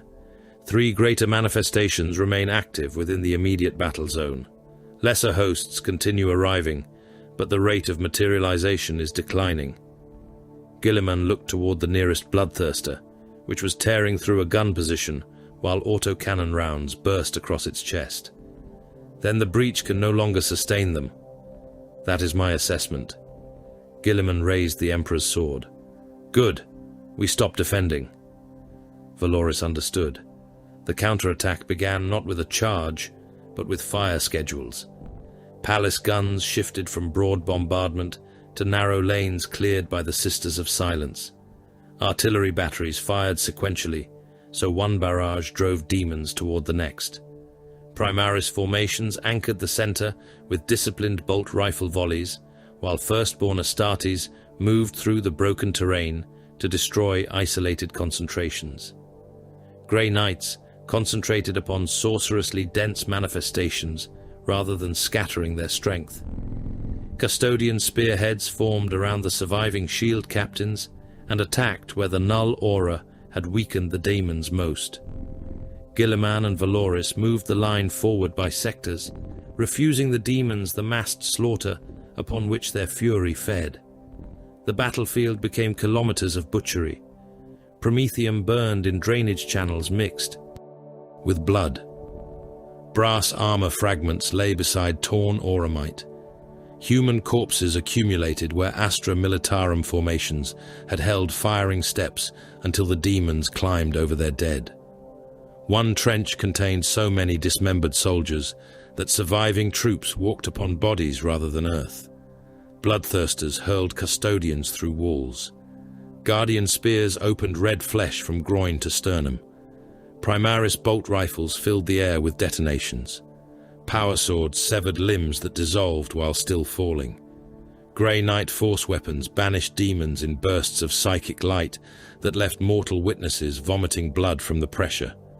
Sisters of Silence moved through it without speaking, their presence carving cold voids into a battlefield saturated with rage.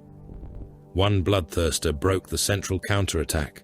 It came through an artillery barrage with half one wing missing, its body studded with bolter craters and spear wounds that would have killed any biological creature many times over. The demon struck down 2 custodians with one sweep and drove a third into the ground beneath its hoof until golden armor split and blood spread outward in a halo. Guilliman met it before the creature could reach the Primaris line. The bloodthirster's axe struck the Emperor's sword and drove the Primarch backward. Unlike Skarbrand, this creature carried no ancient wound for Guilliman to exploit. It fought with the distilled brutality of Khorne, every movement intended to break, open, and dismember. The next blow clipped Guilliman's shoulder and tore armor plating away in burning fragments. The armor of fate screamed damage warnings. Guilliman stepped inside the third stroke, allowed the hand of Dominion to take the haft beneath its head, and fired directly into the demon's abdomen. Bolts detonated inside warp flesh. Black blood erupted across Guilliman's armor. The bloodthirster headbutted him. Guilliman's vision flashed white. He felt something fracture beneath his scalp. The demon raised its axe again. Then Valoris's guardian spear entered behind one knee. The bloodthirster turned. Guilliman took its arm at the shoulder. The Emperor's sword passed through muscle thicker than a mortal man's torso. Fire erupted from the wound. The severed limb struck the ground, still gripping the axe. Valoris withdrew his spear and drove it into the creature's flank. Guilliman stepped forward and buried the Emperor's sword beneath the bloodthirster's sternum. The demon burned from within. Its roar became something beyond sound. Lesser demons around it staggered. The fire traveled through its chest, throat, and eyes until the immense body collapsed into black ash, brass fragments, and psychic flame. For several seconds, the ground beneath Guilliman's boots seemed to remember the creature's shape after the creature itself was gone. Across the battlefield, the Khornate assault began to fail. The remaining greater demons withdrew toward thinning rents in reality, or were overwhelmed where the Sisters' null fields denied them the strength they had possessed upon arrival. Grey Knights completed banishments amid corpse fields. Custodians pressed forward, though whole shield companies had ceased to exist. The Primaris line advanced beside survivors of chapters that had fought for millennia before Khorne's new warriors had opened their eyes.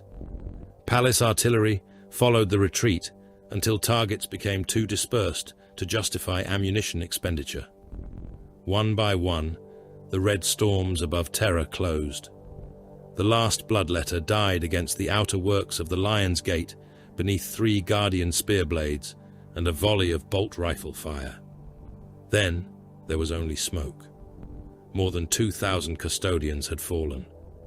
Guilliman walked the field after the fighting ended and understood the number only because refusing to understand it would have dishonored the scale of the loss. Golden bodies lay among mountains of lesser dead. Some had been dismembered. Others were buried beneath demon carcasses, already evaporating back into the warp. Servitors and medici teams moved through the carnage, searching for survivors. Custodians recovered the dead themselves where possible. No warrior who had stood guard over the Emperor for centuries would be abandoned beneath a mound of nameless corpses. Valoris joined Guilliman before the damaged Lion's Gate. Neither spoke for a time. Above them, Terra's sky remained ugly with smoke, but it was once again merely a sky.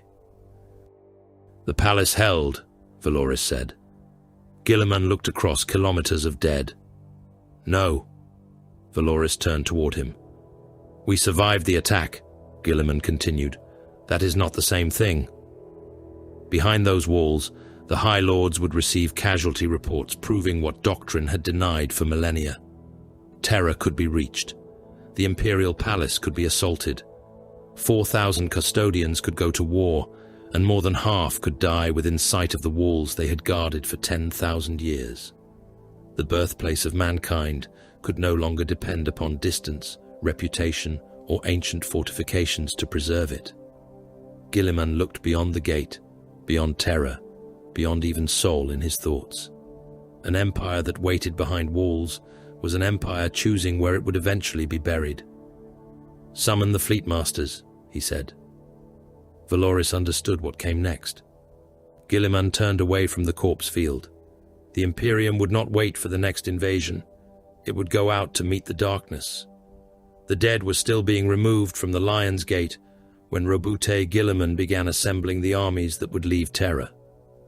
Auramite-clad corpses passed beneath the fortress walls upon gravitic biers, while the surviving custodians stood motionless beside them, each fallen warrior representing centuries of alchemical creation and service that no decree could replace.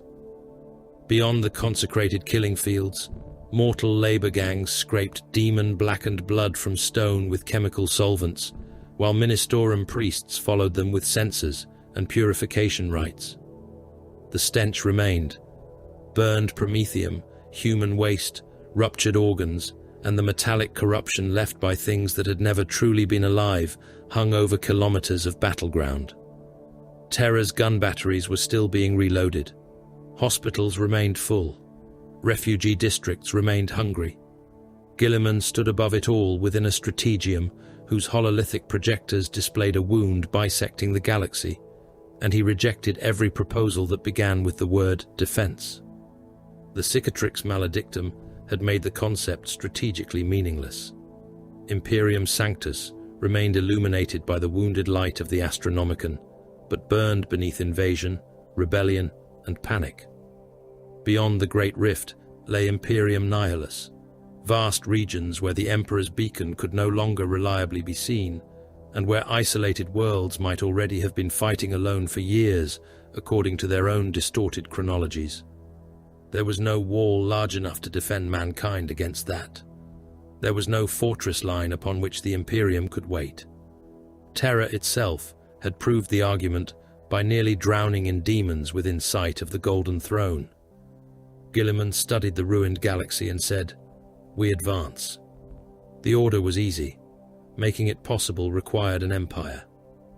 Guilliman began with the bureaucracy, because an army that could not be supplied was merely a collection of future corpses wearing uniforms. Representatives of the Departamento Munitorum, Adeptus Administratum, Navis Imperialis and Mechanicus were dragged into councils that lasted until augmented scribes collapsed from neural exhaustion. Guilliman demanded tonnage figures, not devotional assurances. He demanded the location of functional shipyards, the output of promethium refineries, available reserve regiments, stockpiles of macro shells, plasma reactor components, replacement tracks for armored vehicles, medici reserves, stable navigator bloodlines, and astropathic choirs still capable of transmitting through the Great Rift's interference. Entire worlds discovered that obligations previously negotiated across centuries had become irrelevant overnight. Manufactoria were reassigned, grain shipments were redirected, Forge worlds received demands that bordered upon sacrilege. Garrisons defending systems already judged strategically untenable were ordered to withdraw and join the muster, provoking riots, and upon some worlds, outright mutiny from men being commanded to abandon populations they had sworn to protect. Guilliman did not pretend those populations would be saved by sentiment. A regiment left to die upon a world that cannot be reinforced dies once, he told the assembled logisticians. A regiment withdrawn and committed where a system can still be held may prevent the deaths of billions. Record the first world among our debts, then make certain the soldiers extracted from it are not wasted. From that necessity grew the Officio Logisticarum, an institution created not to glorify conquest, but to make conquest physically possible, coordinating depots, hub fortresses, requisition corridors, and supply chains intended to follow the crusade into whatever remained of human space. Belisarius Caul transformed another impossibility into material fact aboard the vast Arc Mechanicus Zar Quasita. The warriors glimpsed in awakening vaults after Guilliman's return had been only the first evidence of his 10,000-year labor. The formal revelation gathered lords, commanders, representatives of ancient chapters, and servants of terror beneath vaults so enormous that columns of battle tanks could have moved through them abreast. Caul showed them weapons first, because machines were easier to accept than implications. Bolt rifles rested upon racks beside armor of patterns never issued to the chapters. Repulsor grav tanks waited beneath Mechanicus gantries. Mark 10 plates stood prepared for warriors larger than conventional Adeptus Astartes, its systems modular, where older warplate carried the accumulated idiosyncrasies of millennia. Then the stasis vaults opened. 24,000 Primaris Space Marines aboard the Tsar Quesitor represented only part of what Karl had made.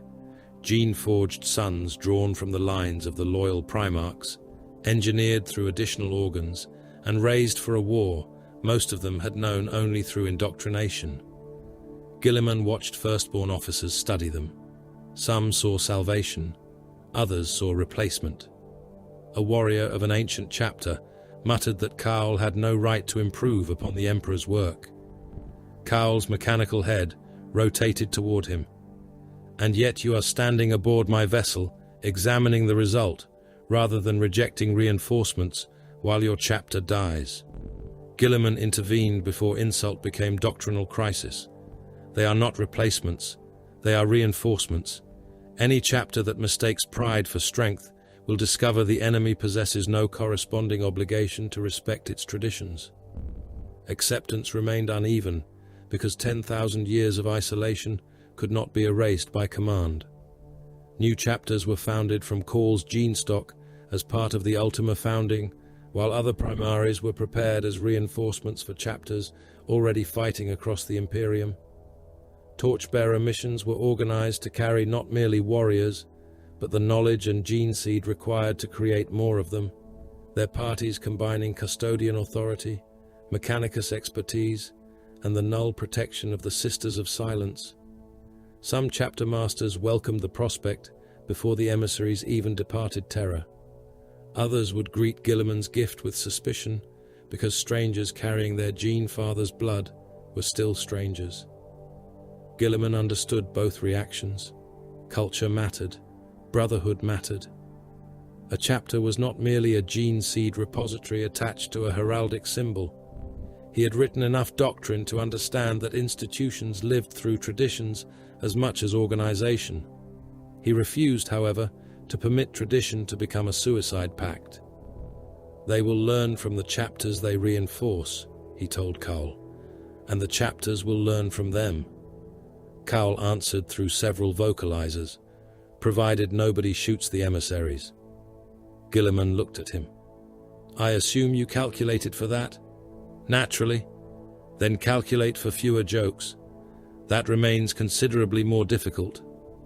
Those Primaris not immediately assigned became the unnumbered sons of the Primarchs, the Grey Shields, a designation deliberately temporary. Guilliman had no intention of resurrecting the old legions beneath another name. He knew too well what concentrated transhuman military power could become when identity, loyalty, and ambition were allowed to fuse around one commander. The Grey Shields therefore carried the heritage of the 9 loyal gene lines, while serving in formations designed to make warriors raised beneath different inheritances fight beside one another. Sons of Dawn learned the value of maneuver from brothers carrying the blood of the Khan. Guilliman's descendants encountered the aggressive instincts of Russ's lineage and the calculated shadows favored by sons of Korax. Not every lesson was welcomed. Arguments broke out in training halls. Challenge bouts ended with broken bones, damaged armor, and apothecaries cursing. Karl's knew physiology while repairing it. Guilliman permitted friction within limits.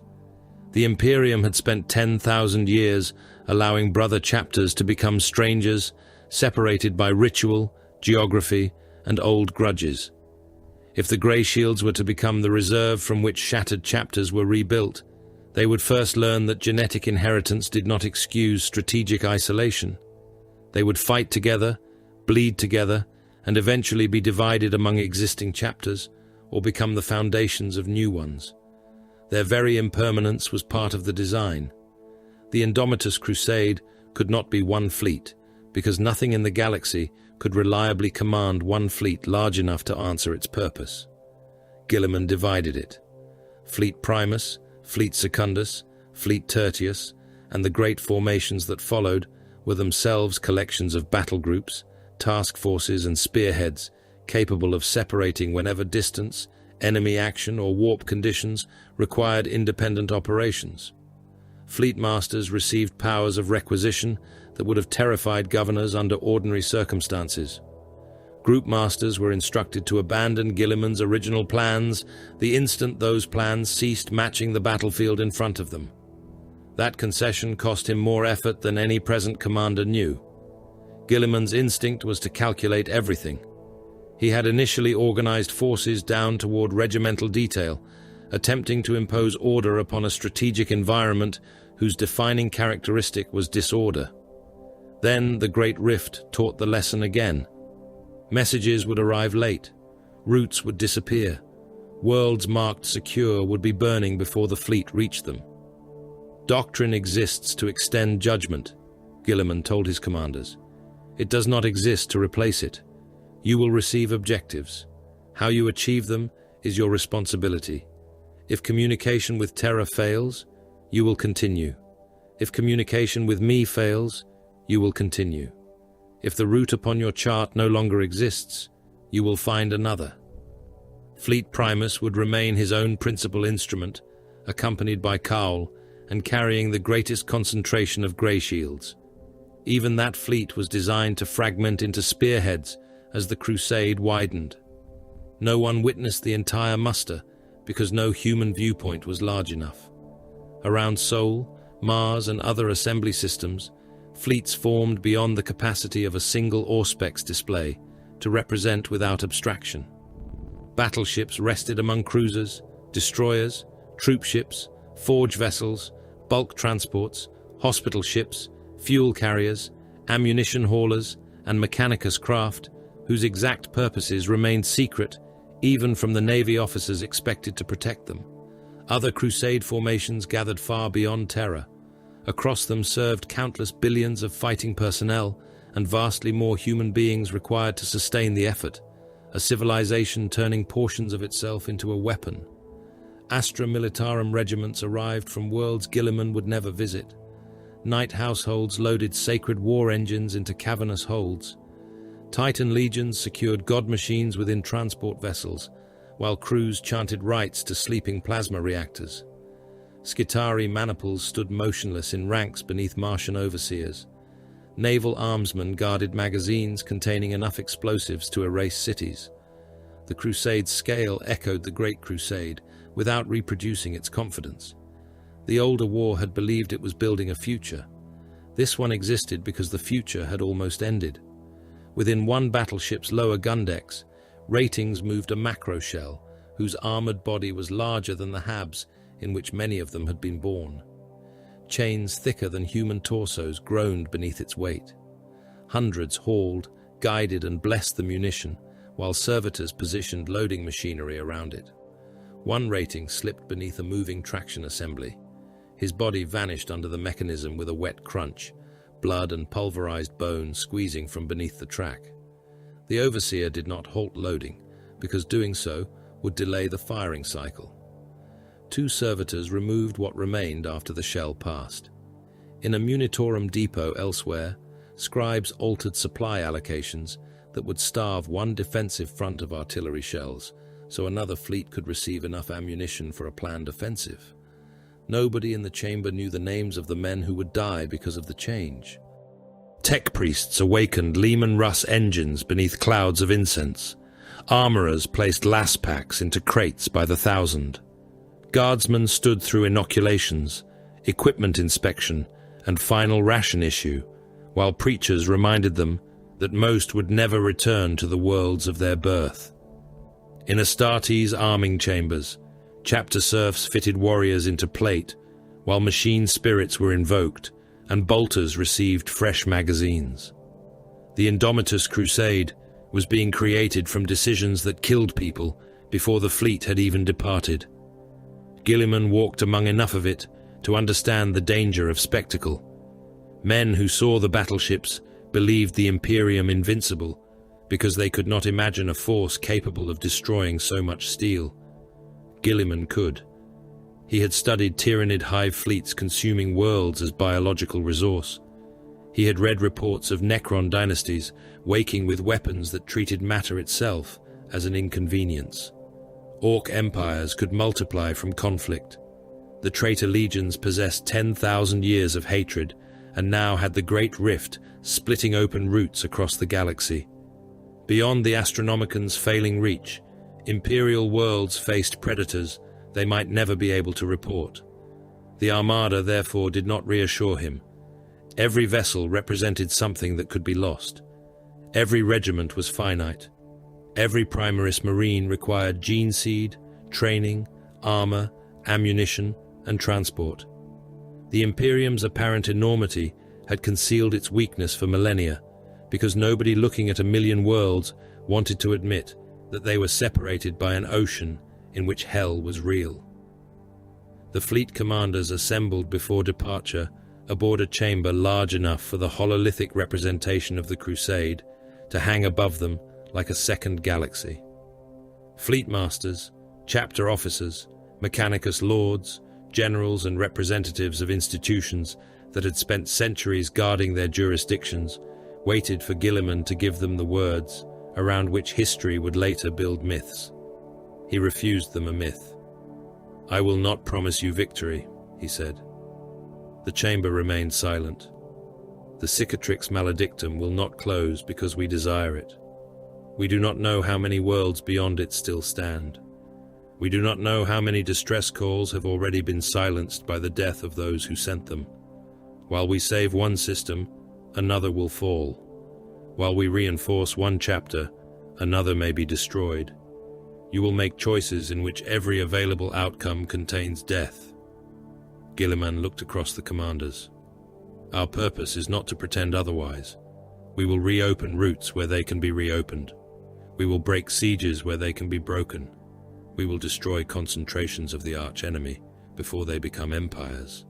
We will reinforce those who still resist. We will establish supply strongholds behind us so that every victory does not vanish when our ships depart.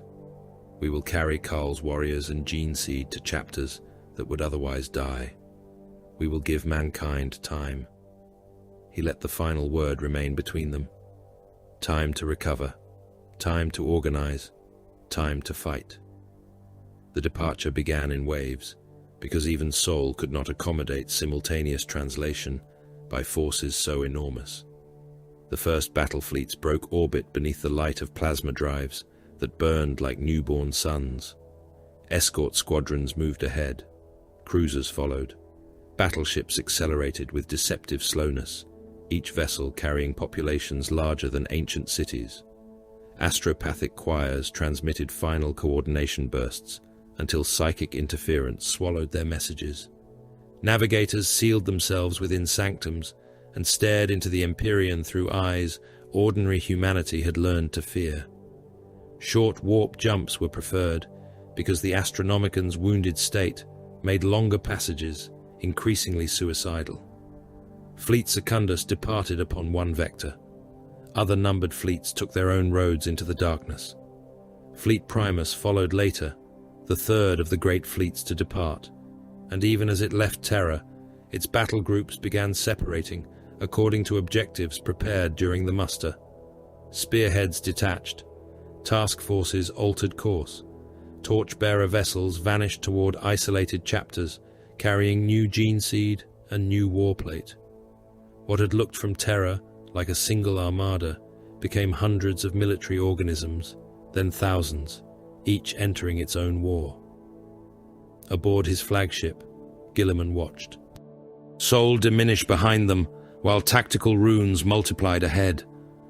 Karl stood elsewhere aboard the immense machinery of the fleet, still creating Primaris warriors, weapons and secrets faster than Guilliman found time to interrogate him about them. Calgar remained in Ultramar, rebuilding the realm from which this chain of impossible events had begun. Terra lay behind the Crusade, beneath the protection of a father who no longer felt like a father. Guilliman could remember the pressure of the Golden Throne if he permitted himself to do so. Recognition without affection, necessity without comfort, a once human consciousness burned into something too vast and wounded to understand as anything so simple as a parent. He did not permit himself to dwell upon it. Ahead waited the sons of Horus's rebellion beneath new masters, worlds consumed by the great devourer, tomb realms stirring beneath the feet of ignorant colonists, orc empires feeding upon endless war and innumerable human planets whose populations would die without ever knowing a Primarch had returned. The viewing aperture darkened as the fleet approached translation. For a heartbeat, Guilliman saw his reflection imposed upon the stars. The living son of the Emperor, Lord Commander of the Imperium, Primarch of the Ultramarines, titles created by men desperate to believe titles could hold back extinction. His resurrection had saved nothing. Cadia was still dead. The galaxy was still broken. More than half the custodians killed before the Lion's Gate would not rise because he had risen. Worlds beyond the Great Rift would not recover because priests proclaimed his return a miracle. The Emperor would not become the father Guilliman remembered. 10,000 years of decay could not be reversed by one commander, one army, or one crusade, regardless of its scale. Guilliman understood all of that. That was why he gave the order. Commence translation. Geller fields rose across Fleet Primus. Warp engines awakened. Reality tore open ahead of the ships and exposed the madness beneath creation. One after another the vessels entered, carrying armies, machines, ammunition, faith, hatred, and human lives into the hell mankind had been forced to use as a road between its stars. Behind them lay the Imperium that had survived 10,000 years by becoming a mausoleum. Ahead lay an age that offered no promise of restoration, only war. The era Indomitus had begun. Thank you, brothers, for watching tonight's Warhammer video. Hope you guys enjoyed the lore on Guilliman. As always, before we get going, be sure to like and comment the videos and topics you want to see in the future. Be sure to subscribe for the Emperor and check out the merch in the description below. Brothers, the Emperor demands you ready for battle. Reinforce your war gear at Warhammer.store with fresh grimdark apparel, accessories, and collectibles worthy of any loyal servant of the Imperium or agent of chaos. New collections emerge from the warp regularly, with new designs constantly joining the armory. The Emperor protects. Lorehammer provides the gear. Gear up and join the crusade at Lorehammer.store.